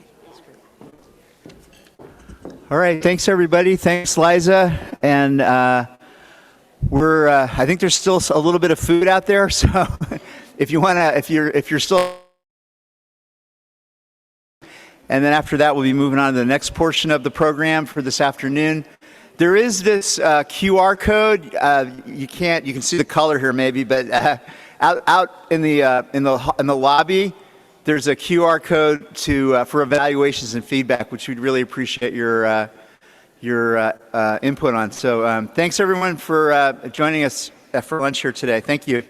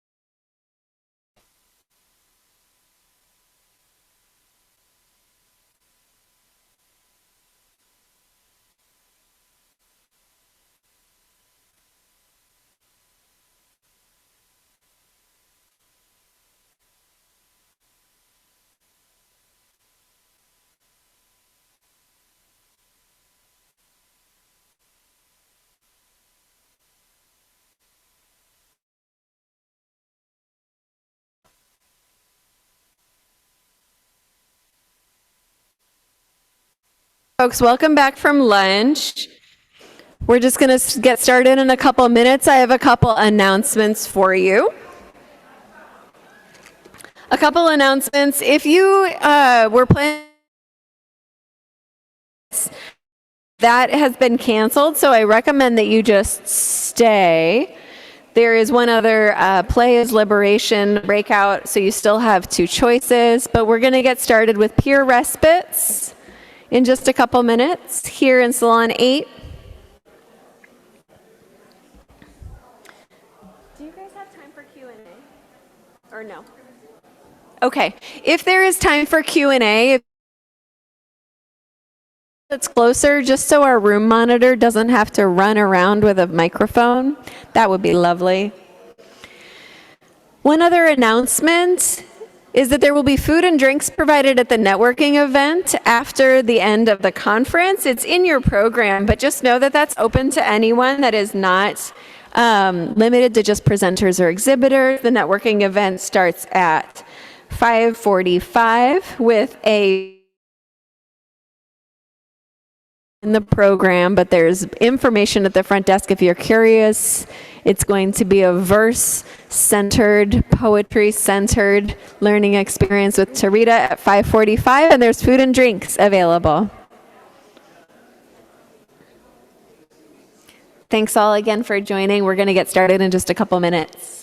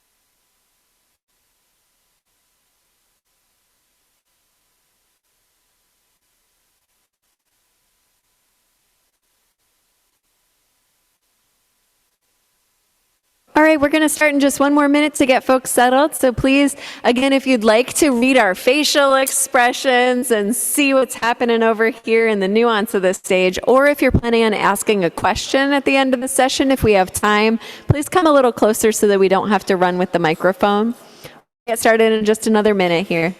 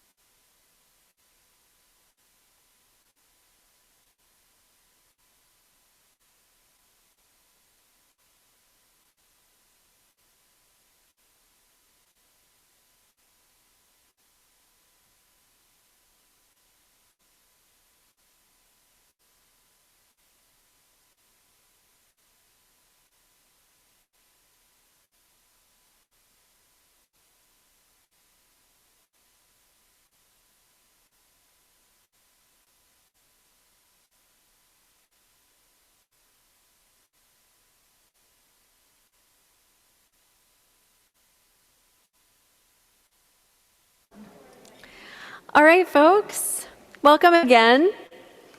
This is a live stream session, and so if you're just joining us, welcome to the Redefining Crazy Conference. It's the system and not the people. We're in breakout 3 now, and this breakout session is about peer respite, the importance of model fidelity and maximizing positive outcomes. Your presenters today are Shireen Carico from Promise Resource Network in North Carolina and Sarah Davidow coming from Wildflower Alliance in Massachusetts. Their bios are described in depth in the keynote speaker section of your program. If you've missed their keynote, I recommend that you check it out when it's available online. And thank you so much to both of you for being here. Take it away. Thank you. Thank you. Thanks, Raina. Thanks, everyone, for rejoining us here in the same room. I didn't realize when we were here this morning that we would be back here in the same spot. So you feel all very far away, but I can see that you're out there. So we want to start this conversation about peer respite just talking about what peer respite is. We're not going to spend a ton of time here. I know that there are peer respites in California, so I assume at least some of you have been exposed to them. But we want to at least offer a little bit of background on what we're really talking about. So what I'm going to start with is an excerpt of our 24-ish minute film on AFIA peer respite in Massachusetts, peer respites in general, just to give a sense of what we are talking about.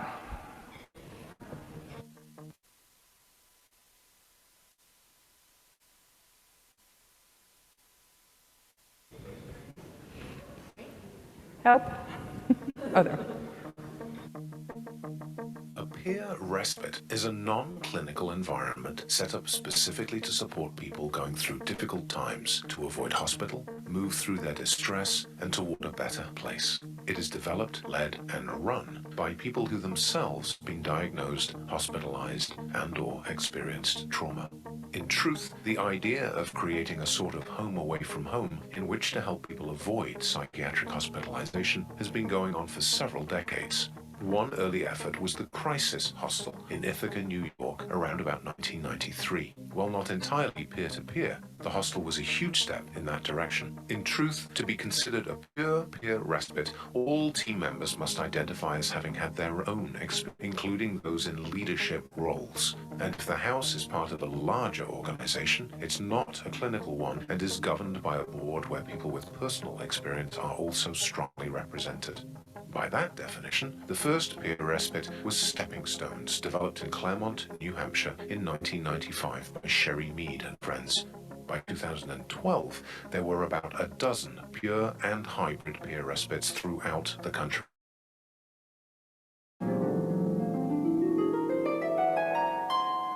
Lucky number 13. AFIA was officially born on Saturday, August the 4th, 2012 in Northampton, Massachusetts. A group called the Groundhogs, yes, I said it, the Groundhogs, was actually visioning and advocating for respites in Massachusetts for several years before. So when it finally happened, everyone was more than ready to go. The team had been told to expect things to start out slowly, but someone came to stay that very first day, and the house has been full almost ever since. Weird, right? The sound was weird, and we talked about that back there, that the sound was a little weird. It sounded even weirder playing here, so I know that can be distracting, but hopefully you got some of the idea there. And if not, then go to our website, wildfloweralliance.org, and you can watch the whole film, and you'll see hopefully some, I know some of you have mentioned Cindy Hatch. Places and other things, you'll see some of her story in here, so check that out. But one of the things that was represented in there was actually something I mentioned this morning, which is who gets credit for starting peer respite. So those of you who were here this morning heard me talk about the fact that Sherry Mead often gets credit, and in fact our film still gives that credit because we didn't have the information we have now at the time we made that film. So I always make sure. Now, this is unfortunately the only picture I've ever been able to find of Jenny, but Jenny is somebody who in the 70s used property she had to build what was pretty closely sounded like a peer respite. And so I just want to lift that up and make sure that people hear that, given the credit usually goes elsewhere, right? I want to also recognize something I didn't say this morning. We actually just had some coworkers in California. Ebony and Jerome were traveling around California and Washington doing some oral histories with some of the folks in our Black Movement Leaders Project because, as you can see, we only have this picture of Jenny and we don't really have much of her story. We don't want that to keep happening to people. So they met with people like Gogo Akaya Esima and Louisa Tesh and a number of other folks here, Kalechi Abuzo and others who maybe some of you know. To cover their stories so we don't keep losing them. All right. So we wanted to also just offer a quick map of where peer respites are. Now this is changing all the time. I think this is probably already a little bit out of date. But where you see the black circles with numbers in them, there's where we know that there's at least some peer respites. Where you see the green ones, they're in process of opening. And where you see some yellow ones, we know that people are actively seeking to open peer respite. So this just gives you an idea of where you find peer respites. You might also notice there's a part of the country or two that has none. And we're hoping that that will continue to change as people learn about what peer respites have to offer. So I'm going to share just a little bit about our peer respite in, well, we actually now have two in North Carolina.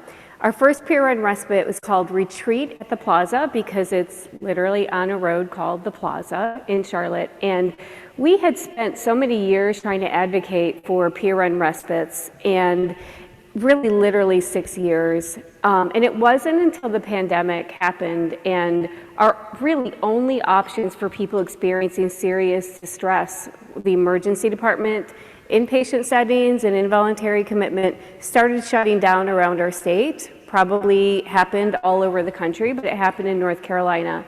And finally, all of those things that we'd been advocating in terms of an accessible environment that was in a home, in a community that is unlocked, that a person can decide to go to during periods of distress, that was surrounded by healing and wellness rather than pathology and illness, that is staffed by people that have experienced crisis ourselves, have been involuntarily committed, have been hospitalized. We've been advocating for this for many, many years in North Carolina. It was probably one of the most rogue things that we brought to our state. Unfortunately, it was considered rogue at the time. But we opened our Retreat at the Plaza. It is voluntary. It is an alternative to emergency departments. It's an alternative to inpatient settings. Typically, it's adults that will come to our retreat. It is unlocked. I think that's a really important point. So think about it like this. The house itself has locks, right? In any home, in any neighborhood, in any community. But typically when you go into a crisis system, you're locked into a room or you're locked into a space. In a peer-run respite, everybody actually has their own bedroom. And for us, I don't know what it looks like at AFIA, but it is like a card on the outside, a panel where you can choose your own personally identifying digit code to get into your bedroom, and people can lock other folks out. I get that question a lot. Why do you have environments where people can lock themselves into the room or lock people out? And if we really start to understanding the experience of trauma and not having access to privacy, having fear that somebody's going to walk into your personal space or that your belongings are not going to be honored, that you have to be afraid that somebody is going to harm you, or just need a space by yourself to be able to sit and think and be, oftentimes those type of privacies are stripped from us when we're in crisis systems. Retreat at the plaza, that is not the case. Everybody stays there for free. People can stay for up to 10 days, longer if needed. And when people come into the environment, you can leave, go to work, have the relationships that you had when you were in the community. All of those things remain relevant when you come to really what is a crisis alternative option. Your life doesn't stop because you're there. And then we give people gift cards. You know, people have different food preferences and food allergies, things like that. So in addition to stocking the kitchen with food, everybody gets a gift card so they can go out and buy food based on your preferences as well. So these are a couple of pictures of our retreat at the plaza space. It's a very urban environment. A big 5,000 square foot house that was 3 Airbnbs, and we have usually 3 to 4 guests at a time. We are just opening our next, sorry, I have to give the clicker. Thank you. We are opening our next respite. So we just closed a week and a half on this house. So we own both houses, right? Which I have to say is a feat to own property as a peer-run organization, but we've been able to get to that place professionally in the work that we do. So on the left is our brand new retreat space. It's called The Retreat at Fernwood. It is in Raleigh, North Carolina. We closed on the house. We're going to be opening it probably within the next 4 months, but that community actually invited us in. They asked us to start the respite there, which is very different than 6 years of trying to advocate for a peer-run respite in North Carolina. So we're very excited about that. Yeah, I know, right? So a couple of things. If you hear Emily up here saying, I want to go there. Well, if you go visit Promise Resource Network's respite houses, I've been to, Shireen has had open for a while. Oh my gosh, they're really beautiful. Not all peer respites are quite that expansive and beautiful, so don't let that distort. They are all great in their own way. Are especially beautiful if you have the chance to see them. Just don't expect everyone to be that big and fancy. Now I'm embarrassed. Only the best for our community. I also want to mention something about what Shireen was saying about locking doors. We absolutely support people to lock their doors from the inside, the opposite experience of being in a psychiatric facility, right? And one of the things that I really appreciate, I've been doing these videos, I'm going to share another video quickly with you in a moment. We've been doing these videos for advocacy to support more peer respites in Massachusetts and to keep involuntary outpatient commitment out of Massachusetts. And at some point in one of the videos, which you can find on our YouTube channel if you're interested, the person I'm interviewing says, you can only build trust on trust. That's the opposite of how the system functions generally, right? It's like, we don't trust you to take care of yourself. We don't trust you to be quote unquote safe. So we're going to make you quote unquote safe in these really terribly unsafe feeling ways because we don't trust you. And this is the opposite of that. So AFIA peer respite, I don't normally read slides, but I do just want to say this top piece out loud. It says, AFIA strives to provide a space in which each person can find the balance and support needed to turn what is so often referred to as crisis into a learning and growth opportunity. And that's a really important idea that underpins peer respite, just the concept of peer respite. Everyone is, you know, in the system has kind of been taught, and many of us have been taught when we're in distress ourselves, whatever's going on for you, we just need to figure out how to stop it. just make it go away. If you're hearing voices, make them go away. If you're having suicidal thoughts, just make them go away. And in peer respite, we have space to say, like, well, what can we learn from this? What is going on? What does this mean within the context of your life? And that is really important as far as peer respite goes. They are for 18 plus, the peer respites that exist right now. I want to say that whatever is terrible about the adult mental health system's shortfallings, it's even worse for people under 18. So if anyone has energy to start a peer respite for under 18, it is so needed. I have a child who has really needed those kinds of efforts myself. You're going to see a bunch of things over on this side as well. At the end, when we get to the end of this, there's a QR code at the end that you can scan that will bring you to the entire presentation. But there's also QR codes throughout. And I just want to point out some of the things that you see up here. First, you see a peer respite handbook that I had a big hand in writing myself. We collaborated with Intentional Peer Support Central to write this peer respite handbook. So if you're interested in learning more, that's out there in the world. I also want to note that the United Nations and World Health Organization have both recognized the value of peer respite. They've both, we are really happy to have Wildflower Alliance and AFIA be recognized in these booklets that are up here, but I want to say it's not really about us, it's about this approach that we're offering, that we're carrying forward. And so if you're someone who's advocating, that material is out there. Now, another thing that you see up here, the flyer down in the lower corner here, the lower right corner, yeah, you're right, yes, is a flyer that is also on my table in the other room. And it speaks to the advocacy we're doing to get more peer respites, because one of the ways that our systems cause alternatives to fail is to say, oh, you want an alternative? Well, here's one Hearing Voices group. Y'all set now? Or here's one peer respite with in a county that has X number of hospitals with X number of beds. You all set now? And it doesn't work. Sometimes it sets us up for failure. It looks like we're not accomplishing our goals of supporting people to stay out of emergency rooms and live full lives because we're full all the time and people can't get access. So we need more, not just Massachusetts, but all over the place. And if you're interested in supporting Massachusetts, though, if you go in and look at that flyer on our table, you have an opportunity to sign to support our legislature or encourage our legislator to vote this through. And then hopefully we can all be doing that for each other. And don't underestimate how what's happening in one state affects the others. If we get through a bill that said something negative about peer respite or said peer respite actually should be clinical, that will affect the entire country. Yes. And what's happening here affects us too. So we really need to support each other across states. Now to that end, I mentioned I've been doing those actually, all right, well let me back up 1 second there. So we actually are going to be opening our second respite. I forgot about my second respite slide. And that respite is going to be an affinity respite. Affinity respites are specifically geared towards one community that's experienced marginalization or another. And in this case, we're going to be opening up the first LGBTQIA specific peer respite.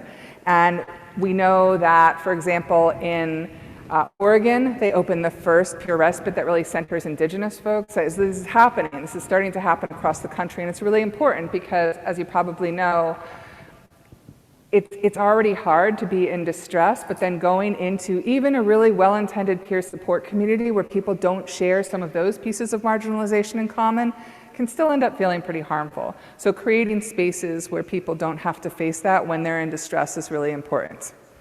So let me now get to the second video. That's just a brief clip. Those of you who've had training with Cindy Hadge, you'll recognize her here. And she's going to talk briefly about why peer respites are so important, why this legislation is important. We're going to do our best, yes.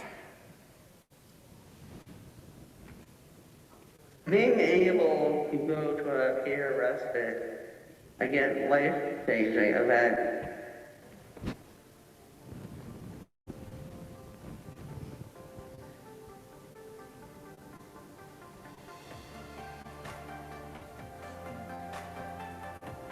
The impact, of course, is that so often it replicates past problems. You know, this idea of being powerless, I think it's really personally been really painful for me, and it's reinforced that message, you know, that I received as a kid. Don't.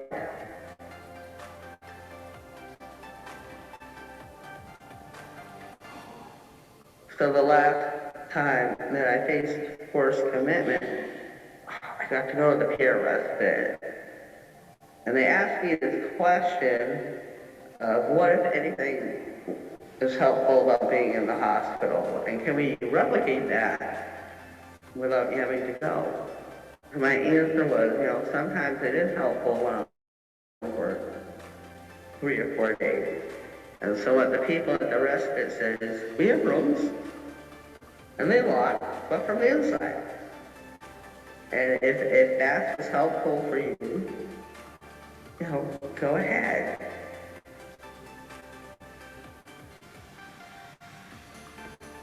And then this amazing thing happened where I realized I could get support before things got really big. Before, I wouldn't even try because it could go so badly for me, I would have to be really desperate to even ask. Now I'm like, oh, I can, when things start getting weird for me, I can ask for support then instead of meeting the, you know, level of care criteria.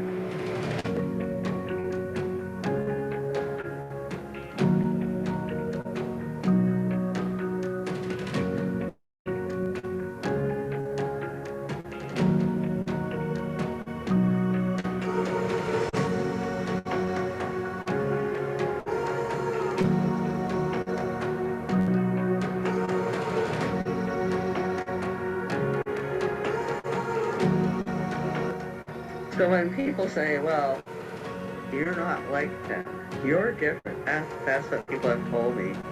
And I said, well, nobody was saying that when I was in services. You should have seen me when I was on board.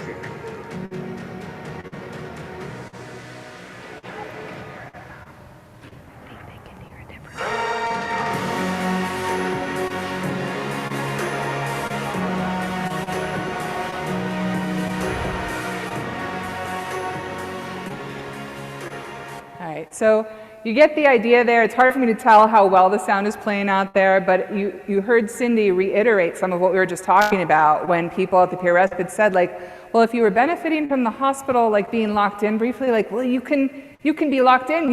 You have control over the lock.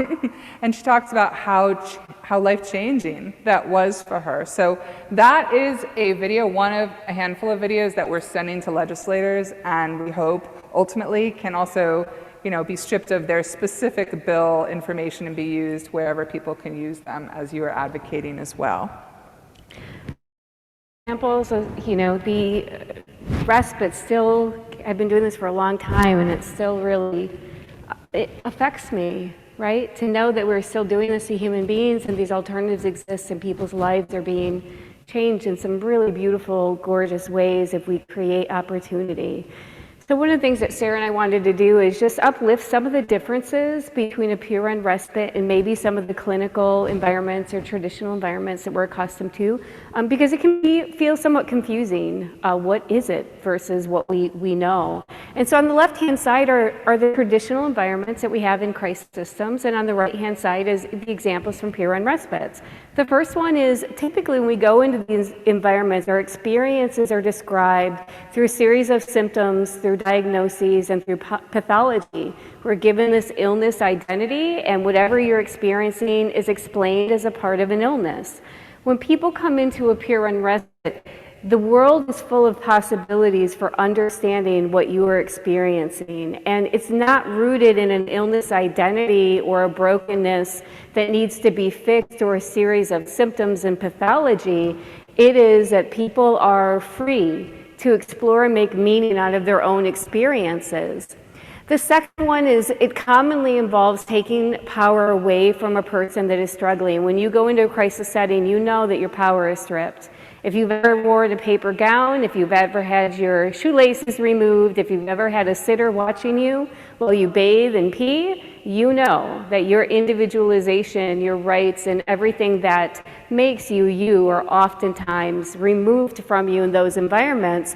And in a peer respite, it's actually quite the opposite. We are supporting people to find that identity, that purpose, that power, that voice, that influence of themselves over the environment, over their time there and within themselves. So regaining that power and that control can be a really difficult time for some thing for some folks that come and say, you tell me how to spend my time. Wait, what group do I need to go to? What are the rules and the structures that I have to follow? When am I allowed to go to bed? When am I allowed to eat? What am I allowed to eat? All of those things are not relevant in a peer run respite. They don't exist because we do not do that hierarchy power over. We are actually supporting people to come back into themselves, their identity, and find their voice. And sometimes people have never had a voice. The third one is that it pulls a person out of their day-to-day life to participate in a clinical environment. If you've ever been in an environment like that, you know how devastating that can be to have to walk away from your pet, walk away from your loved ones. Who's going to water my plants? I'm going to lose my job. Or my job is going to know that I was in a psych hospital. All of those things are absolutely relevant for us when we go into emergency departments and inpatient settings.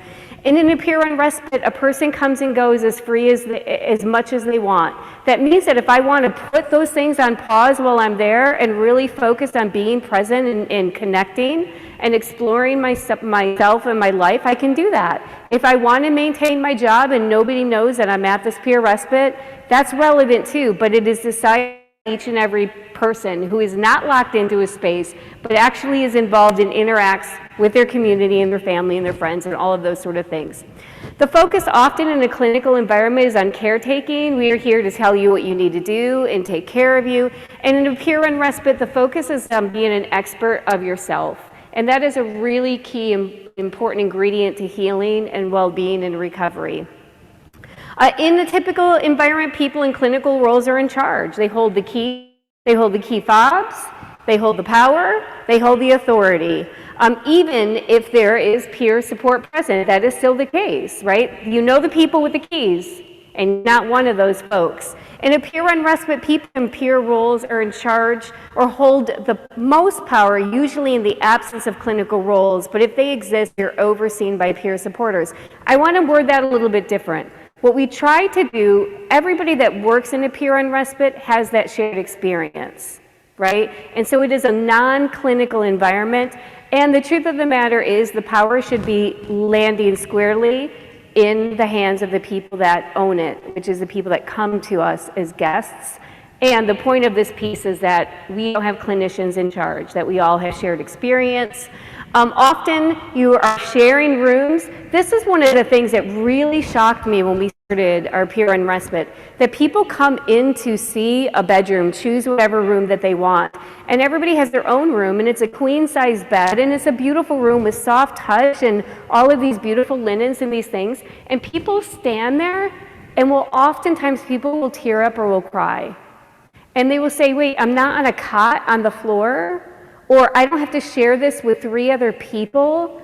The fact that this is what we've reduced human beings to is absolutely horrifying to me. And it is a reminder every time somebody comes in and moved by the fact that they have their own space and their own bedroom and they can lock it, is a reminder to me of what we have wrong and what we need to keep doing correctly. And then the goal is to usually reduce or eliminate symptoms in a traditional environment.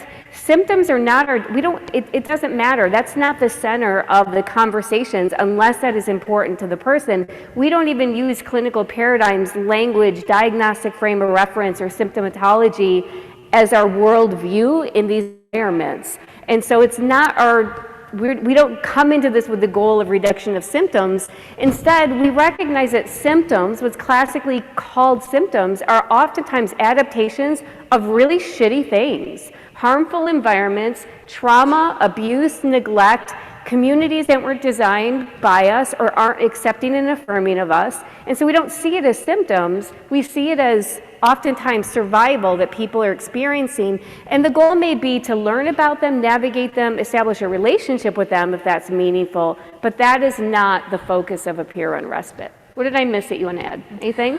The only thing I want to add is I've just always found it really bizarre that the mainstream system says, like, wait, you're in your darkest, most troubled, distressed place.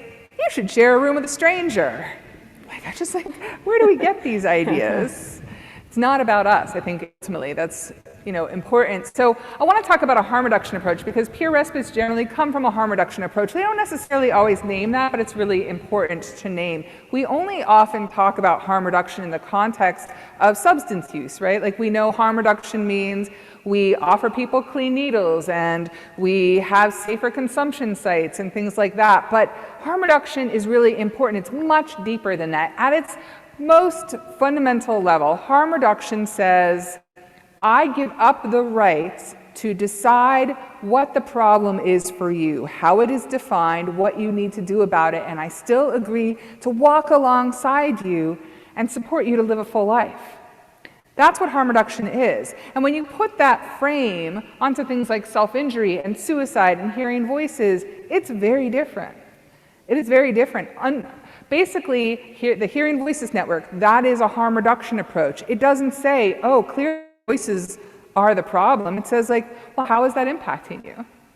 Like, is there a message in that? What does that mean for you? What do you want to do about that? How are you going to have that be a part of a full life? Rather than get rid of that. That's bad. Same thing with suicide. We didn't get a chance to talk about this morning, so I'll say briefly now. There's not an assumption in supporting someone at a peer respite who's suicidal that the goal has to be you get rid of your suicidal thoughts. Not it. I've in fact had people, when I've done alternatives to suicide trainings, who said, my suicidal thoughts, my dark thoughts are part of what drive my art. I don't want to lose touch with that. I just don't want to feel overwhelmed by it. And so how do we, from a harm reduction approach, working around suicide, support someone to have a greater sense of power over those thoughts, and to be able to read those thoughts in some instances and say, like, well, maybe a part of my life needs to die, not necessarily me. That's a harm reduction approach. And so that is a critical shift in terms of how peer respites tend to approach things. Yeah, it's so interesting, the whole conversation about suicide. We don't have time to talk through all of it, or even a little bit of it, but sometimes for those of us who talk about our suicide experiences, I'm a person who considers suicide a handful of times in any given month. That is kind of where my body goes to and where my brain goes to when I'm experiencing distress. And it's hard sometimes for people to hear or even understand that thoughts of suicide is actually what saves my life. Knowing that I have an out if I need it actually is what allows me to keep on going, which can feel like, wait, what? But we've always been told that we need to stop thoughts of suicide. And I'm saying, oh, no, you don't do that. If you try to do that with me, then I'm really going to be in a dangerous situation, which is why I love Alta Suicide trainings and groups so much, is it helps us understand things that are much more complex than we give them credit for and are not rooted in the behavior. It has nothing to do with the action of suicide. But unfortunately, that's what it gets defaulted to. So research. If you are a research nerd and you are interested in numbers, I'm one of those people. There is research on peer-run respites. I will say there's not enough. Anything that is peer-rooted doesn't have enough research. But if you're interested, this is one example of the second story peer respite here in California, as a matter of fact. And here is a quote. Looking at guests who stayed at the peer-run second story at any point between 2011 and 2014, we found that even a short stay significantly reduced the number of hours in subsequent emergency and inpatient service use. I will say this is cited a lot. We cite it. I know you probably cite it, that the use of peer-run respites is an alternative to prevent emergency department and hospitalization. There's a lot of cost saving associated with that, but sometimes what can happen is that becomes like the ultimate goal. In the reality of the situation in peer-run respites, our ultimate goal, yes, we do have a bias, is that people live the best effing life that they possibly can. Right? It's about quality of life. It's about having something that you want to get up for the next morning that doesn't look like what your life looked like yesterday. So there is a bias because I want everybody to have the life that they possibly want and can dream of. Hospitalization feels different for some people than it does for others. So some people going to the hospital once in a while is not a negative thing. It's just a part of their plan or part of their experience, and we don't want to diminish that. And the truth is we do reduce hospital stays, and if we can prevent somebody from going into confined spaces, I promise you that we are going to try to do that. Second, belonging, the guest experiences of a peer-run respite. When a good balance between self-reliance and social connectedness is struck, peer respite guests report strengthening their ability to self-manage a crisis, which quite honestly to me is more critical than a lot of the other elements, that I don't call my case manager or my therapist or somebody outside of me every time I'm experiencing distress because I think that they have an answer for me that I don't have. What we are doing is actually right-sizing this and saying, you have a wisdom that has either been socialized, trained out of you, that you have learned how to not trust, but the truth is your body already has that wisdom. All we are doing is getting in the sideline and being the backup dancer to your life, but to be able to manage our own well-being is a critical part of having that quality of life. So I'm not service dependent and system dependent and other people have my answers. So that's some of the research if you're interested in looking that up. So this is just a great quote. I'll just read it quickly to you because I think it really speaks to where we're trying to head and what we're trying to stop. How do we deal with anything that's stuck? Most of the time, the natural inclination is to push harder, an example of more is better thinking. And while that approach is sometimes successful, you run the risk of damaging whatever you're forcing. Now that's out of a book by Anne Bracken called Crash, a memoir of over-medication and recovery. And I just really love that idea because peer respite is about stopping that. This is what the system does to us. Like, wait, these psychiatric drugs didn't work for you, let's try more. Like maybe if we just add 3 more on top of that one that's not working, it will work. And for some people, psychiatric drugs do work, but for those of us for whom it's not, just continuing to push until we completely break isn't where it's at. So this is about doing something different. Now I want to talk about co-optation. I'm going to try and speed up a little bit.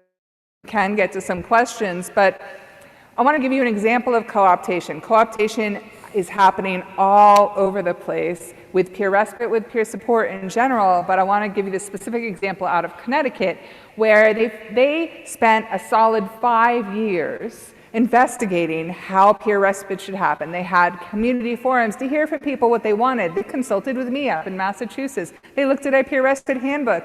And then they wrote an RFP for proposals that basically said, it's going to be on a clinical campus. You're going to have shared rooms. You're going to have all these things that didn't fit. And when we said, wait a second, it's not supposed to be on a clinical campus, they said, it's not on a clinical campus. That's the campus. That's the entryway to the campus. Like, they said, that's not a clinical campus. I'm like, what? And we had to really fight. But the thing is, we fought successfully. We fought strategically. We came together. So it was me from Massachusetts working with people in Connecticut, others from other parts of the country were supporting. We signed letters. I wrote an op-ed in a Connecticut newspaper. I grew up in Connecticut, so I kind of was allowed to write stuff in a Connecticut newspaper on that basis. We came together, we pushed, and nobody bid. That was one of the things we did is we went around to all the potential bidders and we talked to them about what they would be doing, the harm they would be causing if they bid on that contract, and no one bid. Now, they are in the process of giving it to a completely peer-run organization that is a part of our network, and they're going to do it differently. So just a little bit of hope to say this can happen, but it doesn't happen if we assume we have to. And I was talking to someone after our keynote this morning that said, how do we get to these places? Well, a lot of us assume if it's written in the RFP, if it's written or if we see other people doing it that way, that we have to do it and that no one will support us if we don't the way we're being told. And sometimes if we can get enough people, if our voice can get loud enough, that's not true. So I say this more than anything to encourage people to not give up their power before they've tried to push. One quick example I'll give you is in Massachusetts, there were these things called recovery learning committees. Wildflower Alliance actually started as a recovery learning committee. There were 6 of us. And I went to visit one on the other side of the state, and they were doing things like having people sign in and have to wear badges and check in, and they were in a basement of a hospital. I'm like, this isn't really what I thought our community was about and peer support communities were about. And they said, well, our funder made us. And I'm like, we have the same funder. You know, so look for those opportunities to come together and get loud. Oh, I'm sorry. This is still me. Okay, so other issues with the proposal included, I already mentioned the sharing rooms. They didn't guarantee non-clinical leadership. Watch out for that. Sometimes that happens in proposals. They're like, this is going to be important, but it doesn't expressly say that the person who's in the leadership role is also going to be peer support.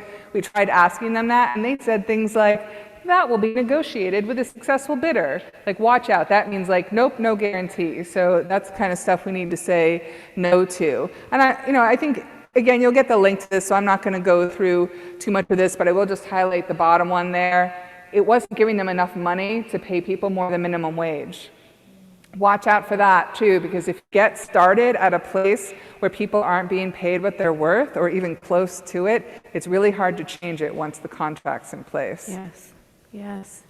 The risks are real. I have to say to you, I love something Sarah said earlier, which is what happens in one state affects people in other states. What you are going through in California affects us in North Carolina and affects Massachusetts, which also means that we have an uber responsibility to know what those risks are and to resist co-optation. It's something that actually is in conflict with the values of peer support or what these approaches are designed to be, it risks the rest of us. If a peer-run organization took that contract from Connecticut, that would then become the example around the country of how a clinicalized version of peer respite is okay in the United States. So that's the risk that we're talking about. Alternatives won't be actual alternatives if we look and act like every other resource or service in the continuum. So we have to be aware that while the temptation is to adopt and adapt and look like other organizations for credibility, if we do that, there literally then becomes no alternatives for our community of people that are in desperate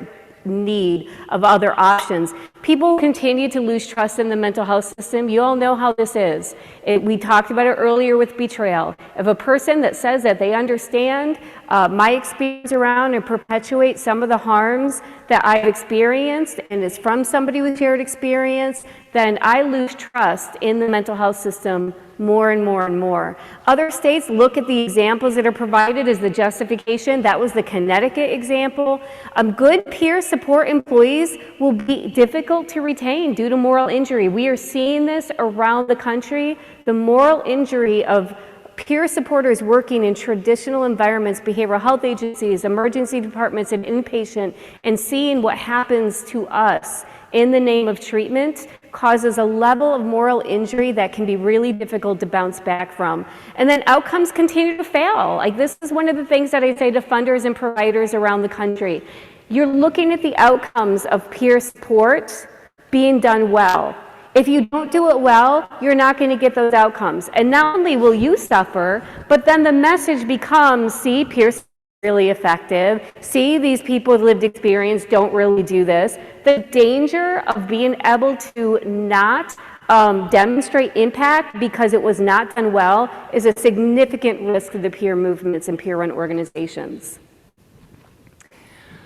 By the way, I don't know that Alicia is in the room, but I just want to recognize that, okay, cool. Hey, I just want to recognize that you were with us in North Carolina at our National Peer Respite Retreat, has been on this resource network, and of course worked at Second Story. I got to visit Second Story some years back too in Santa Cruz, and I just wanted to say, like, if you need somebody, I don't mean to exactly volunteer you, but I guess I am, just like, wanted to say, like, there is someone here who's seen of your own community who's seen the beautiful Promise Resource Network house and who's been doing this work for a long time. So this last slide that we're really going to spend any time on is how to be a good ally. When we presented this, we were in a Crisis Con, which is a terrible name for a conference, by the way. Don't use that name. But it had way more provider representation than I think that they have here, or that you have here. And so this is not quite as applicable, but when we first presented this, we want to say, like, if you're not going to be doing this work in peer respite, there's ways that you can support us. And so some of it is just to really support things like, yeah, let's make sure, like, if you allow for co-optation in your space, if you say, like, well, we're going to give on this idea that it actually needs to be peer-led, you're not just giving on it for yourself. You're giving on it for all of us, really. So, like, how can we be allies? We can make sure that we really support that. Always involving people from peer support, in peer support roles in program and project development. That means that these organizations that say we want to start a peer respite, or we want to support a peer respite to start, but we're going to figure it out ourselves, and people who are in peer roles. I don't know if you've seen that happen. I certainly have. Those are the sorts of things we really want to ask people not to do. We want to also just mention that we are doing this national work, and perhaps more important than the bullets here that you can look at later, I want to mention that we're doing this work nationally, and that was kind of the point of this gathering in North Carolina, where we came together from, honestly, I think almost every state that had a peer respite, was to talk about developing fidelity. And it's a tricky tension. We talked about this some yesterday too. There's this tricky tension where if we say these are the standards by which something gets to be defined as a peer respite, are we taking away the space to be culturally specific, to meet communities' needs? And we don't want to do that. What we're looking to do as a national group is to find that balance there. How do we create fidelity standards that allow for all that flexibility for people to know their communities best, to know their culture best, but protect from the places that want to just monetize us, use us to save money, do all the things that we know that people are trying to do when they co-opt.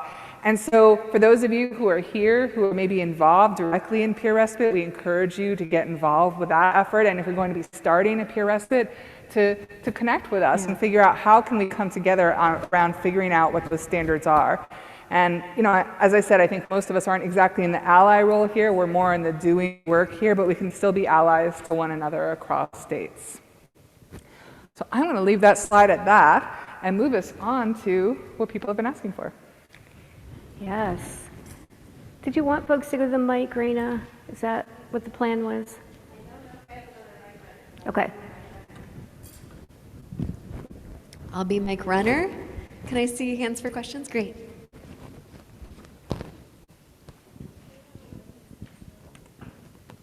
Much. What a great presentation. So I live in a county that does not have a respite. We're small, but it is our goal that eventually we're a new agency, eventually to start one. So I would love to get in touch with you so we can talk to you guys about it more. But I do have a question. I know that there is one called Sally's Place in the East Bay that's amazing. And one of the things they do so that it doesn't become a shelter for the unhoused is that everybody is required to either have an address where they live or a shelter address because they're staying in a shelter. Is that common, or how is that avoided? So if you're interested, I believe if you go to the Live and Learn website, which is an organization that focuses on basically peer organized and facilitated research, from Leisha Ostrow started that organization. She did a different times, went through the peer respites that existed at the time and said, how do you respond to suicide? How do you do this? And they asked that question of, you know, do you take people in who are unhoused? And you'll be able to see that breakdown. It is mixed, and often that's coming from funders, and often, frankly, it's coming from funders who do not want to be held accountable if someone goes into a peer respite and then is still unhoused. That, you know, they have these sort of don't put someone on the street kind of practices. It is something that our funder tried to make us do, and we ignored them. And I'll say why. Like, I do think there's a risk of mission drift and becoming a shelter. In fact, the main peer respite that used to exist shut down for that reason. But at the same time, being another group that acts like unhoused people are invisible isn't something that we were willing to do. So we talk with people, we're honest, like the likelihood of us figuring out your housing situation while you're here is low. But if the reason you want to come in is not just because you're unhoused, but also because you're in distress of some form and it meets our mission, and frankly, many people who are unhoused become distressed because of their situation, then they're welcome to come in, and we just try and be really transparent and have transparent conversations about, we're not going to be able to fix the housing, but you cannot be alone, and we can have these conversations about where you're at. And to me, it just feels really important to not act like people are invisible. And for us, we have teams of people that have lived on the streets in our city that work at our organization, and we do a lot of street outreach and supporting people to even imagine an identity where you're not on the street, if that feels right to you, or if you do want to live on the streets, how to be safe while you're doing it, or be safer. And people that don't understand the culture of poverty and the culture of being unhoused and the community that goes along with it will easily say, well, this is not housing. If somebody is in an encampment site and experiencing distress and they get kicked out of the encampment site, it's not like you can just pick up and move someplace else. If you are in a temporary housing situation in a shelter and you lose your housing, your shelter spot because of emotional distress, because they're not designed to work with people through distress.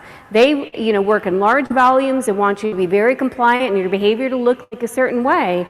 It's typically our community that gets kicked out of temporary housing and shelter situations. If you lose that space, then you're literally street homeless. Or if you live temporarily with families or you're couch surfing, things like that, there are absolute legitimate reasons why a respite is necessary. If you're on the streets and you haven't consistently had food, human connection, you're constantly doing the hypervigilance thing and you're in survival mode, you have a weapon on you because you have to have a weapon when you're on the streets. Like, this is the stuff that goes along with living that life. You're able to come to an environment where you're able to be human, you're able to calm, be safe, be connected, have food, be able to explore, where am I, how am I here, where is next for me. That can be the difference between life and death, jail and streets, hospital, and freedom. And so for those reasons and many, many more, we absolutely have folks that are unhoused that come to our respite. I'm going to look for a stack of hands. Any other questions for our presenters? Thank you. Also, yeah, we can applaud for that. Great, thank you. I think that something that you just touched on also is a part of the invitation of you coming here is that this is really a mobilization time in California around pushing back against institutionalization as being the only solution for some of these issues that you address, specifically with folks who are experiencing major mental health issues.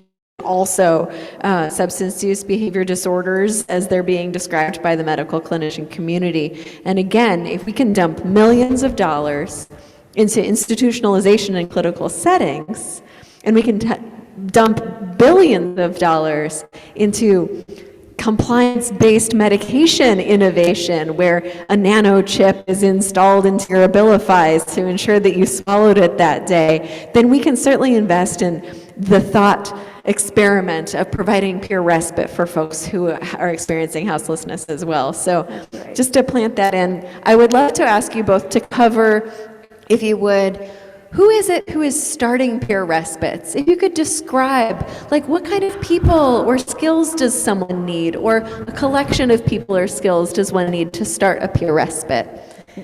Marinate on that for 1 second, but let's take a question from our audience. Hi, this was actually my question. Thank you for taking the work out of me. Who is typically your client and how long is your wait list?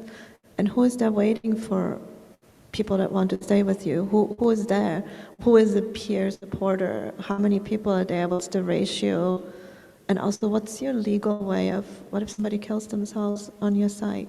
How do you be okay after? I mean, not emotionally, but legally, that they don't say, well, you didn't work out. How do you do that? I'm so sorry, I can't hear you from up here. Were you able to? I heard parts of it, but I was having trouble. That was a multiple question answer. Okay, I'm part A, wondering- B, C, D. Let's Yes. clear it out. I'm wondering if actually your answer might be, oh, we have all of this information actually in our peer respite guide. But the question is, who is on the wait list for seeking services from the peer respite? How many staff? Like, what is your ratio? And then what do you do? I think the question is about liability. And the actual question involves the presumption that folks do kill themselves on site or might be in harm on the site, which maybe is a misperception of peer respite programs. So I'll start with that last one. There, how many people have killed themselves at peer respite? 0.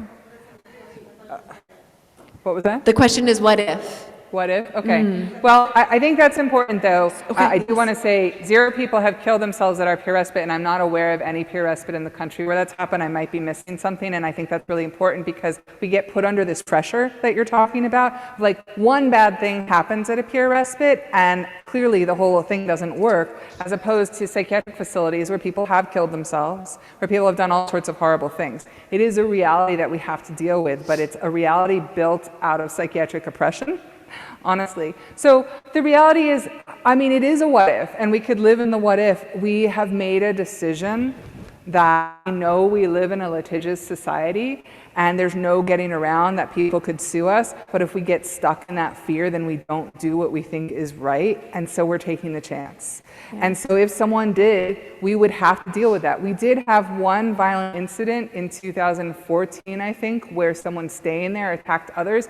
It was really interesting because that person was actually sent to us by a clinician who said, they're fine, they're fine. It was a clinical respite that pushed the person into our space. And what we found is we didn't follow our own values of making sure that person really was choosing to be there, that it was self-determined. We kind of went along with it too much, and something bad did happen, and the papers looked at us, the school down the street looked at us, and we just kept standing up and saying, what we're learning from this is we need to follow our values even more closely, and we survived it.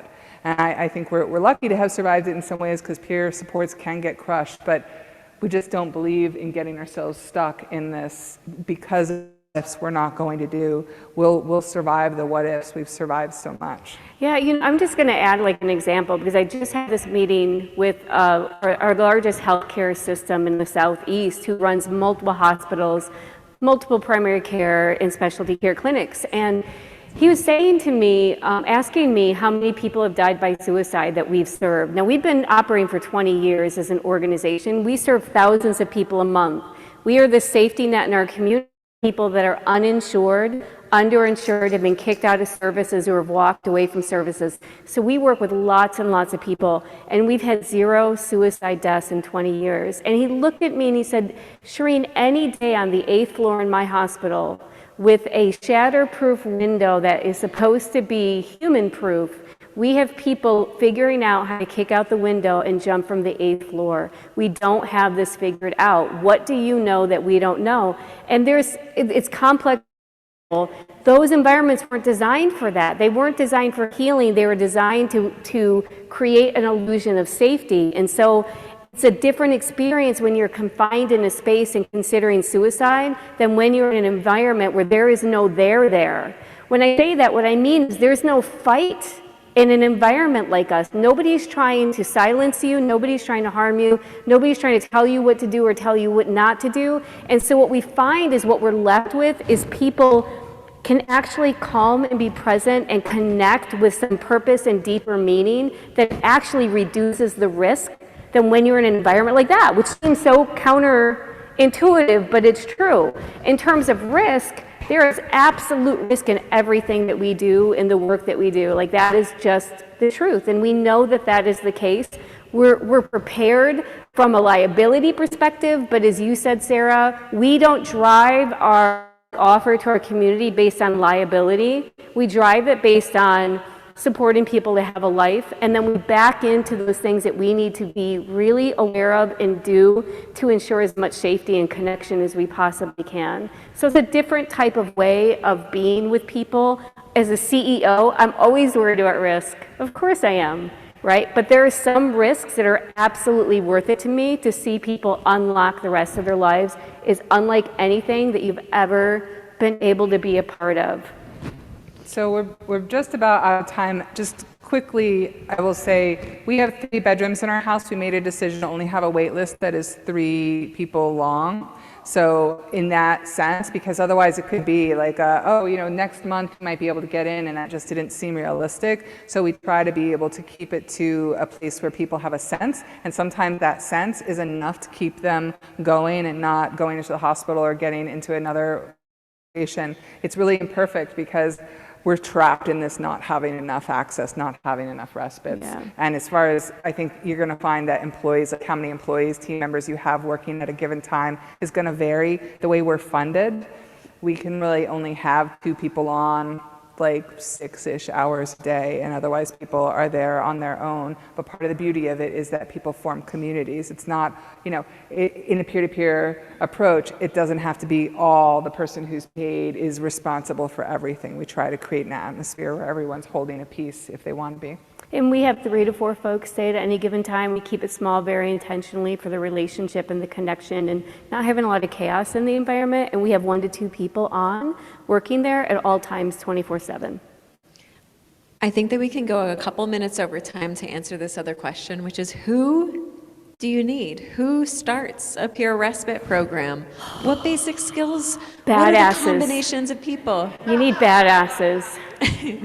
With a little bit of naivety and a whole bunch of like spit and we need to do this differently. Those people. Some of you may actually absolutely be those people. That's one part of the crowd that starts peer and respites, people that are righteously angry about what currently exists, what has happened, and what doesn't exist. You also have people that are just very connected from a heartfelt way to we need to support and love each other in a very different way as human beings that show up at the space. We have some collectives of people that are starting respites, and then we have individual warriors that show up and they're like, we are going to get this done.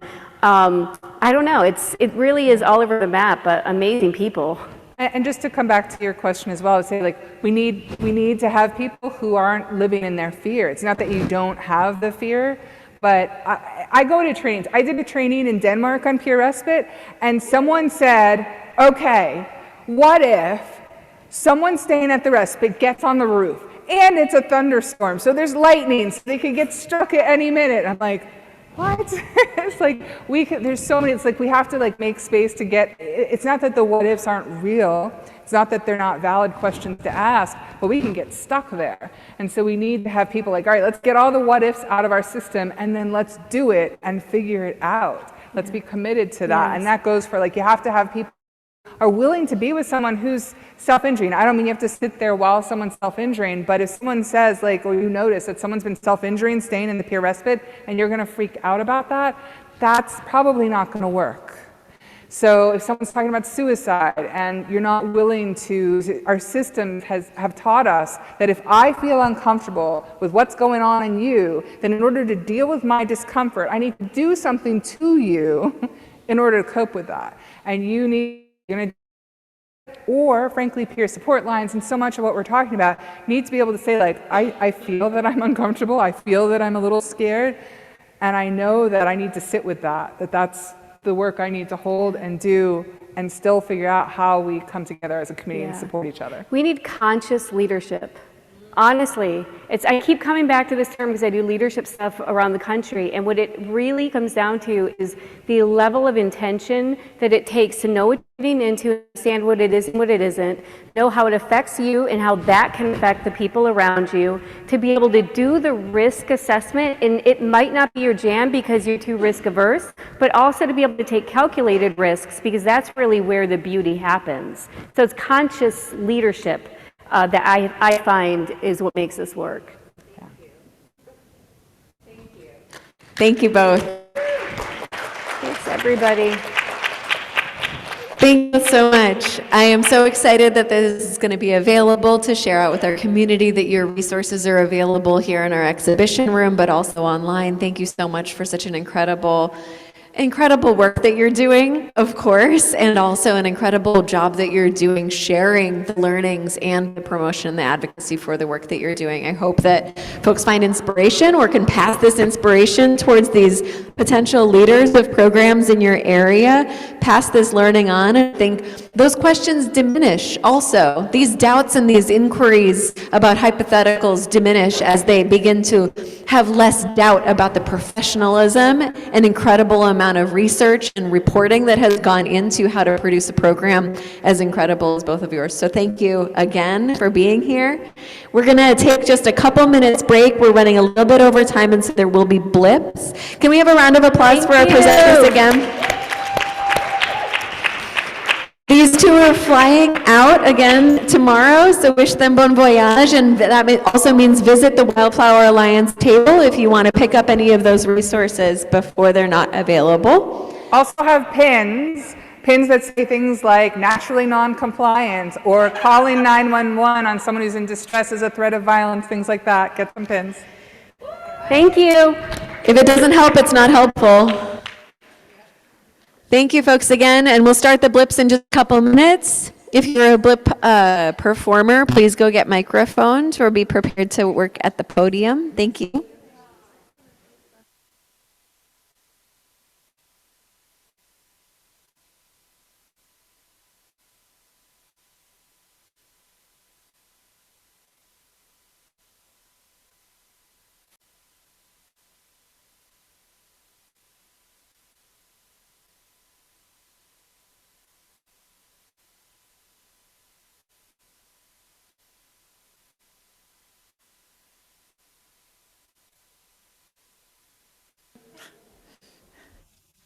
Good afternoon.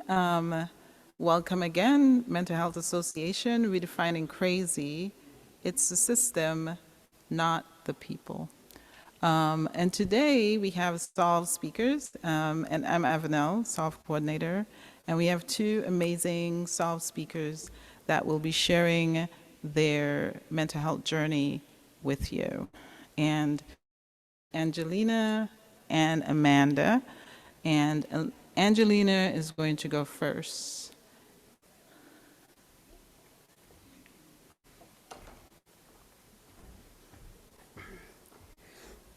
Yatahe, Neto Angie.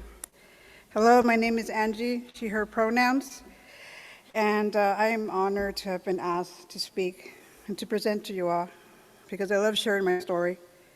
I am Native American, White Mountain Apache, and for us, mental health was not accessible at all. It was actually like something we didn't talk about because growing up on the reservation, number one, there's no accessibility to mental health.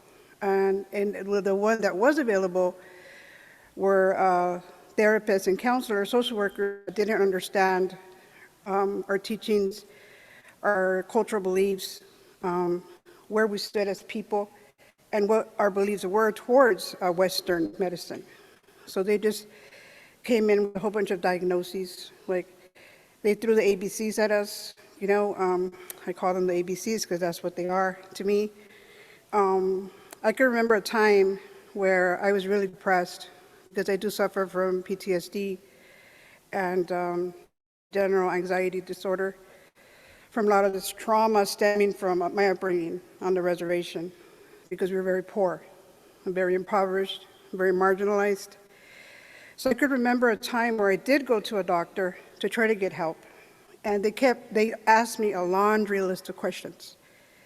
And they kept checking off, you know, boxes, writing down feverishly. And I was like, whoa, what's going on here? Like, I was kind of scared because what are they writing about me? And they keep asking me, oh, have you heard of bipolarism?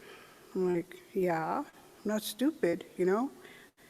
Have you heard of schizophrenia? Have you heard of this? Have you heard of that? Have you heard of, they were just throwing a whole bunch of words and terms and terminologies at me. And this was because they asked me one question that set it off was, do you hear voices?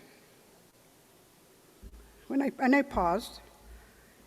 I was like, how do I answer this? how do I say this? How do I tell them? Because we have this interconnectedness to our ancestors and to the people that already have departed.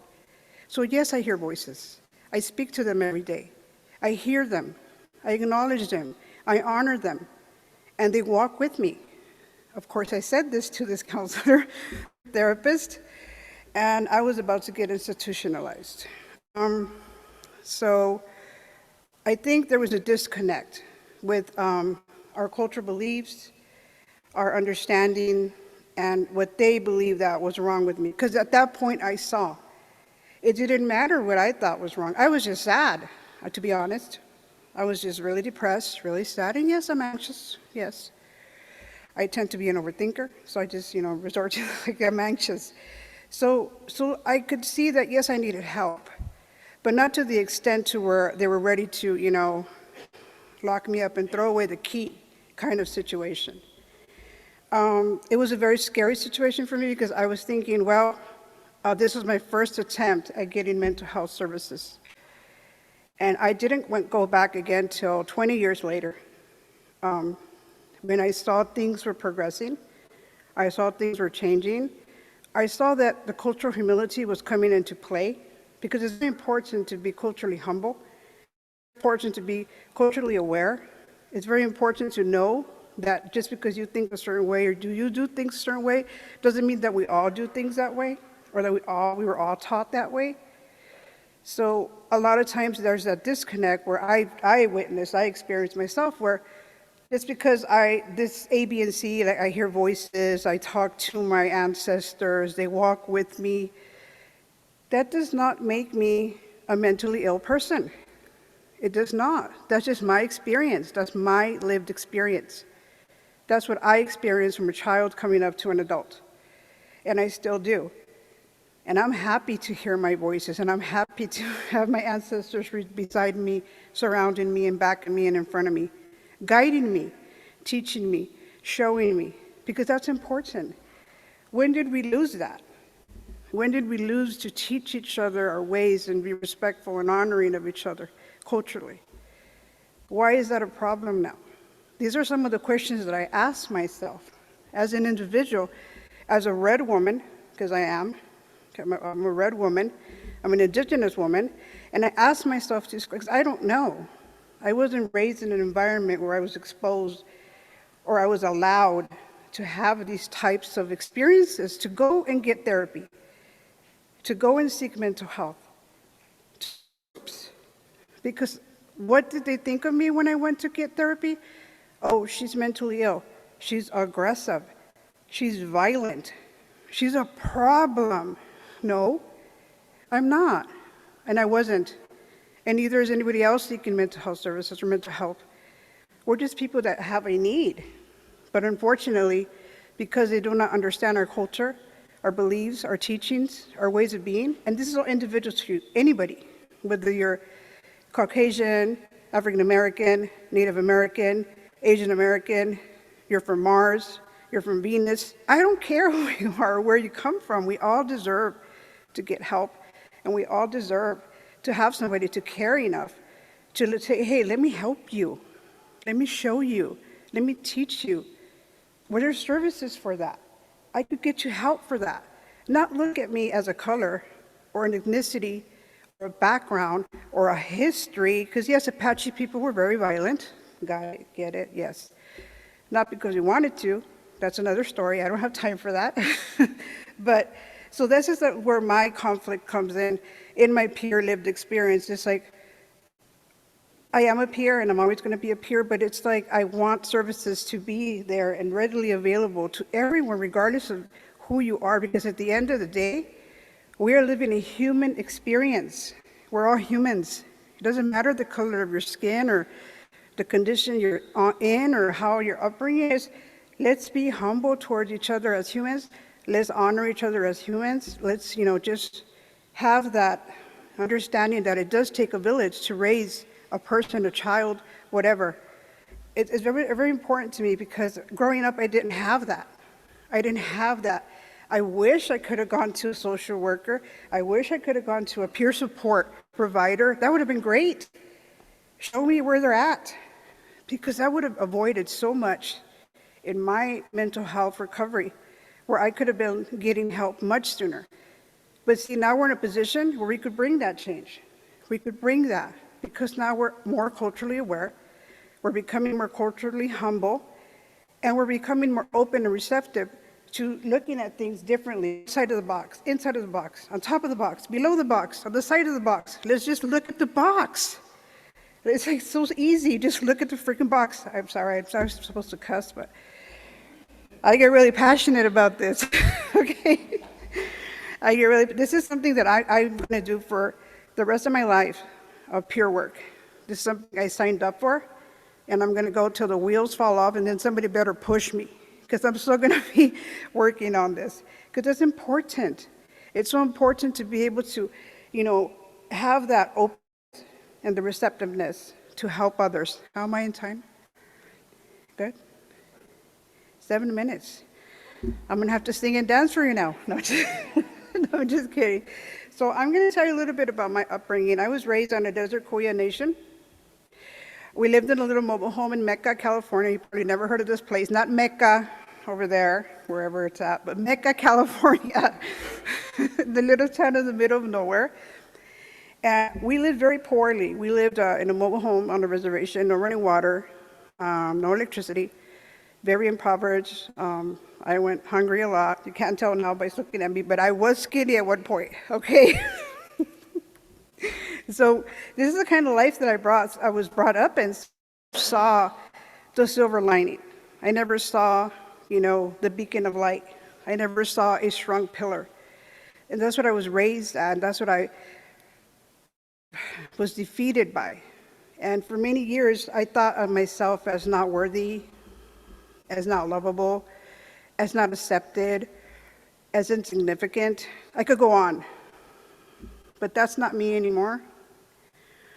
I come to believe that because representation matters, that I am valued in this world, that I am worthy in this world, and that somebody wants to hear what I have to say.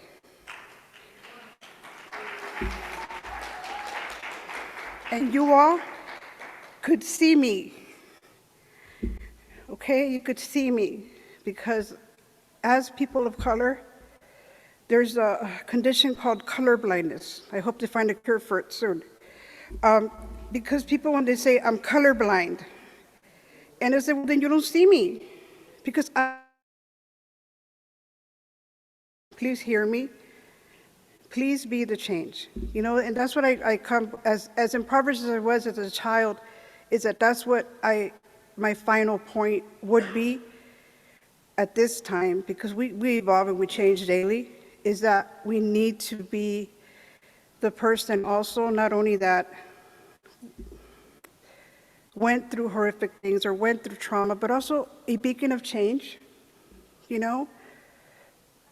because as a Black, brown, red, Martian person, your word matters, your worth matters, you matter, and we see you, we hear you.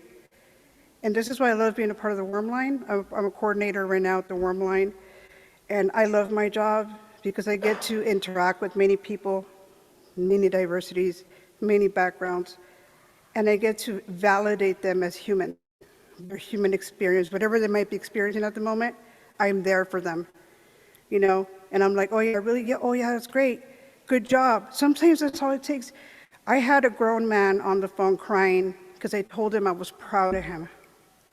He's never heard that in his life. Navy SEAL, mind you, tough as they come.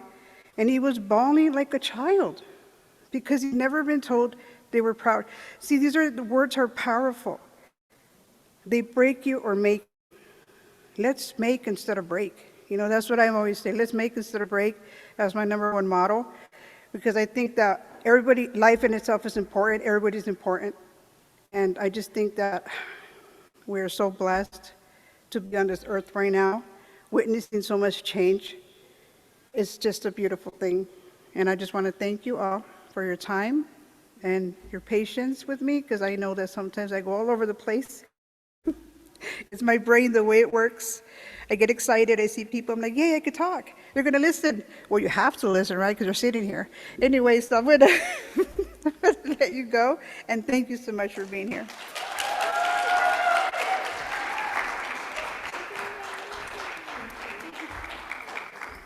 Thank you, Solve, Sharing Our Lives, Voices, and Experiences, a program of mental health, Association of San Francisco. And I'd like us to take a 1-minute mindfulness exercise to honor the story that we just heard and also to honor your story, because oftentimes when we hear stories, we don't stop and pause. Holding space not only for the story that you've heard, that we've connected with by listening to this story. So let's take 1 minute and think about your story and honor that story, that journey that you've experienced as you so graciously honored Angie's story. Let's begin.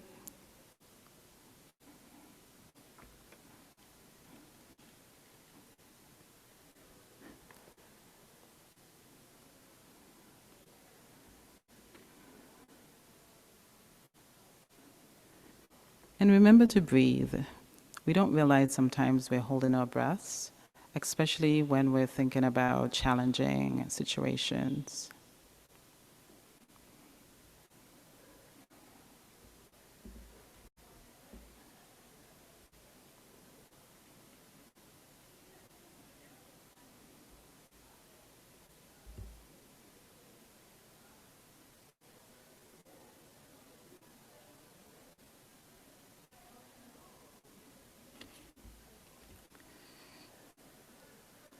And as we come back into the room, just take a deep breath and exhale some of those challenging feelings that might have arisen, and embrace you and embrace Angie.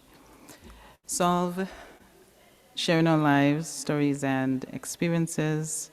We're a Speakers Bureau, and we share our journey to the public to reduce and eliminate stigma. Our next speaker, Amanda.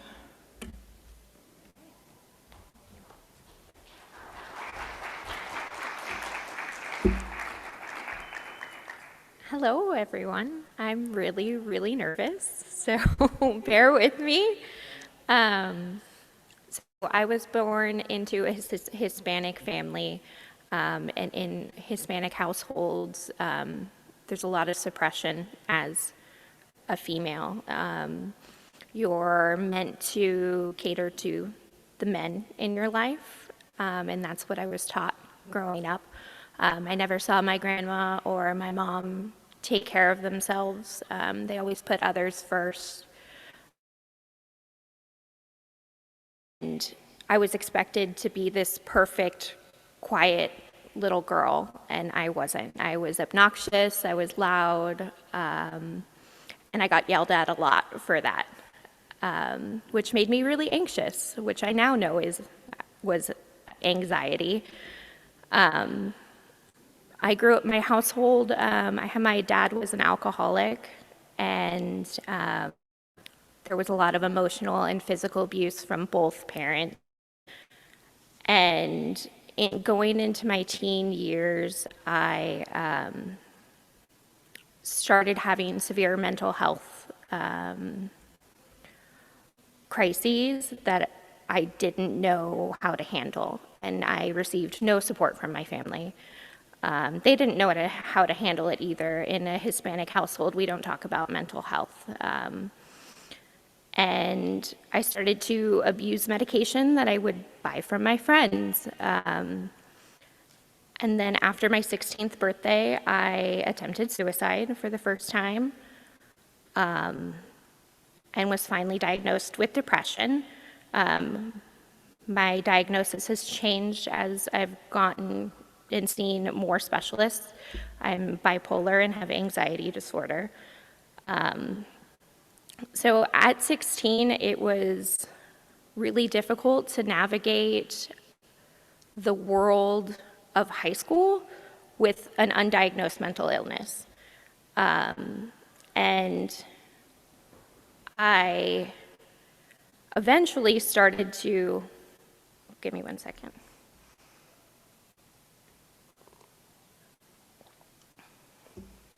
I pretty much put myself in to my work. I started working at a record store, and I ended up being groomed by my 32-year-old manager. This is really hard to talk about. I was 16. I thought I was in love. I was this vulnerable child being preyed upon by this 32-year-old man. It quickly, I was introduced into heavy drugs. And this lasted about 4 years of abuse with him, mental abuse, and self-medicating with drugs. And then I found out I was pregnant. And that's when everything changed. I knew I needed to be what I didn't have for my son, what I didn't have as a child. I needed to be that support system. Let's see. I feel like I have so much to talk about, and I'm not sure. So I finally left my ex when my son was 2, and started to like go out on my own. When my son was 4, my ex actually was arrested and is currently serving 30 years in prison for abuses of minors. And I know this is all down and negative, but I promise it goes up from here. Yeah, so that like really destroyed my life. I never thought of myself as a victim until about 5 years ago. And when I realized that, I took the opportunity. COVID was really difficult for everyone, but I knew I would never get a chance to get paid to stay home with my son and focus on myself. So I took every opportunity to join Zoom groups, outpatient therapy, everything to just build myself up. Thank you. And I have found that working as a peer educator is the most fulfilling thing for me. Being honest about my lived experience, because it's not a great story, and there's a lot more to it too. But I'm not going to touch on those certain things. Let's see. What really also helped me seek support and treatment was I noticed that I was treating my son the same way I was treated when I was a child. I would snap at him for doing the littlest things. I found a video the other day, actually, of when he was 2, and he's jokingly putting his hand in front of the camera, like just to be silly, and I just snapped at him. And it was really hard to watch, because I didn't know that's what I was watching. But it also really has inspired me and given me, like, I know how far I have come. I have fought really hard to not be a person anymore. And therapy helped me so much. My therapist was amazing. And I went to school for the Spirit program in Contra Costa County. I'm not sure if anybody knows about it. We have one back there. And it's all about peer support and peer education. So I took a month program to focus on just being able to be resilient and find the strength within myself to support others. And that led me, I'm clean now, which is great. Thank you. But that led me to, I worked in an outpatient mental health facility, and then that led me to where I am now, which is Hope Solutions in Contra Costa County. We're homeless services, and I work with transitional aged youth to give them the support that I didn't have when I was younger, and especially when you're 18 and you're thrown out into the world and expected to know how to do everything.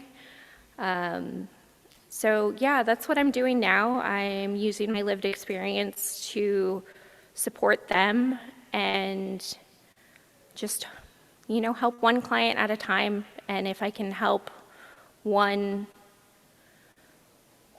person not feel alone, then it makes it all worth it.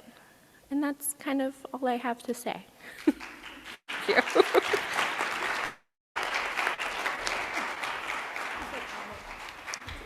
Thank you, Amanda. I'm always inspired when I hear these stories. Let's take that 1 minute mindfulness exercise again. And I like to bring this in because society doesn't teach us to pause when we hear stories. It doesn't teach us to pause when we share our own stories. And it's important for us to honor when we're hearing these stories and honor your story as well. So let's have a 1 minute mindfulness exercise.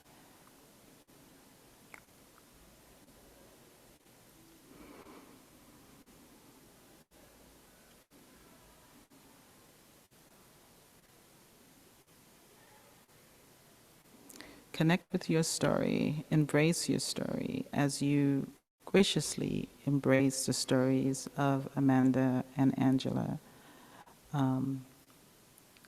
We walk a journey that's shared, and honoring and holding space for each other and for ourselves is critical.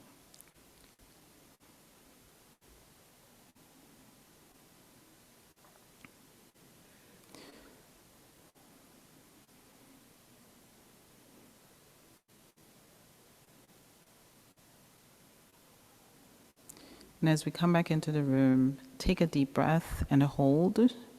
1, 2, 3, and let out a huge exhale. And let's do it one more time. Inhale. 1, 2, 3. Exhale. Let out a big Solve, sharing your life stories and experiences. Thank you so much for being our audience, and enjoy the rest of the conference.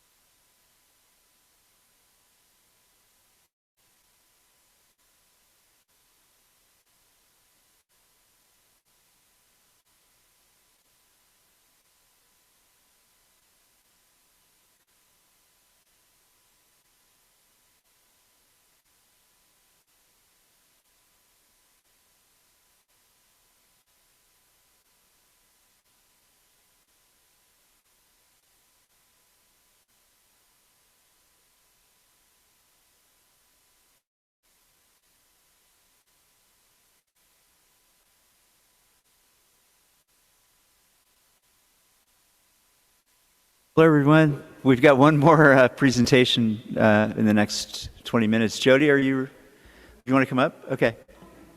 Thank you. I think it's now, right? I mean, are we doing this right? Okay. So yeah, I'm Peter Murphy. I'm the outreach manager for the Mental Health Association of San Francisco. Thank you.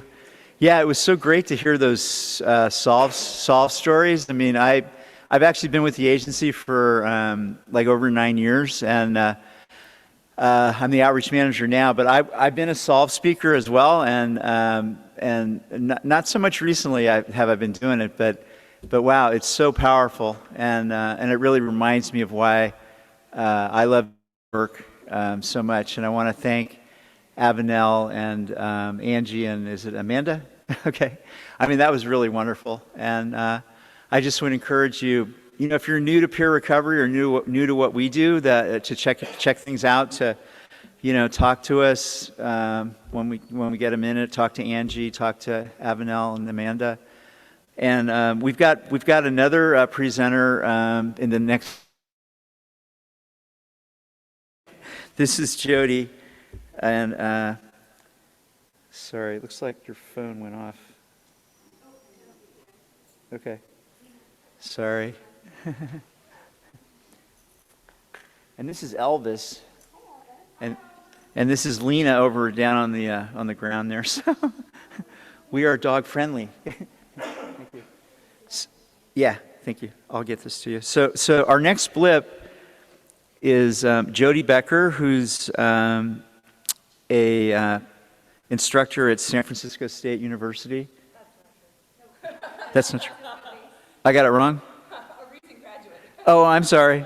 For her master's field study, Jody designed an 8-session circle series to promote teacher healing and well-being in the context of working in environments that work against teacher wellness, because how we feel about ourselves, our relationships, has real power to heal and change lives. Jody's work focuses on cultivating social, emotional well-being while addressing everyday barriers to wellness in our work and learning environments. So I guess when I have the biography, I should just read it, right, instead of making it up. So Jody is an SF-based early childhood educator and advocate who also hosts monthly healing circles for care-based professionals and the general public. So let's welcome Jody.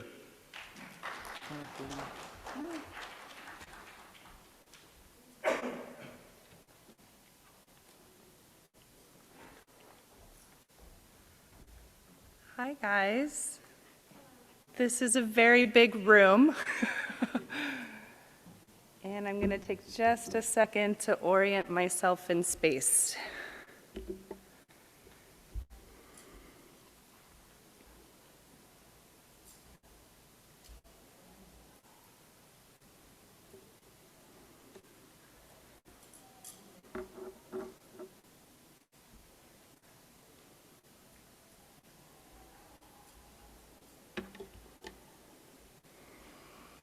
And remember not to lock my knees so I don't pass out up here.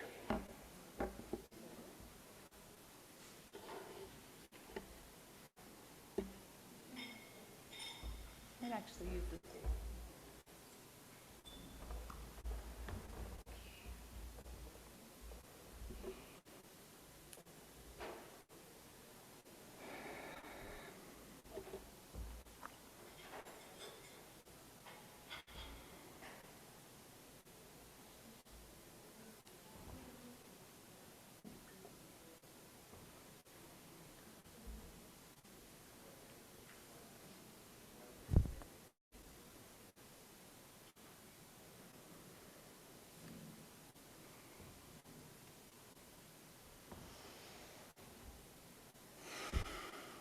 Hi. Okay. All right. My name is Jody Becker. I use both she and they pronouns, and I live and work here on the unceded lands of the Ramaytush Ohlone peoples. I am an early childhood educator and advocate, currently working in a nature-based preschool, and I host healing circles for teachers, other care-based professionals, and the general public. This workshop is born out of my own healing journey. Those of you that saw me this morning, I'm now more recently working through my healing journey out with you all. So appreciate you being here and listening. I am somebody who navigates the world through mental and physical health challenges. Healing for me is daily work, it's deeply personal work. And it's also called attention to me, like how much healing is needed in our world, in our communities, and in our relationships. So I discovered healing circles in 2020. I was working in a preschool that didn't close, and feeling like my skin was on fire most days. And I remember reaching out to a mentor of mine, just saying, I don't know how we're supposed to function. I can't function. And she said, you need a healing circle. I said, what's that? And from the first circle, I just knew it was something that everyone everywhere needed, and especially educators and the community of caregivers that I know and love and am. That we need places where we can process what we're going through so we're not holding the weight of the world on our shoulders all the time. So let's see if I can figure out how this clicker works. All right. For my master's field study, I created a mental health support curriculum for early educators like me who were struggling. Through the pandemic, I had joined a volunteer organization to begin hosting circles online, and then started kind of offering them to my communities just as a place for them to process. And so I took that work, totally changed programs, thank you, totally changed programs, and created my own special interest sort of avenue so I could eventually get my master's. And what I ultimately did was create this curriculum that consisted of 8 healing circle sessions, approximately 2 hours each.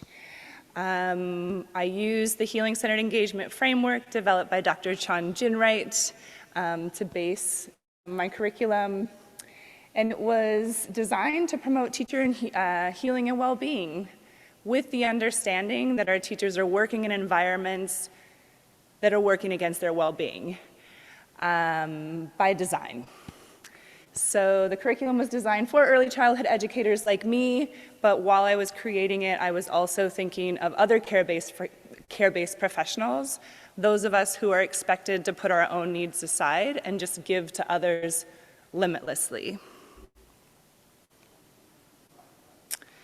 This is our little sensory break. If you were in my first presentation, you know I do a lot of these. And I'm feeling it being on this stage. I liked it much better when I was on the same ground as you all. So this is a little sensory break, invitation to just feel your feet on the floor, your body in whatever furniture is supporting you. Just kind of bring your awareness around the room that we're in. It's a big one with bright lights in my eyes. And just start to notice what you notice. And we're going to do a simple little sensory activity you can do anywhere. It's a little 3-2-1 activity. The first thing we're going to notice is 3 things you can either see or touch. 3 things you can see or touch, and just give yourself a moment or two with each thing to just know. 1, 2, 3. And next we're going to be noticing 2 things that you can either hear or smell. 2 things you can hear or smell.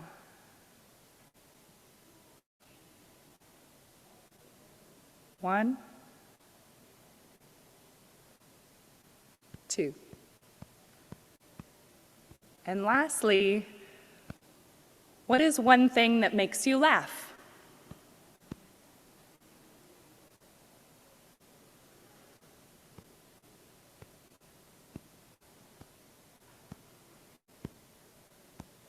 This room takes as long as I do to remember a thing that makes me laugh. All right, we can start to let go of the practice because we're jumping into the deep end.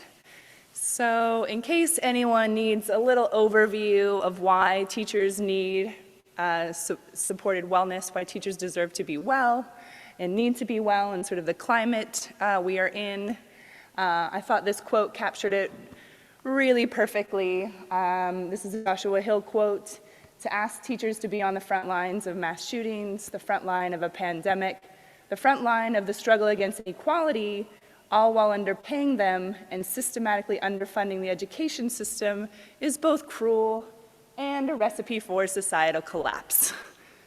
So we know it's a noble profession. We know we're not paying teachers for it. By the way, fix all this other stuff. So this is where we're starting. And just to highlight, because I'm an early educator, all these inequities multiply for early childhood. Here's an example. So I work with kiddos under the age of 3.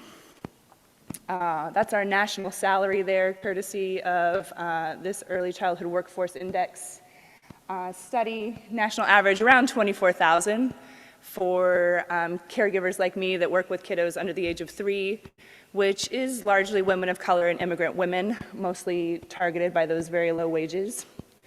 Practically poverty wages. I'm not sure what the current poverty numbers are, but pretty low, especially for the city.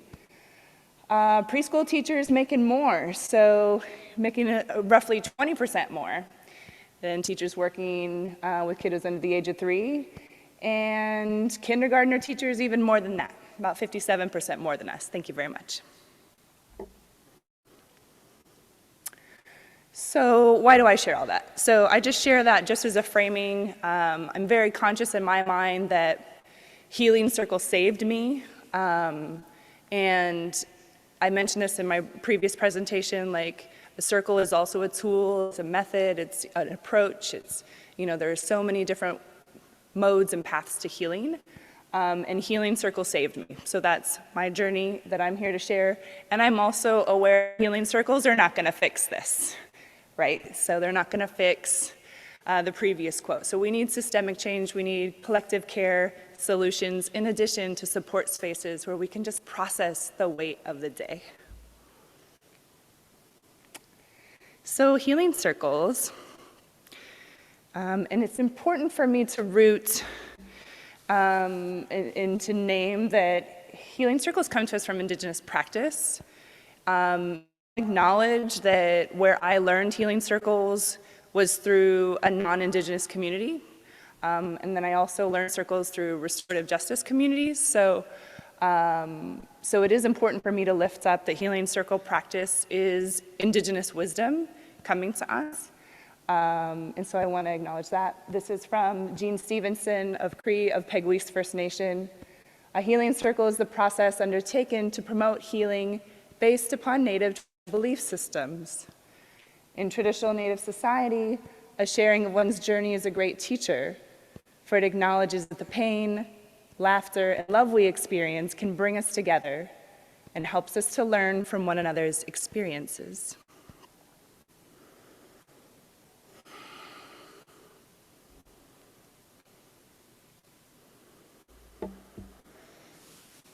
This is a very big room to try to bring the feeling of circle in, but I'm going to try. If this presentation were a circle, I would not be on this stage. I would be sitting at the table with you. And we would be coming to the circle, laying aside all judgment and assumption, opening ourselves to truly being seen and truly seeing others. If this presentation were a circle, I might light some sage. As Indigenous elder Don Coyhis of the Mohican people says, the sage plant is medicine that helps us to calm. I could really use some now. And it helps us to cross the furthest distance any human will go in their lifetime, which is the 18 inches from head to heart.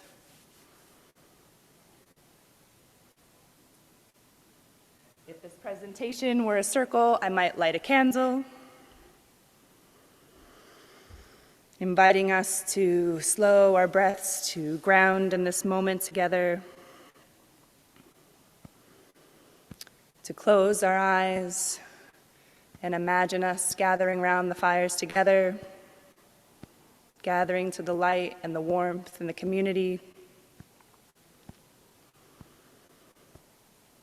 letting ourselves drift back in time, back to the fires of ancestors and Native peoples across the globe that gathered around the fire for safety, community, protection, survival, strength.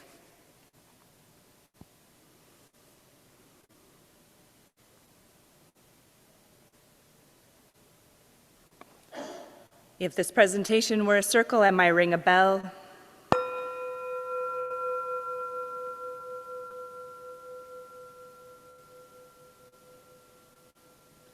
Inviting us into a shared purpose, laying aside ego and the need to be right.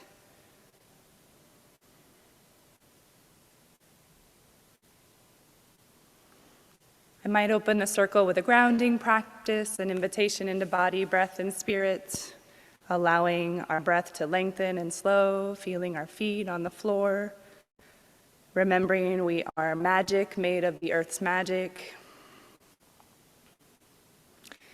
And if this presentation were a circle, I might share a poem or quote, other piece of art for a way for us to channel our reflections together to focus them. And we would go around the circle in turn, each person sharing what was most on their heart, what was most meaningful to them, and listening to the heart shares of others. And I wonder if this presentation were a circle, what would you share? What would you hear? And how would it move you?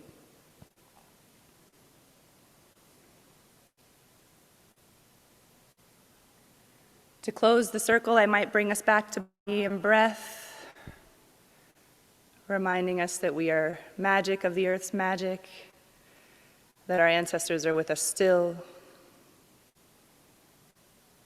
and that you have the right to be well, not later or on the weekends, on a vacation if you happen to get one of those, but now and always you have the right to be well.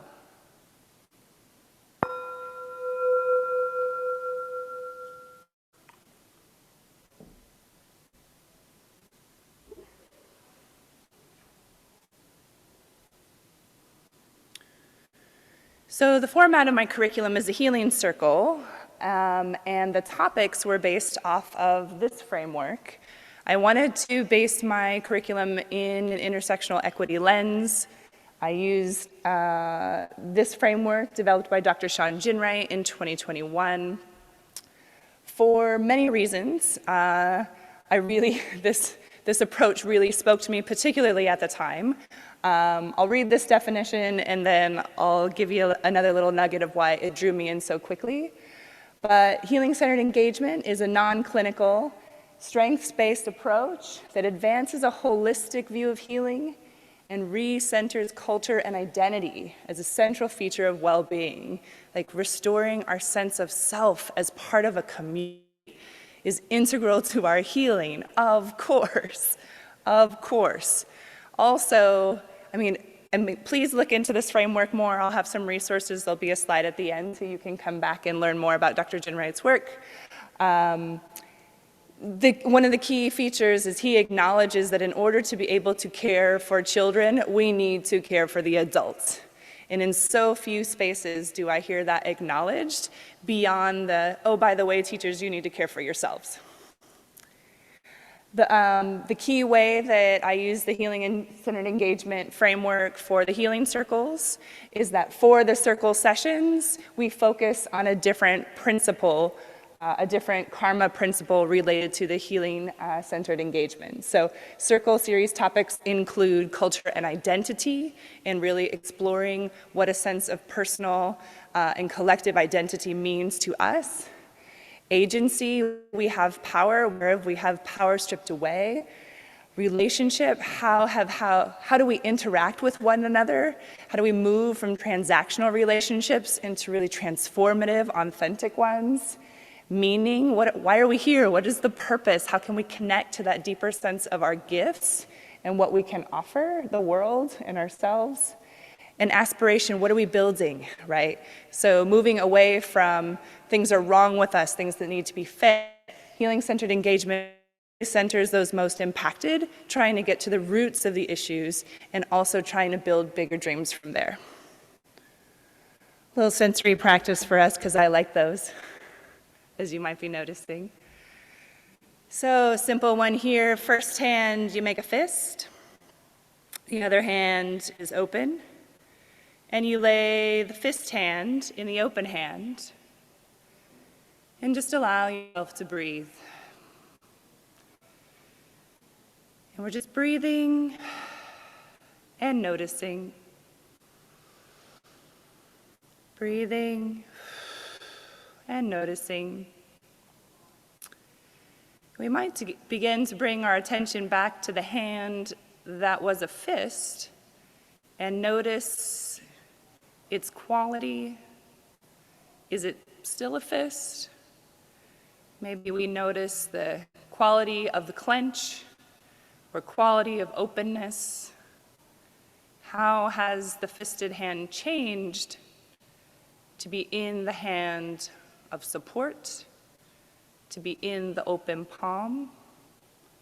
And we're just noticing.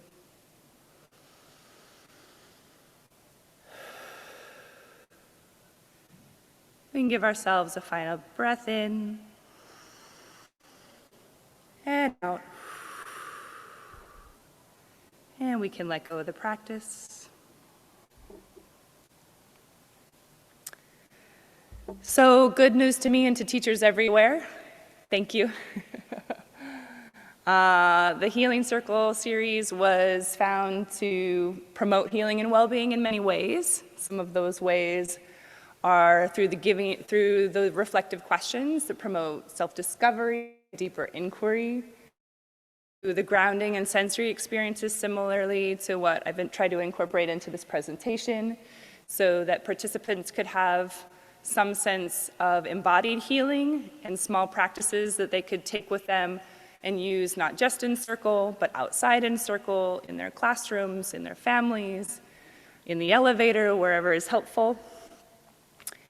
And also was found to help cultivate a sense of collective strength to remind participants of their inherent gifts, to help them find their voice, and a sense of belonging and deepen a sense of shared humanity, of shared experience, and deeper their connection with others. Relative to strengths, we always want to know about areas of improvement, right? Many, obviously. And I'll say this for any curriculum, it's so important that our curriculums are adapted, thank you, to the people they are for. I would not expect anybody to take this curriculum and deliver it as is for your community. It was designed for the people I know, the people I do Circle with explicit invitations to please, please, please offer this in the spirit of what is best for your community. And so that was a lot of the feedback from the experts that evaluated my curriculum, one of which was actually Dr. Jinwright himself, so I feel really he contributed. The other experts for this evaluation were experts, multidisciplinary experts across 4 fields: mental health, early childhood, healing circles, and the healing-centered engagement framework. That's it. That's me. Thank you so much for listening, and enjoy the rest of the conference. If the QR code's not working, just grab an email and I'll get those over to you with all the resources that I mentioned. Thank you very much.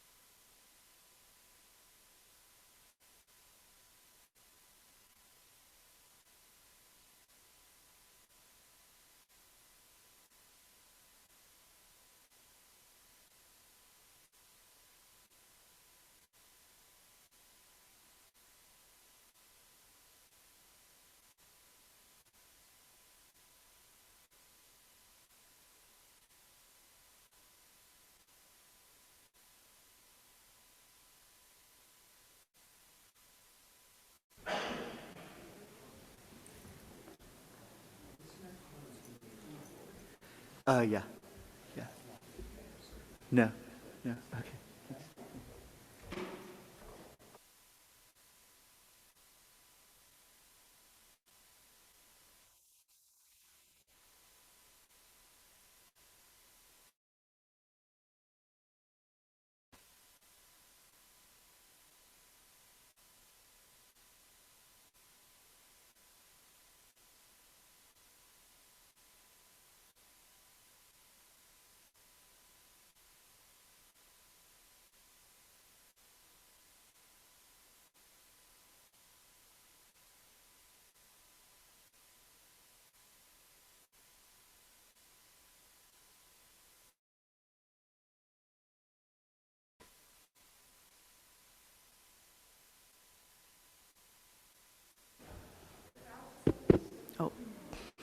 Next up, we have Food Hoarding by Susie Dubois, LMFT.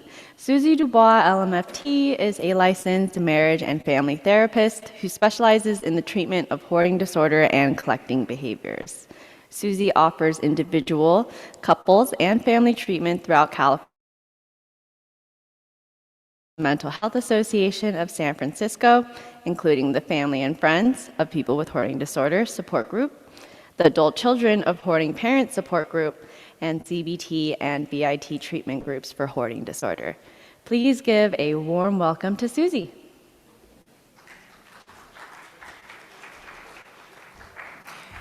Thank you, Serene. I'm so happy to be here today. So we are going to be talking about food.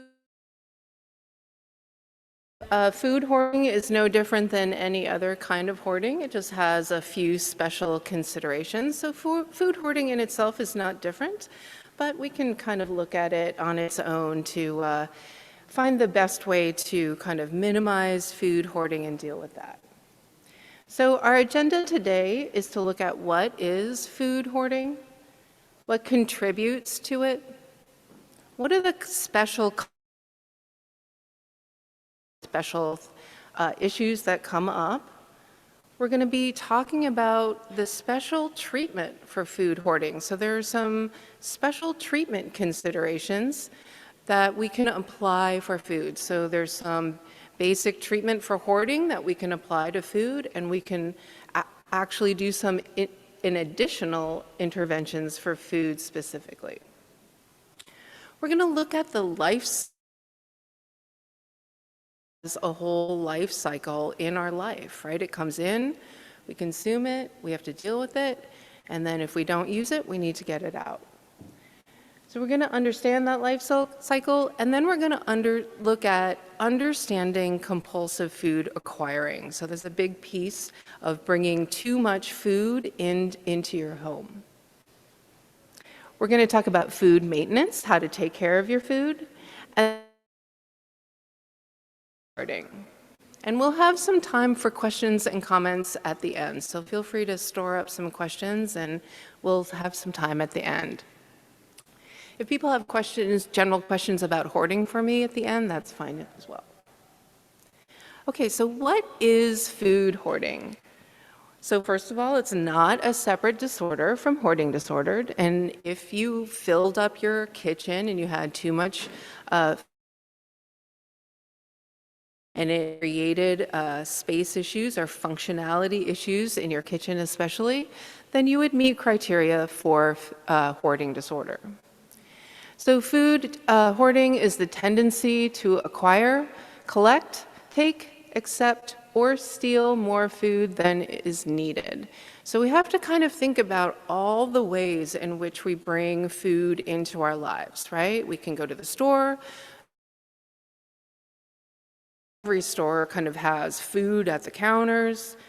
We can take more food than we need from food pantries or senior centers, or we can steal things from different areas. Food hoarding is the tendency to also have difficulty discarding food. So just like with hoarding disorder, it's hard to discard food that is unused or bad or unwanted. There's also a special consideration that we need to look at, which is the high need to gather extras. And this is kind of based on feelings of like scarcity, the need for emergency food, to have a stash, to have a stock. And this can really be part of those feelings of insecurity, right? Of not quite having enough and needing food to help us feel secure and safe. Now, another part of food hoarding is having difficulty organizing and maintaining food. So we can see the whole system in place, right? Acquiring, having difficulty organizing it, and then having difficulty discarding. So people with hoarding disorder can really struggle with food all along this life cycle. So what are the contributing factors to food hoarding? Well, the first really big factor is trauma. So we know that people who have experienced a lot of trauma, and people with hoarding disorder, it's about 49 to 50% of people who meet criteria for hoarding disorder have experienced a significant trauma. So we know that trauma can increase our feelings of need, of wanting to feel safe, and sometimes we come up with kind of coping styles in response to trauma that can eventually look like behaviors like hoarding and buying too much. Poor early childhood attachment can also lead to these feelings. So you have a hard time attaching to your primary caregiver, and so you place an attachment instead on objects and the need to feel safe with lots of food.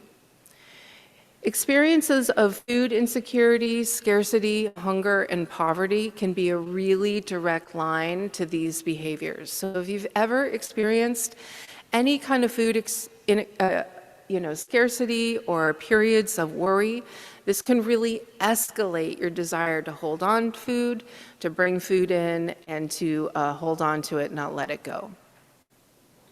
This can be a learned behavior in childhood. So some of you might have had parents with hoarding disorder, and they might have had a unique relationship to food in the household that you were growing up in.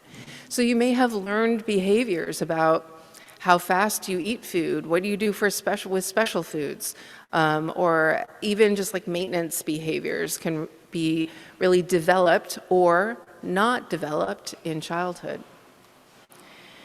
We see people with hoarding disorder, of course, have really difficulty discerning and lots of guilt, lots of perfectionism around food and food acquiring. And we see a kind of eco-perfectionism among people with hoarding as well, which is that things have to be discarded in the proper way. Things have to be discarded just right in order to be kind of ecological. We see lots of disorganization, anxiety and depression, right? The lack of energy that comes with depression to maintain the system. Eating disorders can also be related to food hoarding. It's not high percentages, but we do see some of those behaviors overlapping, where people will deny themselves like sugary foods, but they will keep them special for themselves. And we also see some substance abuse correlated to food hoarding as well. So those are the only kind of correlating things that we see with food hoarding. So this is a graph that represents Maslow's hierarchy of needs. He was a psychiatrist in the 30s and 40s and 50s, long time ago, but he came up with this theory that we all kind of, have to, basically that each level, we have to take care of all the needs in that level before we can go to the next level above it. So if you look at the very bottom level, it's physiological needs with food, water, warmth, and rest. So his theory is that once you have all of those things, then you can move on to dealing with safety and security. Once you have that, you can move on to dealing with your psychological need, onto enlightenment or feeling self-fulfillment. So if we think about food hoarding, people are really getting stuck on that bottom level, like feeling always like not quite safe, right? And not quite able to move up that hierarchy. The focus is on kind of meeting basic needs and maintaining a sense of safety. So what are the consequences of food hoarding? So we see with people who have a tendency to collect food that very quickly there's a lack of access to refrigerator or freezer space. And that can be like the first step towards not being able to feed yourself, not being able to prepare healthy foods, and not being able to buy fresh foods, right? So very quickly we can see kitchens kind of becoming overrun with things, and so there might be an inability to cook or prepare food because of too much food in the area. We see lots of spoiled food, so food that has gone bad, unused, but unable to discard it.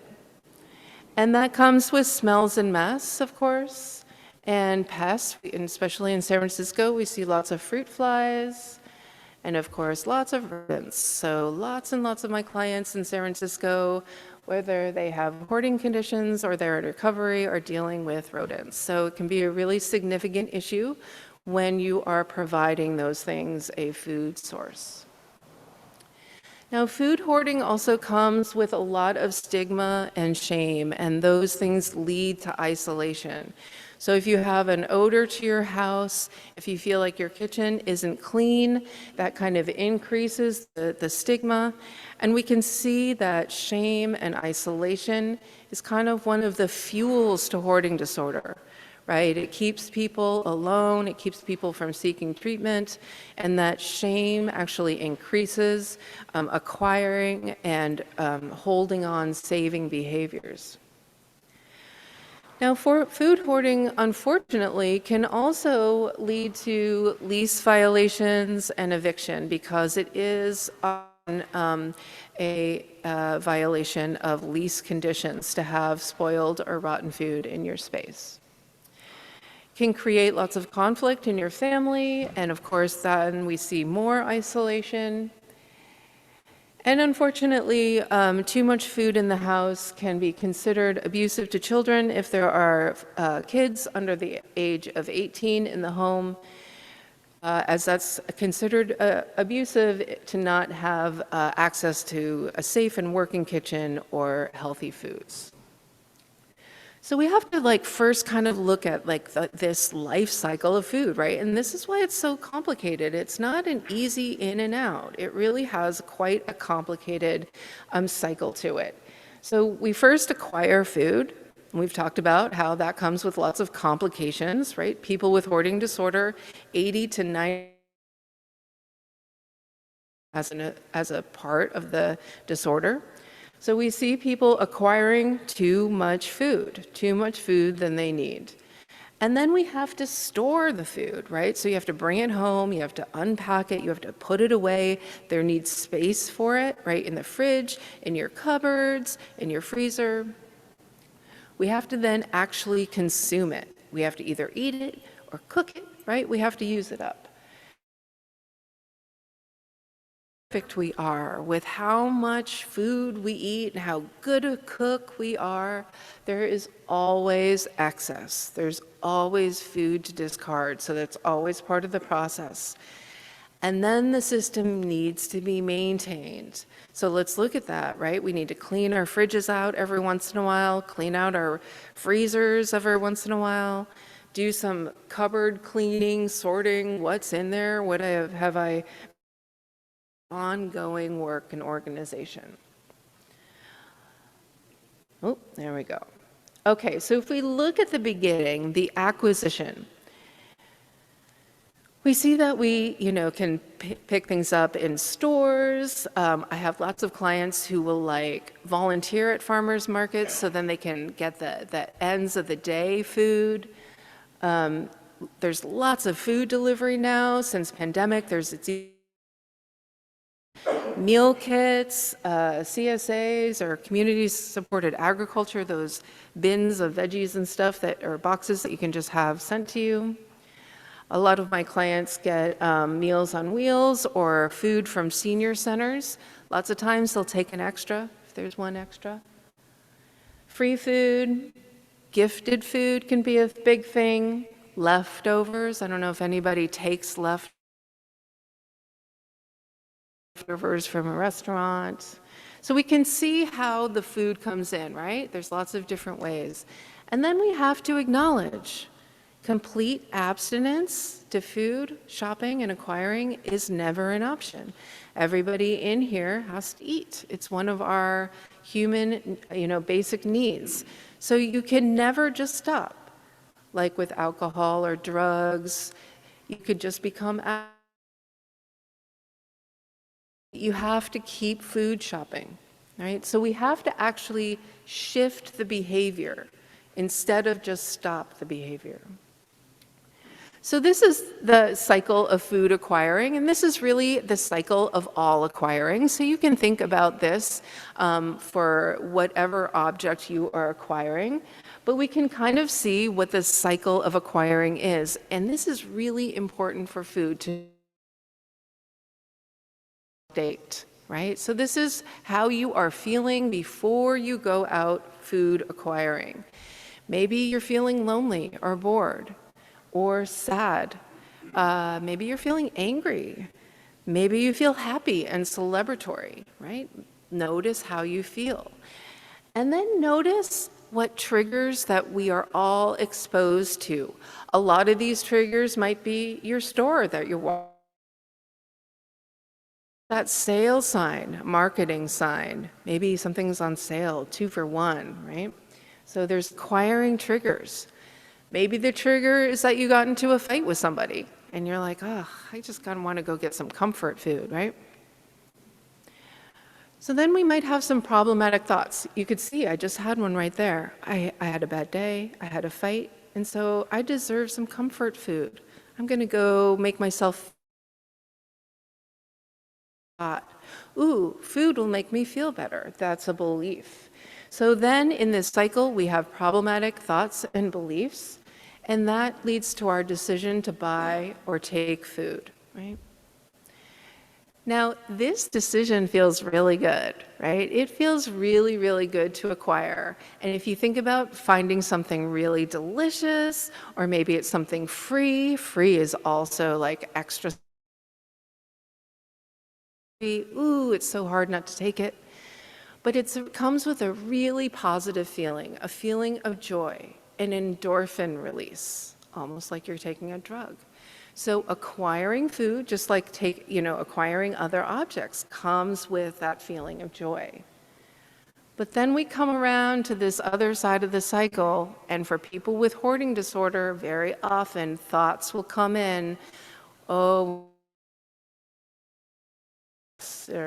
boy, my roommate is not going to be happy when I come home with another bag of food.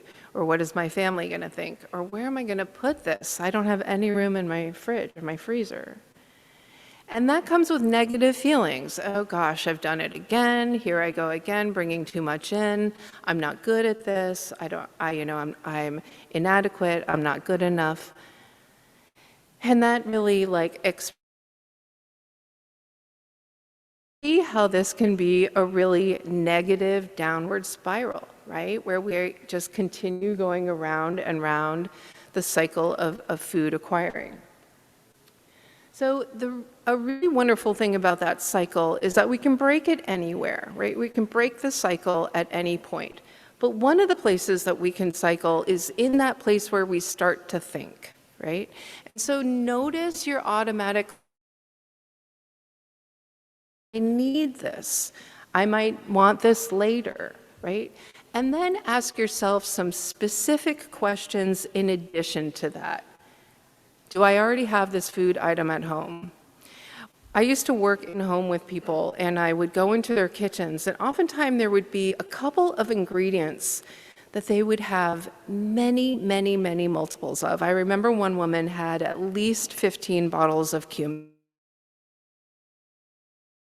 Like, there's a lot here, like, and she said, gosh, every single time I go in the store, I worry, I don't think I have cumin, and I better get some, right?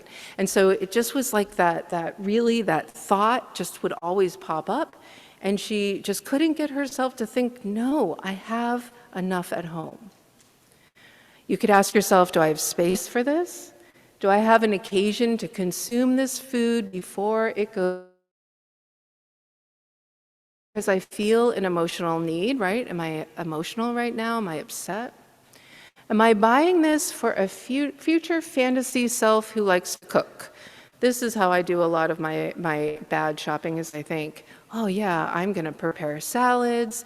Everything is going to be, roasted vegetables this week. And then it gets to 6 o'clock, I'm on the end of the day, and all I want to do is eat a quiche from Trader Joe's, right? So actually just need something easy at the end of the day, right? Do I have time to prepare this food? Are you sure, right? That's what I have to ask myself. I wish I did have time, but do I? Do I have money to buy this?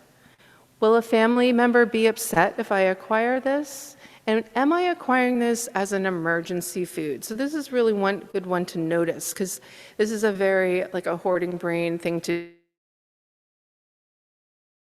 I don't really need this, and I'm not going to eat it right now, but I could get it as an emergency food. Now, we live in earthquake country where we all do need to have some emergency food, but just notice how often that can be the excuse. And then you have to ask yourself, how much emergency food do I already have, right? Does this food suit my dietary needs or restrictions? Am I being tricked by marketing sales? Marketed to, right? Is this a need or a want, right? So that's a great question to ask yourself with food. Just, is this a need or is it a want right now? Now, another thing that we can do to break that cycle and interrupt those automatic thoughts and beliefs is to also have some rules about food acquiring. So HALT stands for don't shop if hungry, angry or anxious, lonely or tired. Emotional state. Don't shop hungry.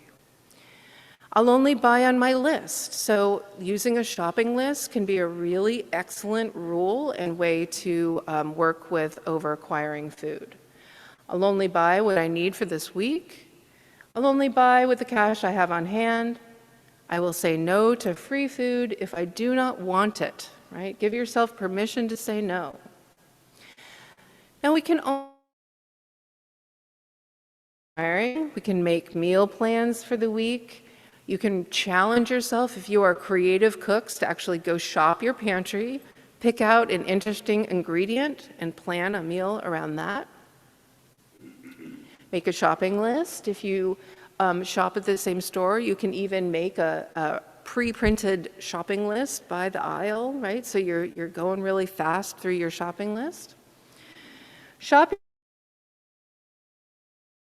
Sure you don't have what you need already? Think about those 15 jars of cumin. Are you sure you don't already have one? Before you go out, just check, make sure. Check your mood before you shop. Make sure you are not hungry. Those are the big ones. Go ahead and shop with a buddy. There's no rule saying that we can't grocery shop with friends, right? So if you are food acquiring and you're struggling, go ahead and take somebody and make it a thing. Go ahead and double check that you can take back. Now, what that last intervention is doing is kind of slowing down the process a little bit, right? Sometimes for people with hoarding disorder, there can be almost like a trancey experience when folks are acquiring, so that you're not even really paying attention. You're kind of just like in this like a very happy trance of acquiring. Just double check what's in your cart. Take a deep breath, take a moment before you check out. This can also be if you're, shopping online, go away from your computer, take a 5-minute break, and then go back and look at your shopping cart again. All right, so I'm going to talk just a minute about food rescuing because I see a lot of my clients are food rescuers. So food that is left even going to be used and looks like it might be wasted, right? So a lot of my clients will feel an incredibly high need to rescue that food. So do you find yourself feeling responsible to take or acquire food because you have that strong need to not let things go to waste? That's an example of that eco-perfectionism right there, the need to rescue the food. Of triggers that desire for freeness. Now, what we have to just like acknowledge in our when we're not, acquiring and we feel kind of strong and rational is that you are not responsible for all food. That would be just impossible, right? You're not responsible for all food waste. We know that there's a lot of food waste in the world, but you're not responsible for all of it, and your perfectionism isn't going to home becoming a landfill for spoiled food is not an option. That's not an option for any of my clients. And these rescue and responsibility beliefs and thoughts are what fuels hoarding behaviors and especially fuels food hoarding. So really notice if you are feeling really a strong responsibility. Notice being at this conference, the desire to take extra food. You have a few opportunities on the table. I remember at one of the early hoarding conferences I went to, the bags of chips were gone in seconds, right? Because people just put bags of chips into their bags. So notice these behaviors around you. All right, so that's food acquiring. Now we move into the food storage and consumption part of this cycle, and we just notice that it's a constantly moving,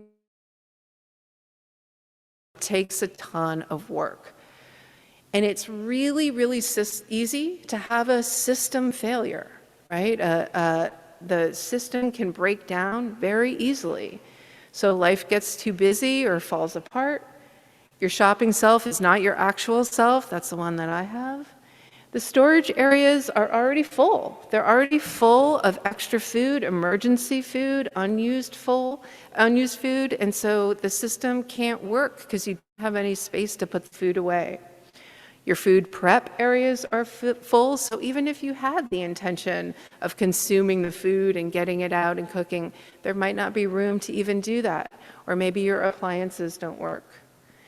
And then we can see the system breaking down when you are unable to discard, right? It's hard to let go of food, even when it's spoiled, right? Where I'm not talking about just that it's hard to discard food that is still usable. It's hard to discard food that is even past, right? Because of guilt and just the difficulty discarding, right? That is what hoarding is difficulty discarding. And we see lots of people are unable to use their appliances or unable to get them repaired because there's too much stuff or the shame of having a repair person in. So we see, issues with the food storage and consumption, and then of course, for people with hoarding, there's a really hard time with discarding. So why is food discarding so hard? First of all, this difficulty discarding is caused by hoarding disorder. That's the primary diagnostic criteria of this disorder, is that desire to save and the distress of letting things go. And we have a lot of strong thoughts and beliefs around food. We need food. All of us need it, right? And sometimes with people with hoarding, it's really hard to figure out what is enough. Right? How much do I need? How many pairs of socks do I need? How many pairs of pants do I need? How much food do I need?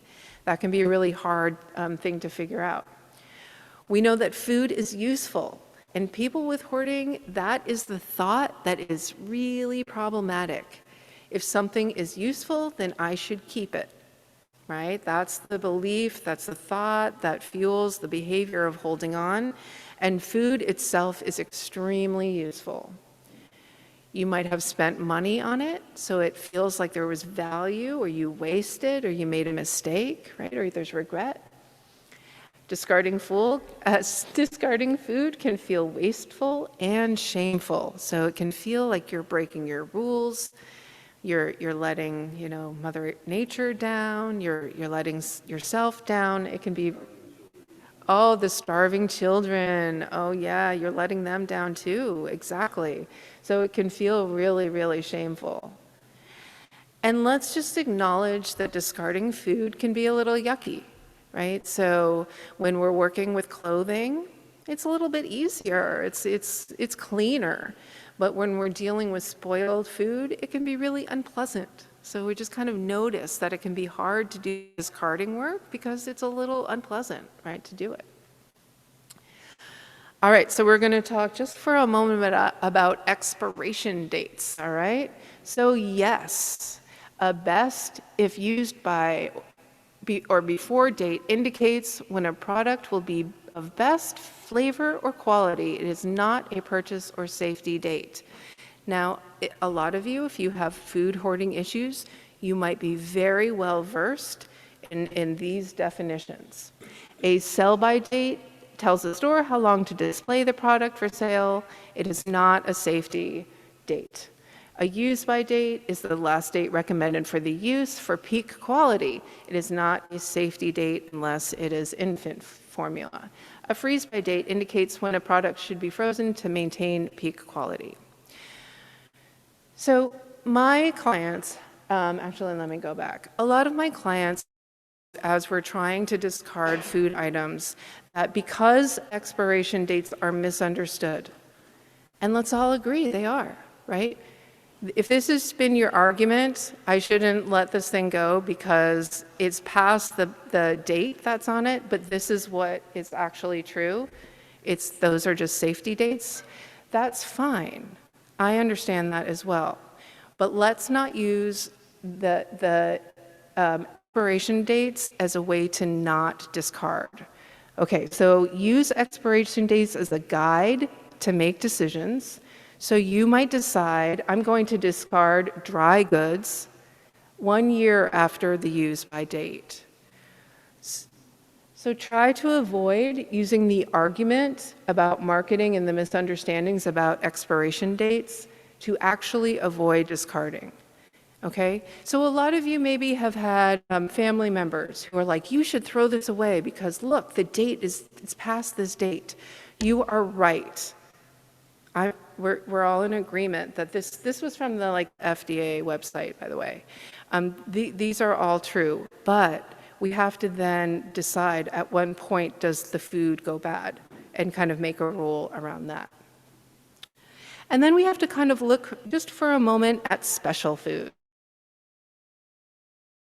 Special foods for special occasions, and then that occasion doesn't happen and the special food goes bad, right? That happens a lot in my house as well.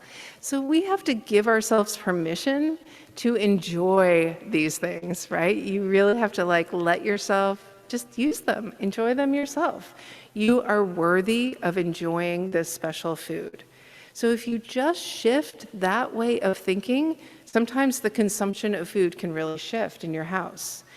Can you change the story of how foods are used in your home? Like maybe there's a story about you have to use everything up first, or you can only have certain foods at certain times. Can you change that around your food so that you can consume it? Can you have compassion that the occasion you bought the food for might not have happened, right? That happened a lot. That probably happened over the pandemic, that things have really shifted. Maybe you're not having it spill over. And can you allow grief that the special food was not enjoyed before it went bad? So there can be a little bit of grief work when you are realizing that something that you bought that was supposed to be for a special occasion or a moment that you thought about, that is gone and you've lost that food. And then let's talk about emergency foods as well. So you might have an increased desire to acquire and save extra and emergency foods. It's definitely part of hoarding. This is especially true for those raised by caregivers who've experienced food insecurity, or if you have experienced food insecurity or hunger yourself. Emergency foods may notice that you know, sometimes they are helping us feel safe. Maybe there's other ways that you can increase your feelings of safety. Food is safe, right? People can be much, much less safe, so we'll just kind of acknowledge that having extra can feel good. And of course, living in an earthquake-prone area can increase our need and of course promote this kind of emergency food acquiring. And of course, being prepared is a pretty convincing argument, right? So we have to just notice, how much do we have? I often joke that, like, I know whose house I would go to if we had a really big earthquake, and it's my clients' houses for sure. Okay, so what can we do to increase food discarding with questions and rules? So this is kind of the same thing as asking questions when you are going out and trying to reduce your acquiring. We can increase our desire to acquire and ability to, increase our ability to discard and pick up the pace if we use some questions. So is this spoiled? Will I eat this? Do I even like this? Did I buy this for someone else or a different version of myself, right? That healthy version of me that loves to cook in the middle of the week, that never does. Is this healthy or good for me? Is this adding to my hoarding issue? Can I forgive myself for wasting this? Would a caring friend forgive me? Or would Susie forgive me? So if you can't even think of a caring friend, then think of me. Would I forgive you for letting something go? Or being wasteful? I definitely would. I definitely would forgive you. Can I have compassion for myself that I wasn't able to use or consume this, right? So let's have gentleness. We can have a gratitude and self-compassion moment also to increase discarding. So you can say to yourself as you're discarding spoiled or unused food, thank you for helping me feel safe. Right? So just give a moment of gratitude or thankfulness to some food that has been in your possession in order to make you feel okay and safer. Thank you for being my emergency food. You can add self-compassion to increase your discarding by saying, I feel compassion for the past me that felt the need to acquire this food. So you can forgive yourself for that. I have compassion for over-acquiring in the past, or even if you do it in the present, right? You can notice it and have compassion. And I have compassion for how difficult it is to discard, because that is just a huge, huge part of this. Now, we go all the way around the system, and we notice that there is maintenance. There's maintenance that we have to do. Food requires it, right? So we all create some food waste, which requires us to do discarding in our fridge or our freezer. Organizing. So this is even like remembering that you have food in your fridge is kind of what I think of like organizing, or think about how you're going to use ingredients in a meal. And then cleaning. There's actually a cleaning component to this as well. Very often in hoarding, we don't really talk about cleaning. We'll talk about maintenance. But actually with food and refrigerator maintenance, it requires cleaning, right? Food is messy. The cleanest houses have, you know, messy refrigerators that need cleaning every once in a while. Now, in our storage areas, those also require discarding, organizing, and cleaning. So this could include shelves that you have in your kitchen or storage areas. It really is quite a complex system of maintenance. So what can we do to increase this maintenance success? First of all, it can be really helpful to schedule it. Same day of the week, use a calendar, right? Some kind of scheduling.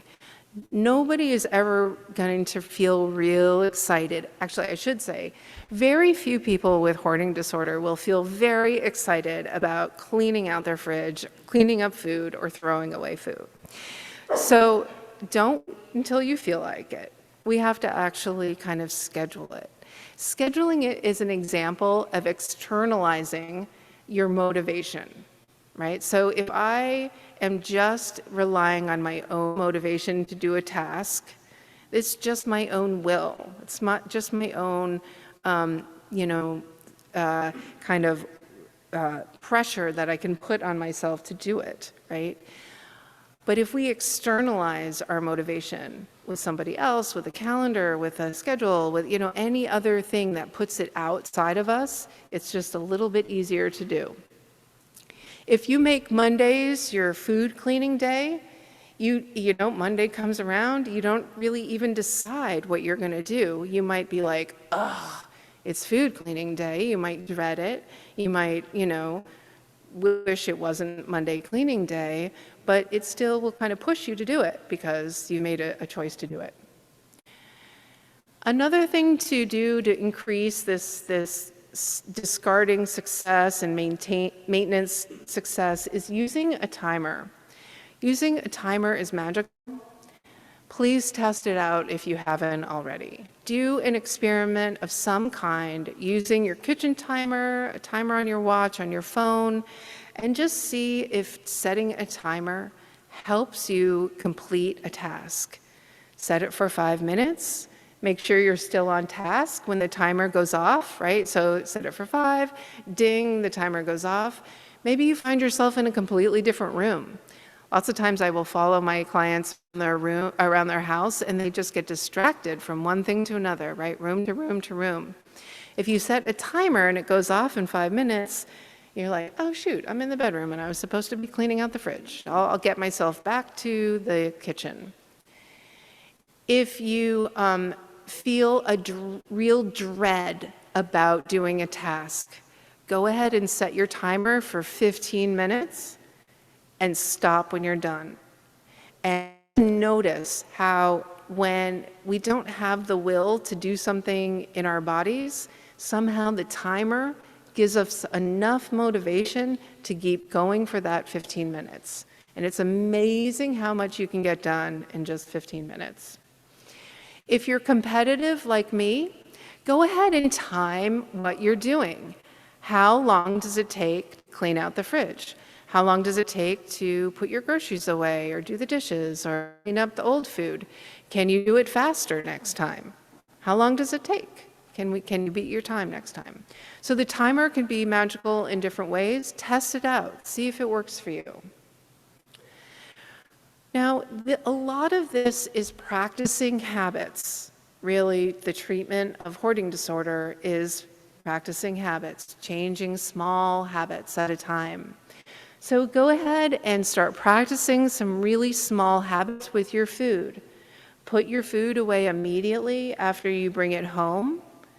Practice discarding aging food. The more you practice, even if it's just like, a banana that has gone from ripe to black to squishy to petrified. I mean, a lot of people have hoarding. I know you have seen it, right? How the food can go through a whole kind of cycle of being. Practice throwing it out without any judgment towards yourself. Just practice putting that either in the compost or the garbage or whatever. Also practice passing up free stuff or take less, right? Practice taking less. Maybe you usually would take 3 extra, meals from the senior center. Let's see if you could just take 1. Let's see if that makes you feel like you have enough at home. You can pair food maintenance and discarding with something that's a little more fun, right? So we acknowledge nobody wants to clean out their spoiled food. Let's pair it with something else that's a little more fun. Put on a podcast, have some music playing. That can just make a drudgery, unpleasant task a little better. Go ahead and get help if you can, right? Treatment for hoarding, having somebody come in and help you clean up is a wonderful way to deal with an excess of food. Just kind of do a big deep clean and then start your system.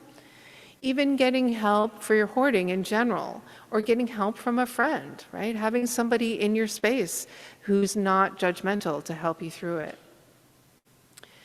Another thing that can be helpful is just wearing a mask and gloves. So for any tasks that come with a little bit of an ick factor, if you just, we've all gotten very good and practiced at wearing masks, that they can really, really, really help with smell. So if you're doing something that's kind of rough, go ahead and put on a mask. Put on some gloves so you don't have to touch whatever you're touching. Just those simple tools can make the job a little more pleasant. And then go ahead and reward yourself when the task is done. That is a hard task to both discard food and maintain food. So reward yourself with something fun. And let's be gentle about how hard it is to do discarding work, right? It's part of the disorder that it's difficult to discard, so let's be really gentle. All right, so that's it. Thank you. All right, so I wanted to have some time for questions if anybody wants to yell out some questions.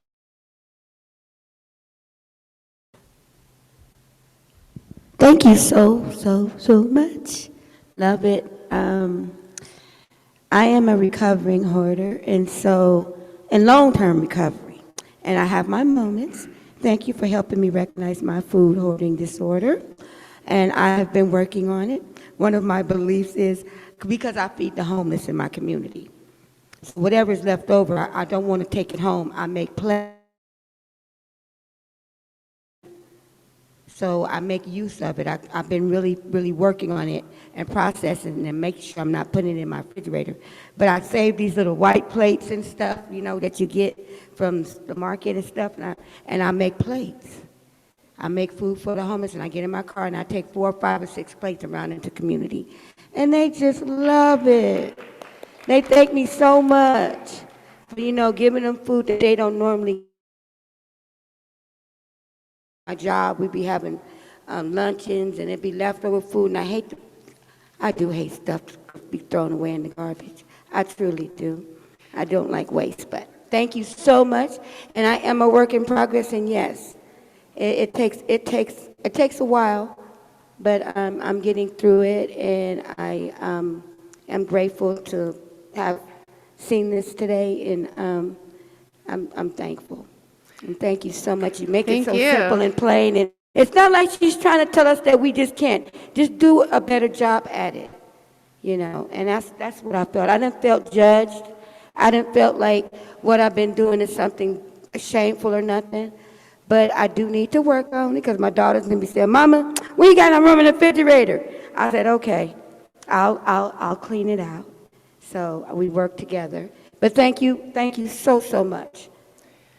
Thank you. That's really lovely. And, I love when, people can combine their passion of not being wasteful with helping other people, right? So we see with people with hoarding a lot of time that they will have that beautiful intention of wanting to share. Like, I have a lot of clients who will take food because they have an intention to share it, but then it never gets shared, right? It's not. And so I love that what you're saying is desire to take extra food, and if you combine it with actual distribution, it can be really, really a lovely way to deal with that. So that's really great. Thanks for sharing that. Other questions or comments for me? Anything about, Varian?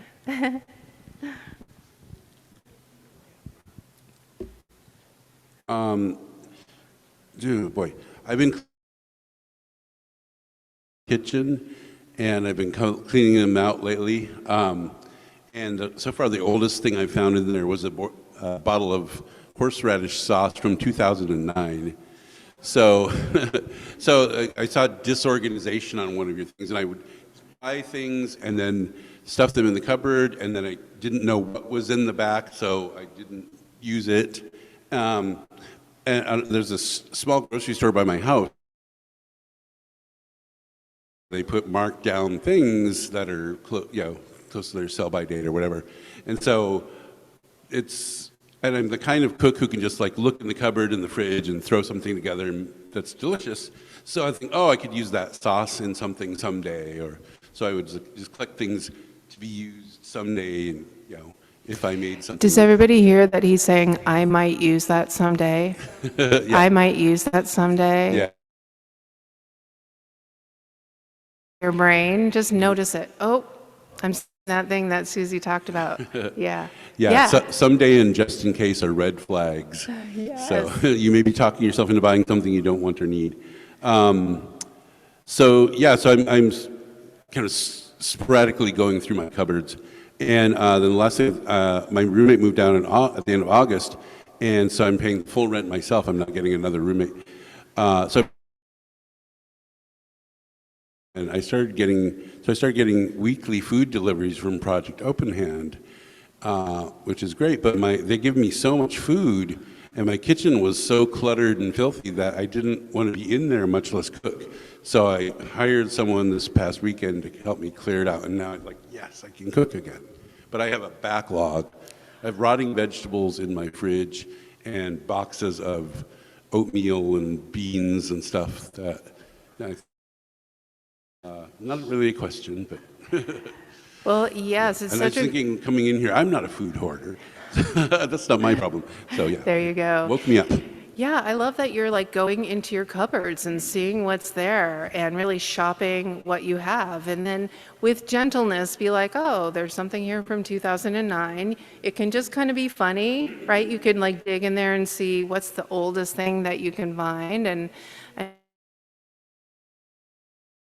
2009 is bad, right? Everybody agrees that that's old. Yeah.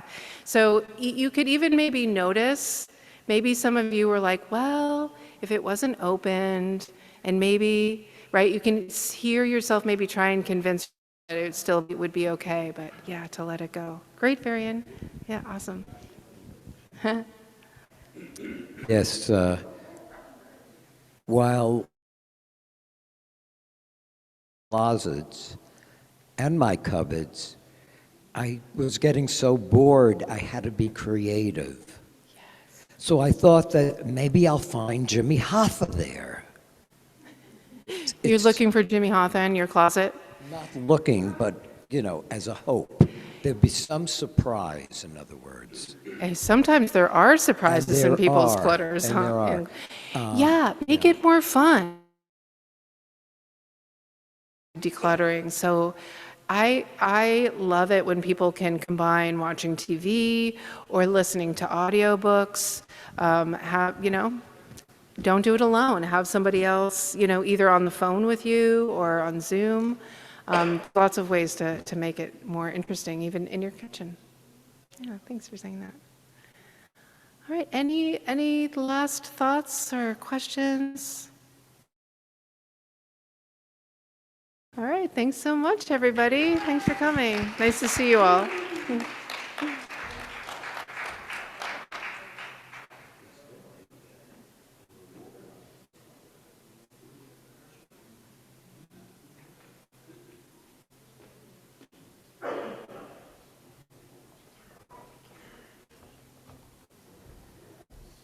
All right, so that is the end of our conference. Our networking event in this very room very shortly. We will have 2 blips during that as well, and those will start at 5:45. The first blip will be by Tarita Mikkel, and the presentation will be We the People Redefine Crazy. And then after that, we will have Hip Hop for Change. But